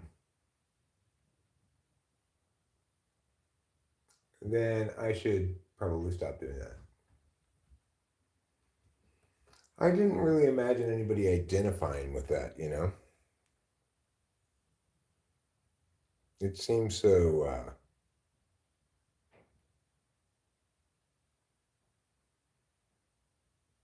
I don't know. In the contemporary world, it seems kind of absurd to me. But just because I don't experience it that way doesn't mean other people don't experience it that way.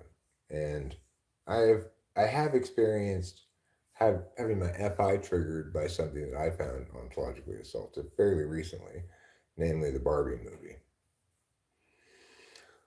So, given that you're experiencing that, then I should stop. I guess I'll have to give up my my Native American name.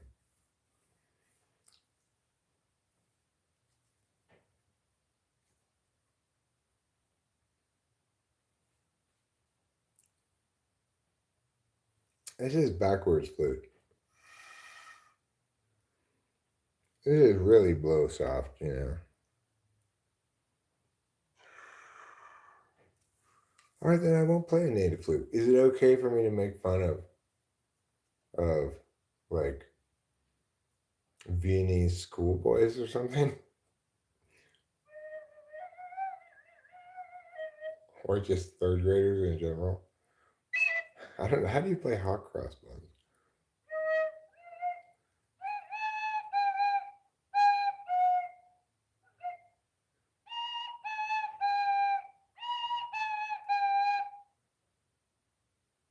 There, hot cross buns. I could play row, row, row your boat. At least I could play the first three notes of it. See? First three notes of row, row, row your boat.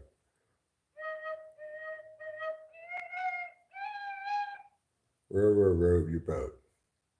It's complicated. Now I get it's complicated. When I'm talking like that about Indians, quote unquote, or whatever, it's not even clear what the preferred term is now anymore. There are plenty of Native Americans who prefer to be the term Indians. So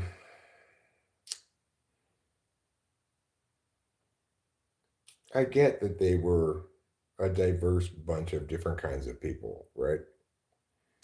And that it's reductive to just say they were all a bunch of savages. I get that in South America, Mayans constructed big pyramids. They were no less or more savage than the Egyptians, you know?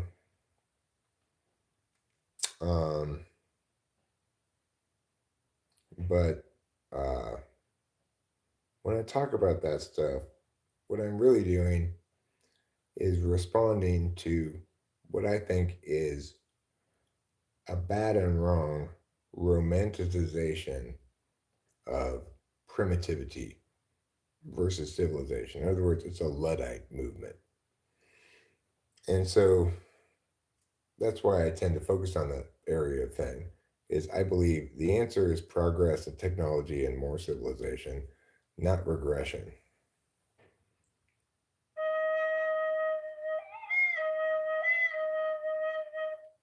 But if I triggered you with my jokes on that, I'm sorry.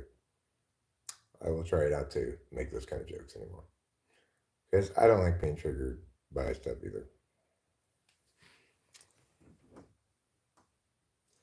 Look at that. Look at that FI on my part, huh?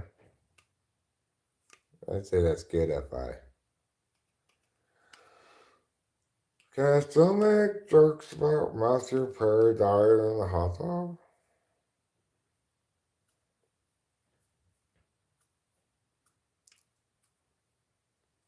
Like,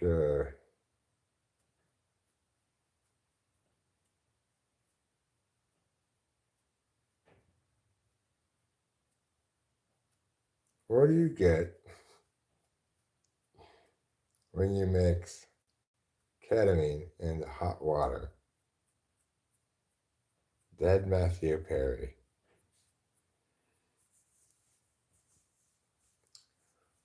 That's just one I came up with off the top of my head. Obviously, not a great joke, but an example of, which I think we needed, was an example of uh, a dead Matthew Perry joke. The thing is, when it immediately happened, I was offended by this other guy's joke about it. But the thing I was most offended by was what the guy said later on, I guess, which was, "I think it's funny when a junkie dies." That was like deeply offensive, right? That's not a joke at all. That's just him confessing what an evil fuck he is.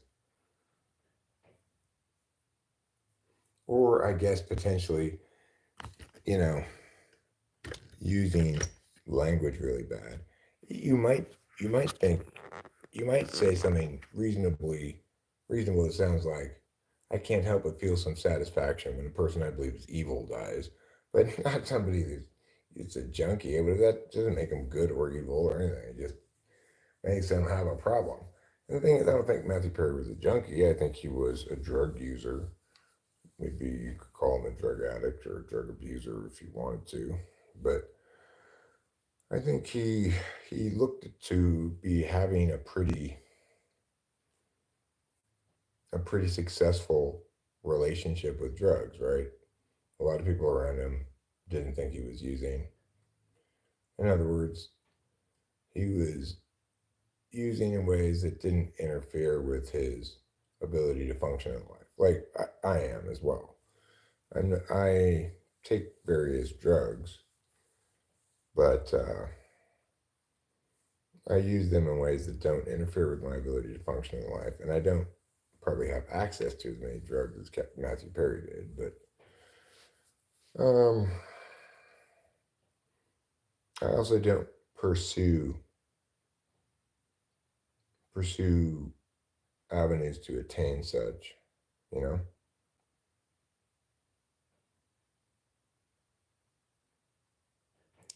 So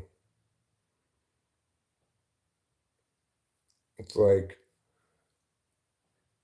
I'd like to have a regular but sporadic ability to attain things like DMT, ketamine.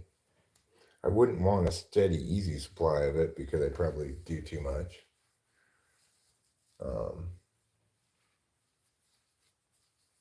I wouldn't mind an incredibly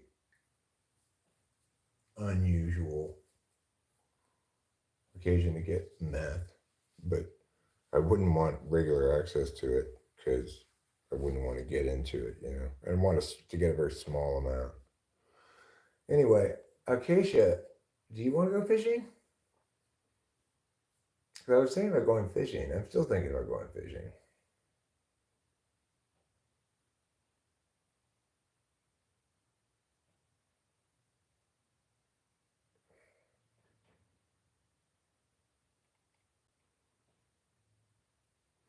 Yeah, I get it here, Lamb. And I'm not going to try to be TI reductive about it. I understand that when you feel like your identity is being attacked, if you identify strongly with a given group, then it it doesn't really matter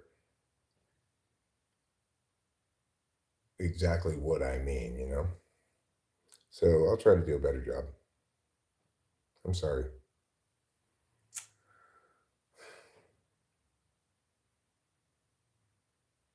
It's like ultimately, I just never thought of there being any people who, individuals who actually identify as Indians. I just kind of figured it was like a character from old West shows, you know. You go into Indian casinos, you see a bunch of variety of different people and stuff, and I don't know.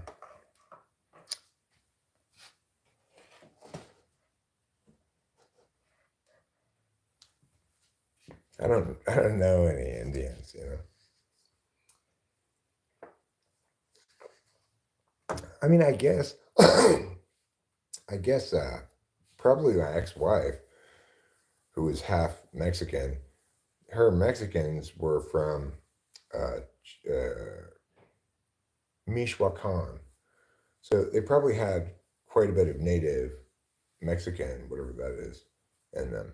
So my daughter probably has some kind of native Mexican in her, Mayan, or I don't know, whatever. Native Mexican. What are Native Mexicans called? If Native Americans are called Indians, are Native Mexicans called Africans? Inquiring minds want to know. I think I should make a short of that, right? If Native Americans are called Indians, then are Native Mexicans called Africans? What's below India? Is there something below India? Hmm. Okay, well, let me do above. What's above India? Is above India like Asia? Because if above India is Asia, then you'd say if Native Americans are called Indians, are Native Canadians called Asians? Because then it would line up, right? It would line up with the map. Let's find out. What's next to India?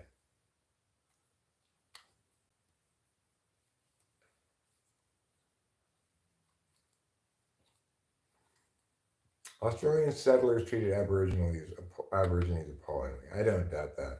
I think across the world, colonialists treated natives appallingly.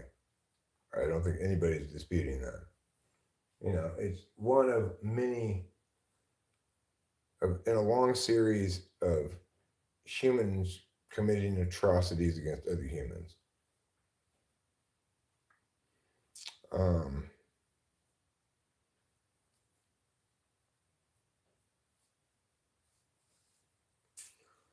the thing is, the stabilization of nation states into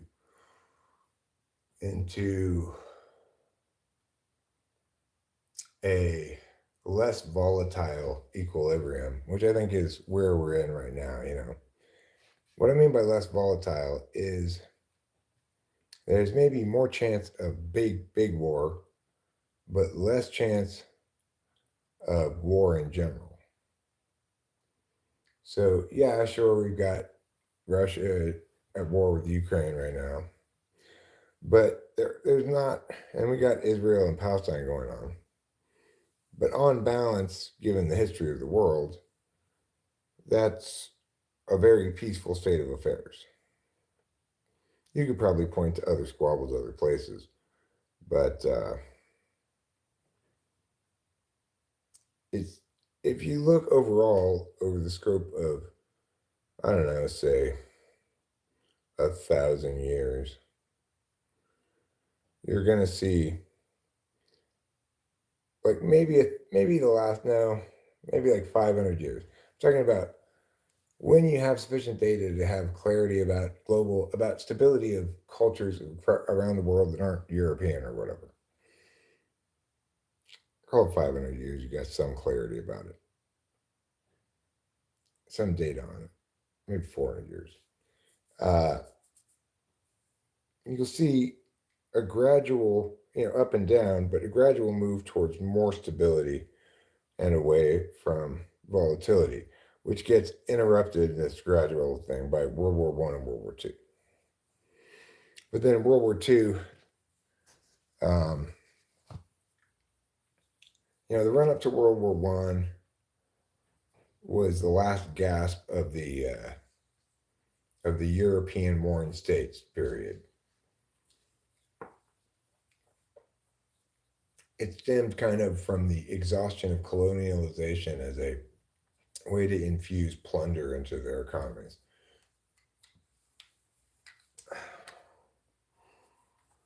So, anywho, what we have now is a rather unprecedented period of stability, stretching back more or less to World War II, the end of World War II. We've had no major wars. I mean, we've had Iraq and Middle East shit, right? That was more of a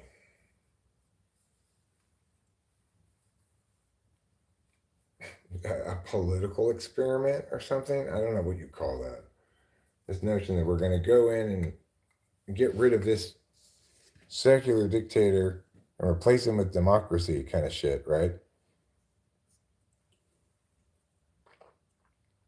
Good war myth. I mean, in no way, shape, or form did the invasion of Iraq qualify as a just war under just war theory. We have a clearly established theory that has been referenced for many decades regarding what comprises a just war. So there are some just wars, but certainly Iraq does not qualify according to just war theory. Iraq was clearly aggression.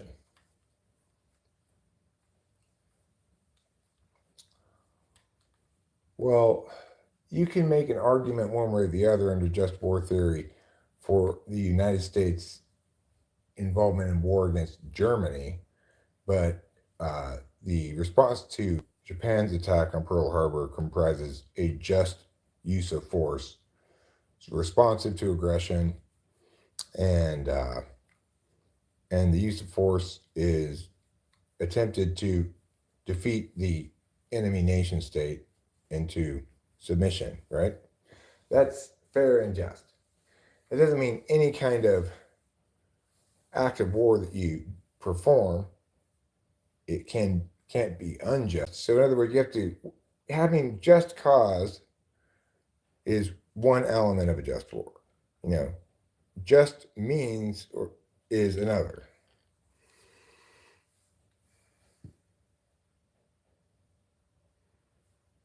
The thing is, the idea that there's a good war, well, that's not a myth. That's a misstatement of a just war, right? We can't tell whether a war is good or bad.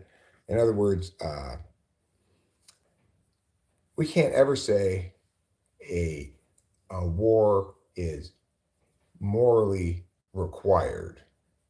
We can determine whether it's morally permissible or morally impermissible, and whether it's executed in a morally permissible or impermissible way. So there's nothing mythological about that. That's very straightforward.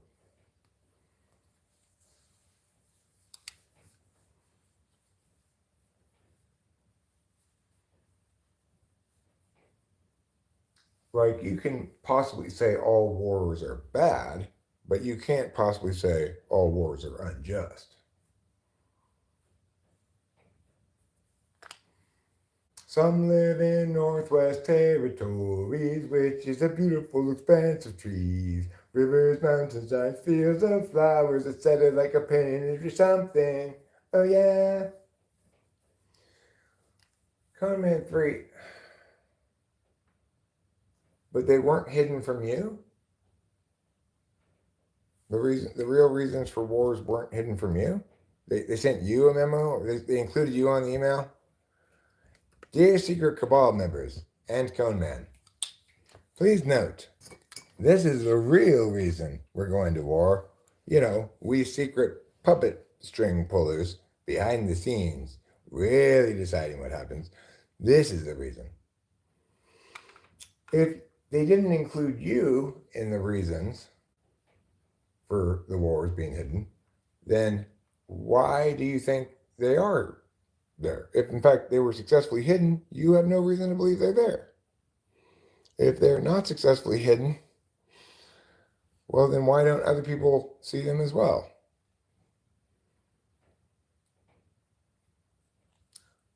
Well, sure.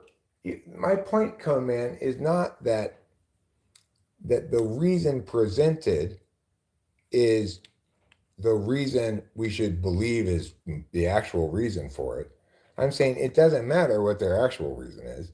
They communicate a given reason, and we can evaluate that reason to determine if it comprises a just reason.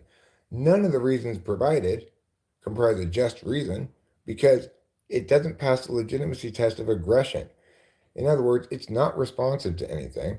Therefore, there's no justification that can afford you legitimate cause in a just act to go to war. Um, to initiate a war that doesn't already exist on preemptive grounds is fundamentally unjust. So you're worried about what their real reasons were. It doesn't matter what their real reasons are. They're going to try to provide the best reasons they can to justify the war. My point is, their best reasons still don't justify it. So it doesn't matter how stupid their reasons are. If they don't justify it, they don't matter.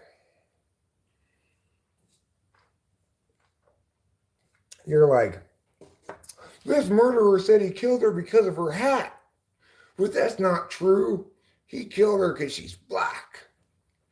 Who the fuck cares? He's guilty of murder. Why are we caring so much about whatever bullshit the murderer comes up with to justify their bullshit?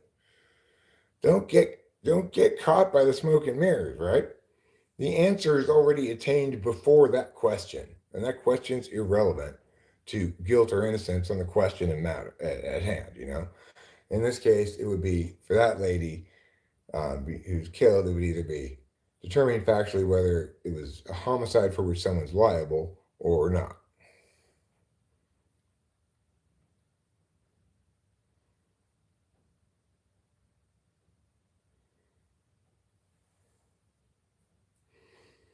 The thing is, I'm not saying I can prevent them from going to war, Buffett. I'm saying if people were to listen to me and think about things the way I do, then before there's a consideration of going to war or using force, you evaluate it in keeping with the order of questions, legitimacy first. And that's where you evaluate just cause, which is the first question, but not the last question in the uh, the just war calculus. If you're complaining about a war that you think is unjust, you are either correct or incorrect. And we can articulate whether you're correct or incorrect according to the application of just war theory.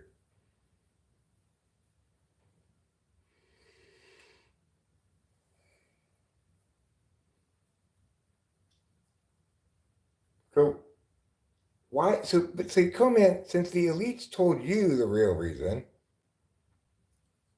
you know, why wouldn't they tell other regular people?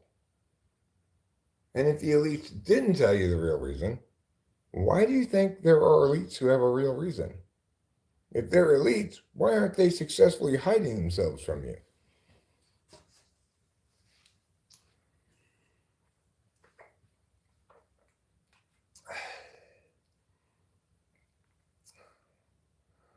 So there are many different reasons why a country goes to war.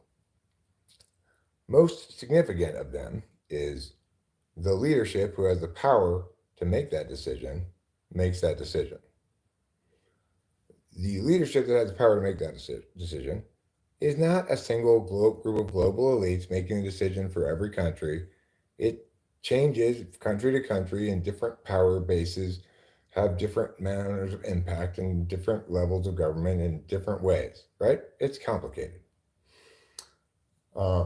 There might be a select group of ultra powerful, ultra rich people who attempt to make an outsized impact upon politics, but they are not at all in agreement with each other.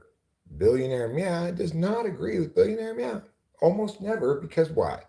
They're all mavericks. They're billionaires, right? So obviously, each of them thinks their vision is best, and they run sometimes directly in conflict with each other, sometimes ancillary to each other, sometimes parallel to each other. This is how power and money and stuff work. This is reality. In reality, there's not some secret group of super powerful people all agreeing that they should do secretive plan Mia to accomplish Mia goal. There may be multiple such little groups around the world, each of which has a different agenda. You may get big players to agree on a couple of things, but the idea that they can make a plan, predict how it's going to play out, and execute it on a global scale, um, well, to the extent that happens ever, if it does, it's some group within a set of networked power groups that seizes a right time, right place, right level of jurisdiction to do something major and impactful, probably to the detriment of us all, and certainly in contrary to what's legitimate.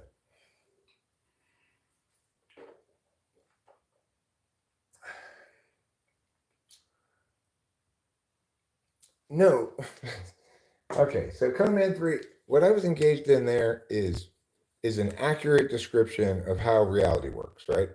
In other words, I've noted the dynamism of the system, that there may be different powerful people who are attracted to one another's like advocacies to join up and even further empower those advocacies, but they're going to often be in direct conflict with some other equally empowered groups, okay?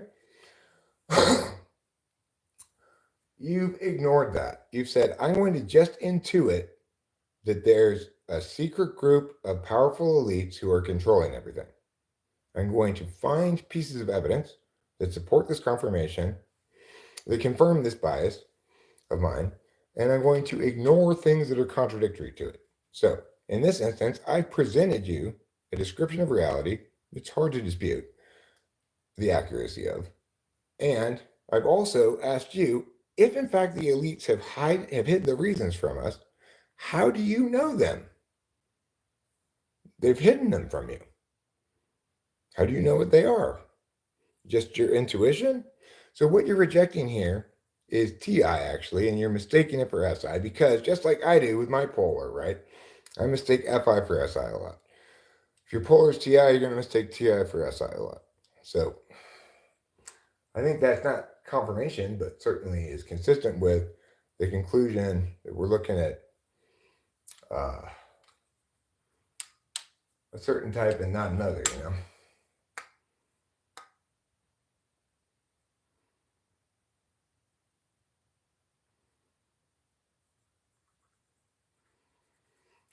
Thing is, what I'm acknowledging are the intuitive mechanisms and relationships between money, power, and politics that actually are extant, you know, that really exist and impact the overall way things play out.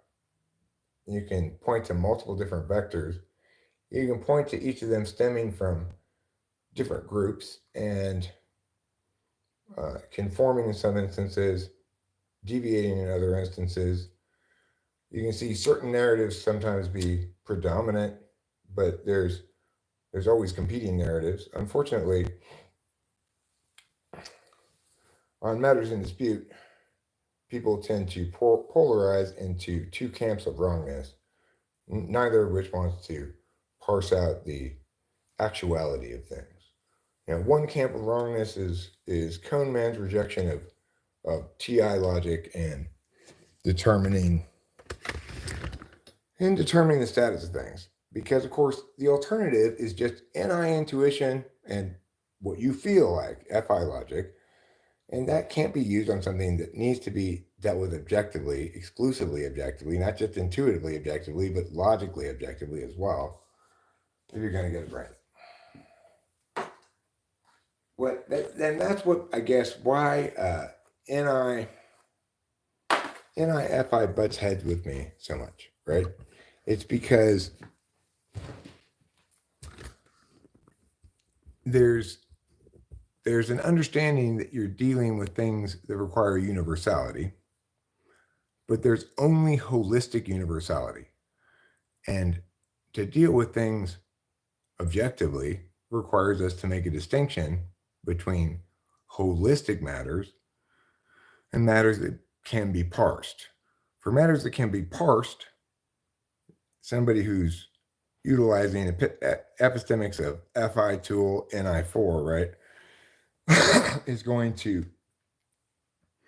provide weak NI and is going to discount TI as most likely bad NI. I think that in this instance, Kahneman's designated it bad SI because SI has more of a negative connotation in his mind, represents subjectivity, etc. Regardless, that's why I run afoul of it, right? It's like, I'm saying, let's parse this objectively, both in terms of deliberation, in terms of linking to experience, and in terms of linking to what's universally resonant. Let's draw a distinction between that which can be validated as holistically, in which case we have to acknowledge that there's certain points of dispute that can't be resolved, and things that require some intuition, perhaps, but that aren't to be evaluated holistically, that can be deductively or reducibly parsed, determine who's right, who's wrong on meow, meow, meow.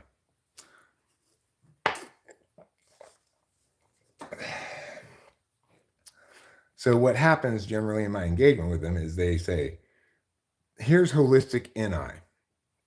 about meow.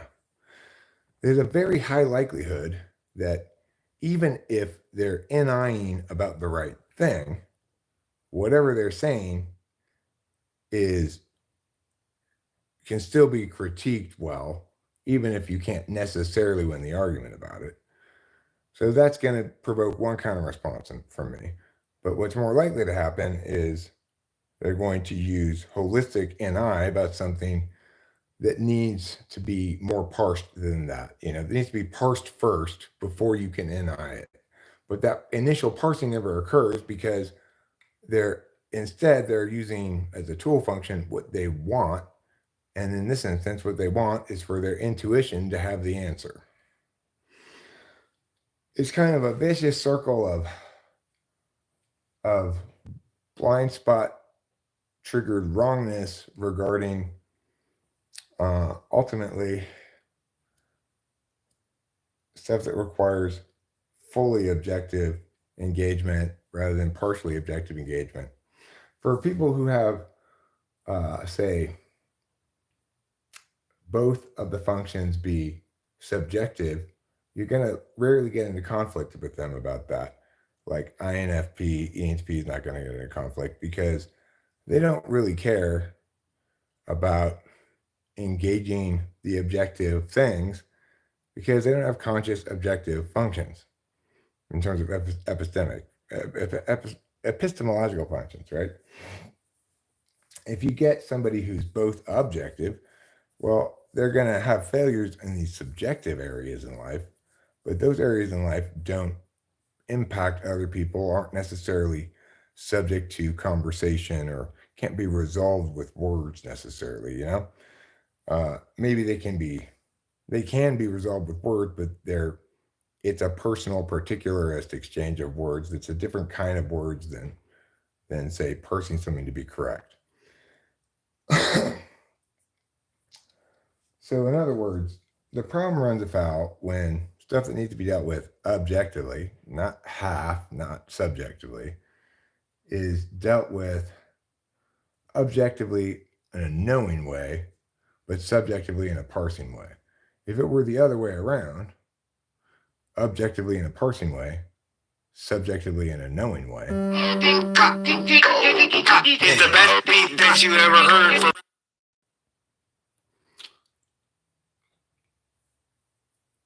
Can and should we always trust our governments? No. Of course not. Well, I don't think anybody would answer that question yes, right? But that's a long way away from the stuff you're saying.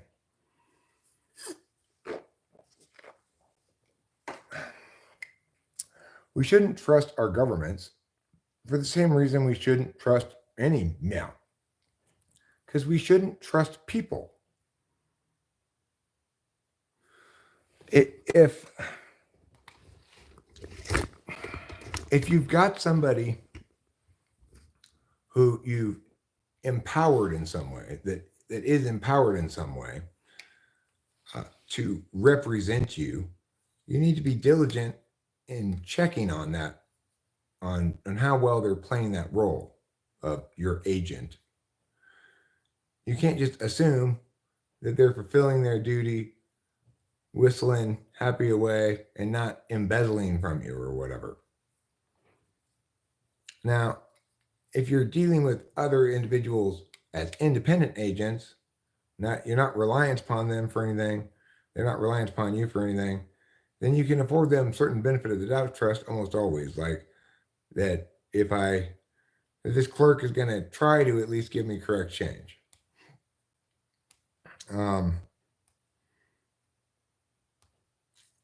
But with government, you've got the most empowerment and the least accountability that you can basically imagine.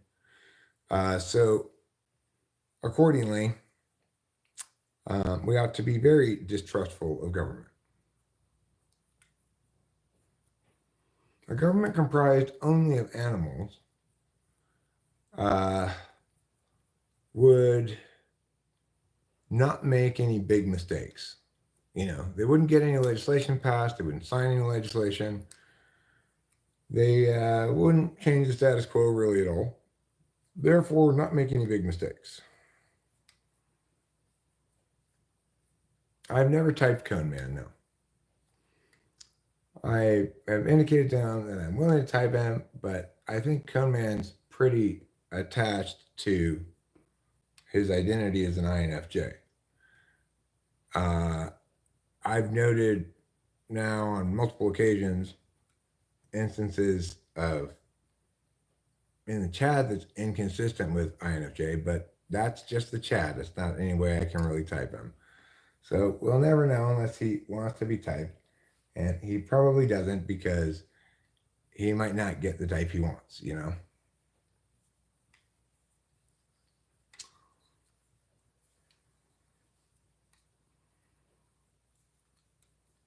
I mean, I think I'm not sure actually what to make of the most recent thing where you said, like, that's just SI that you're using there, when really I was using TI.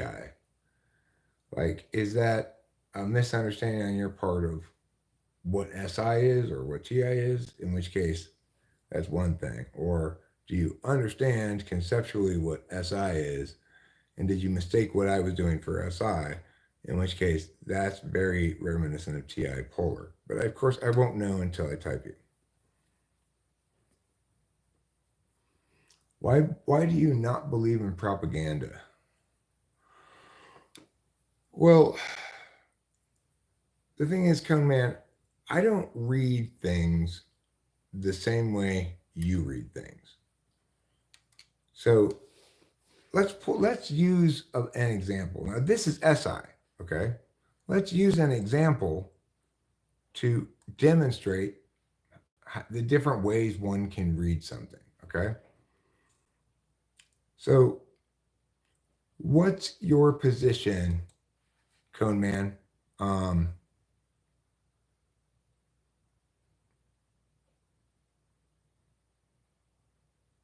No, I'm very critical of the status quo, Cone Man 3. You're part of the status quo that I'm critiquing. So which side are you on, Cone Man, regarding the Trump indictments? Do you think yes, he should be indicted, or no, he shouldn't be indicted?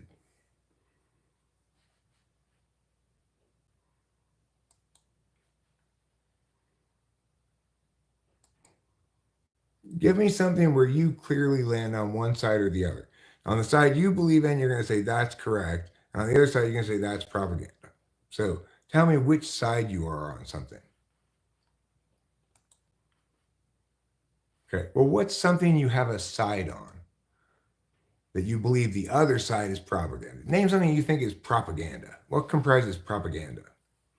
What we're reading these days about Mia is just propaganda. What's Mia?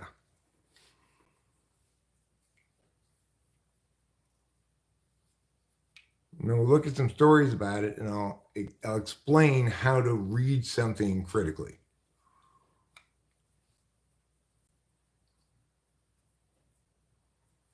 So name your topic. The topic that most makes you mad, that like they're so propaganda-y about Mia.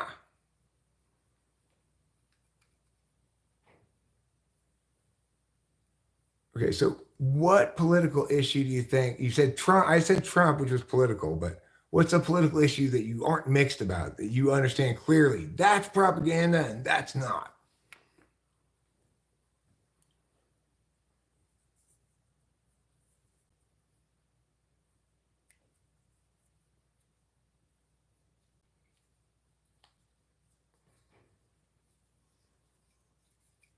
Because, to understand what you mean, since you're not going to define things for our satisfaction, then we're going to need you to provide an example.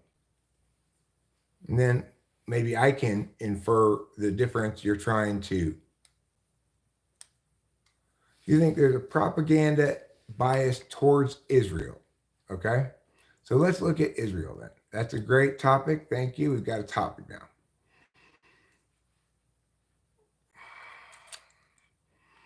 The thing is, of course, remember that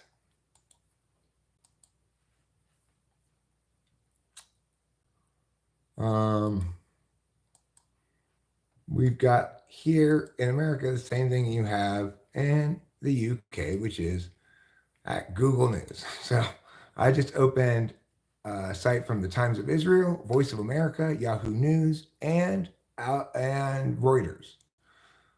Okay, let me the term Israel and see a multiplicity of different stories rather than just whatever pops up on world.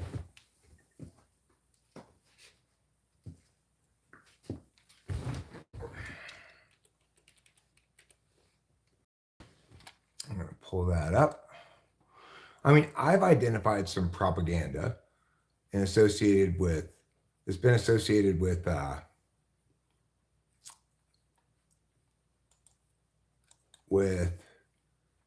Israeli bullshit. I can think of examples of it.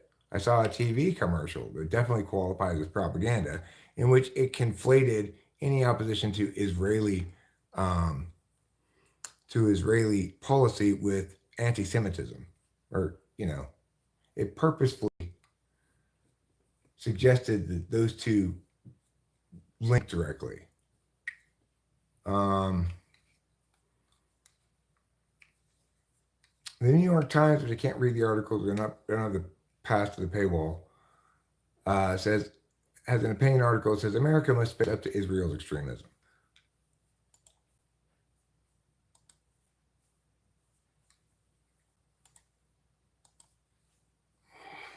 Okay. So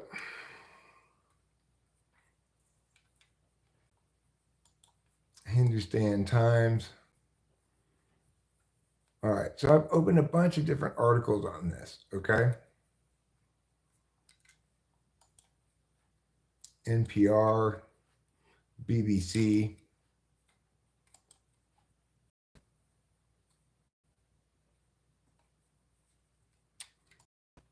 Times of Israel again. Okay. So what we're going to see are biases in most of these articles reflective of one or more matter. This is the Times of Israel. And this is from January 6, 2024.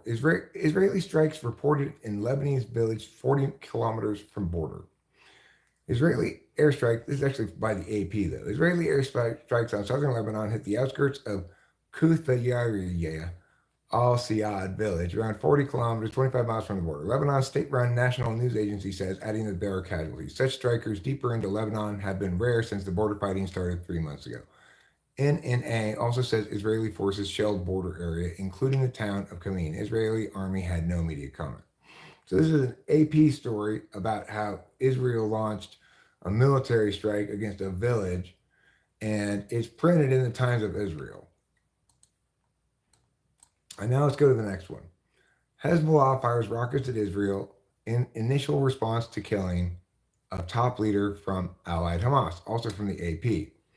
Hezbollah fired dozens of rockets from Lebanon into northern Israel on Saturday, warning that the barrage was its initial response to a targeted killing, presumably by Israel, of a top Hamas leader in Lebanon's capital earlier this week.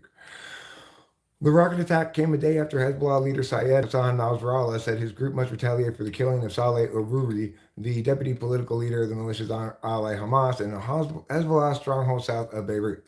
He said if Hezbollah did not strike back, all of Lebanon would be vulnerable to Israeli attack. He appeared to be making his case for a response to the Lebanese public, even at the risk of escalating the fighting between Hezbollah and Israel as the war between Israel and Hamas rages on.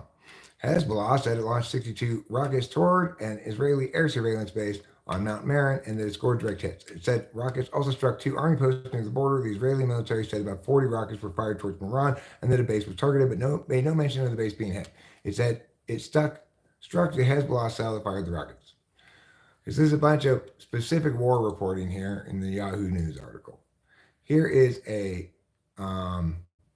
video, Voice of America, that shows a strike on Hezbollah military infrastructure. The video of it from apparently a drone or from an airplane from above, and shows the thing blowing up. I don't want to watch that. Israel Hezbollah trade fire across Lebanon border amid alarm over Gaza war spillover. This one, we just read this as a different explanation of the same thing.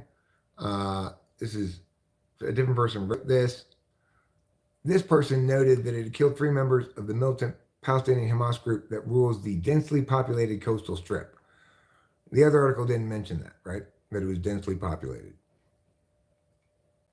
This one uh, discusses the presence of Secretary of State Anthony Blinken, which the other article didn't. This one, additionally, this Reuters article says Israel and Hezbollah often trade fire across the Lebanese border. The West Bank is seething with anger, and the Iran aligned Houthis in Yemen seem determined to continue attacks on Red Sea shipping lanes until Israel stops bombarding Gaza. So it doesn't mention that in the other article as well. This is a Reuters article I'm reading, you know. This one says there were no reports of casualties or damage, but the other article said that, this does mention it as well. It says it hit a key Israeli observation post as a preliminary response. It mentions that they say they hit it as well. So, okay, plenty of similarities. Here's some additional information in the Reuters story. Now let's look at Hezbollah hammers Israeli airbase with 62 missiles. This is a video about the same subject. This one says Israeli government riven with division over future of Gaza after far right calls to expel Palestinians. There has been considerable controversy over proposals from far right members of Benjamin Netanyahu's government, Itamar Ben Gvir and Bezalel Smotrich. The pair who Netanyahu needed to include in his coalition to form a government last year have advocated for Palestinians in Gaza to be resettled in countries around the world, making space for Israeli civilians to reoccupy the area. Israel's allies, who have thus far supported its war aims, have been quick to condemn the proposal. The United States released a press statement on January 6th rejecting the plan as inflammatory and irresponsible. So there's additionally a op-ed in the Wall Street Journal written by two former Israeli ambassador to the United Nations, Danny Danon, and center-left politician Ram bin Barak, formerly deputy member of Mossad, deputy director of Mossad, wrote that countries around the world should accept some of Gaza's population who express a desire to relocate. They criticized the international community for not fulfilling their moral imperative to help civilians caught in the crisis. Of course, trying to exile all the Palestinians is just a nice way of saying let's exile all the Palestinians. I'm afraid every day for my children as anti-Semitism soars, French Jews flee to Israel. With over 1,500 anti-Semitic incidents between October 7th and mid-November, 3 times the reported number in the entire 2022, more French Jews seek to escape climate fear. I suspect this is exaggerated, but I don't really know. I'm not in France. I can tell you for sure I've not seen signs of anti-Semitism in America, but there's citations here. This is from the Times of Israel. Might this comprise some element of propaganda? In other words, hyping up the amount of anti-Semitism or trying to conflate anti-Semitism and opposition to Israeli policy. Is that possible? Yes, for sure. The end to this. Many ideas, but little agreement over what a post-war Gaza could look like. Competing visions for what post-war governance in Gaza could look like have emerged from Israeli officials this week, renewing debate both inside and outside Israel over what many have come to call plans for the day after. Most of the proposals from Israel and the United States say that Hamas should not be allowed to govern Gaza in the future after the militant group's devastating October 7th attack on Israel, which left 1,200 dead and hundreds kidnapped.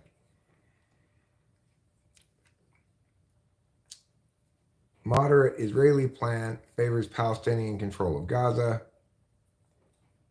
Palestinians prefer a post-war government that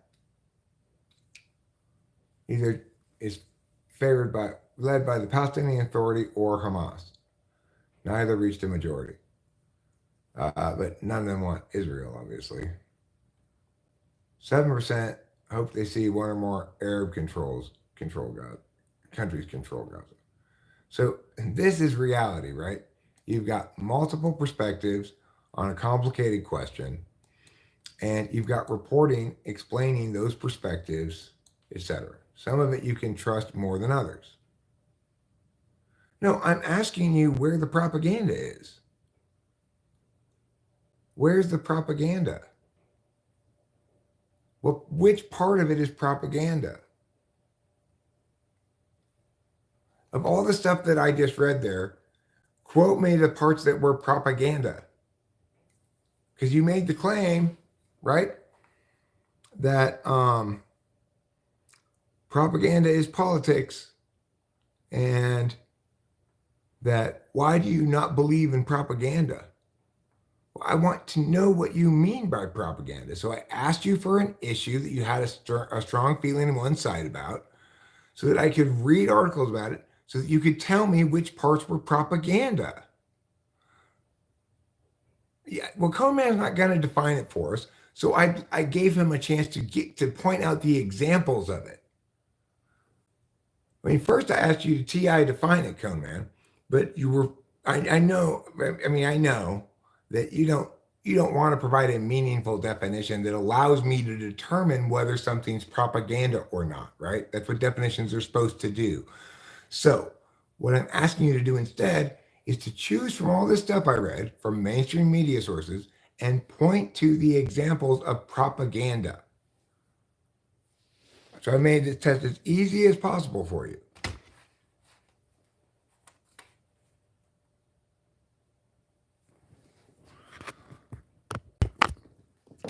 Because the thing is, you said something to me about propaganda, right? So I'm trying to improve from my previous attempts and failures. In the past, I would just have asked you to define propaganda in a way that's meaningful, that allows me to use the term to do something, right? But I've discovered that heretofore I've banged my head against the wall with that approach. So I think maybe this would be a way that you could engage with me in a question I ask you about what you mean, right?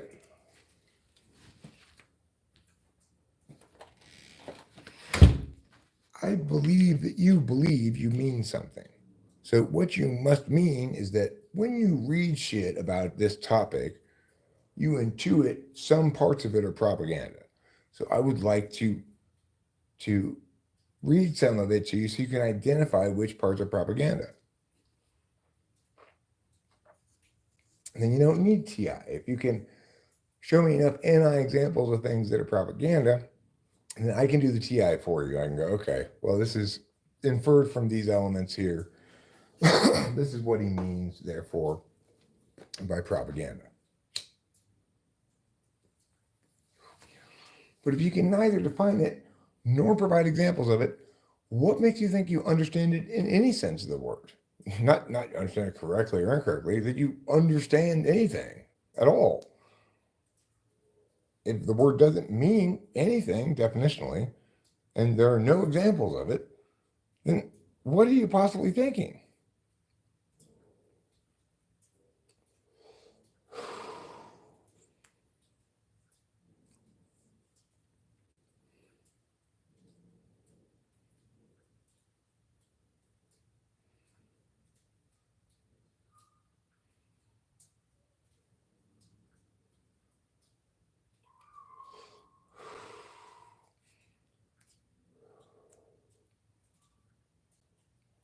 All right, the thing is, all reckless political speech comprises propaganda. So if you don't know what you mean when you say propaganda, you're talking about politics being propaganda, yada yada, but you don't know what the term means, and you can't give any examples of it, that's reckless talking about politics. That's propaganda you're engaged in.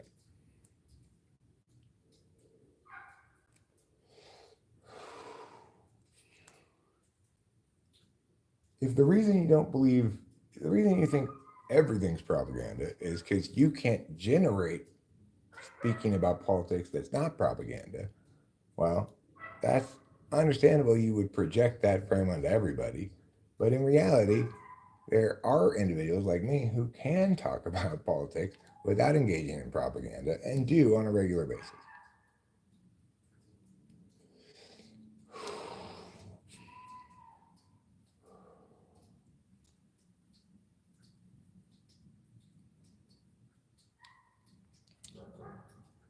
So I guess like a popular response to what I'm saying for somebody who's frame locked, who's stuck at primary colors when you're dealing with green.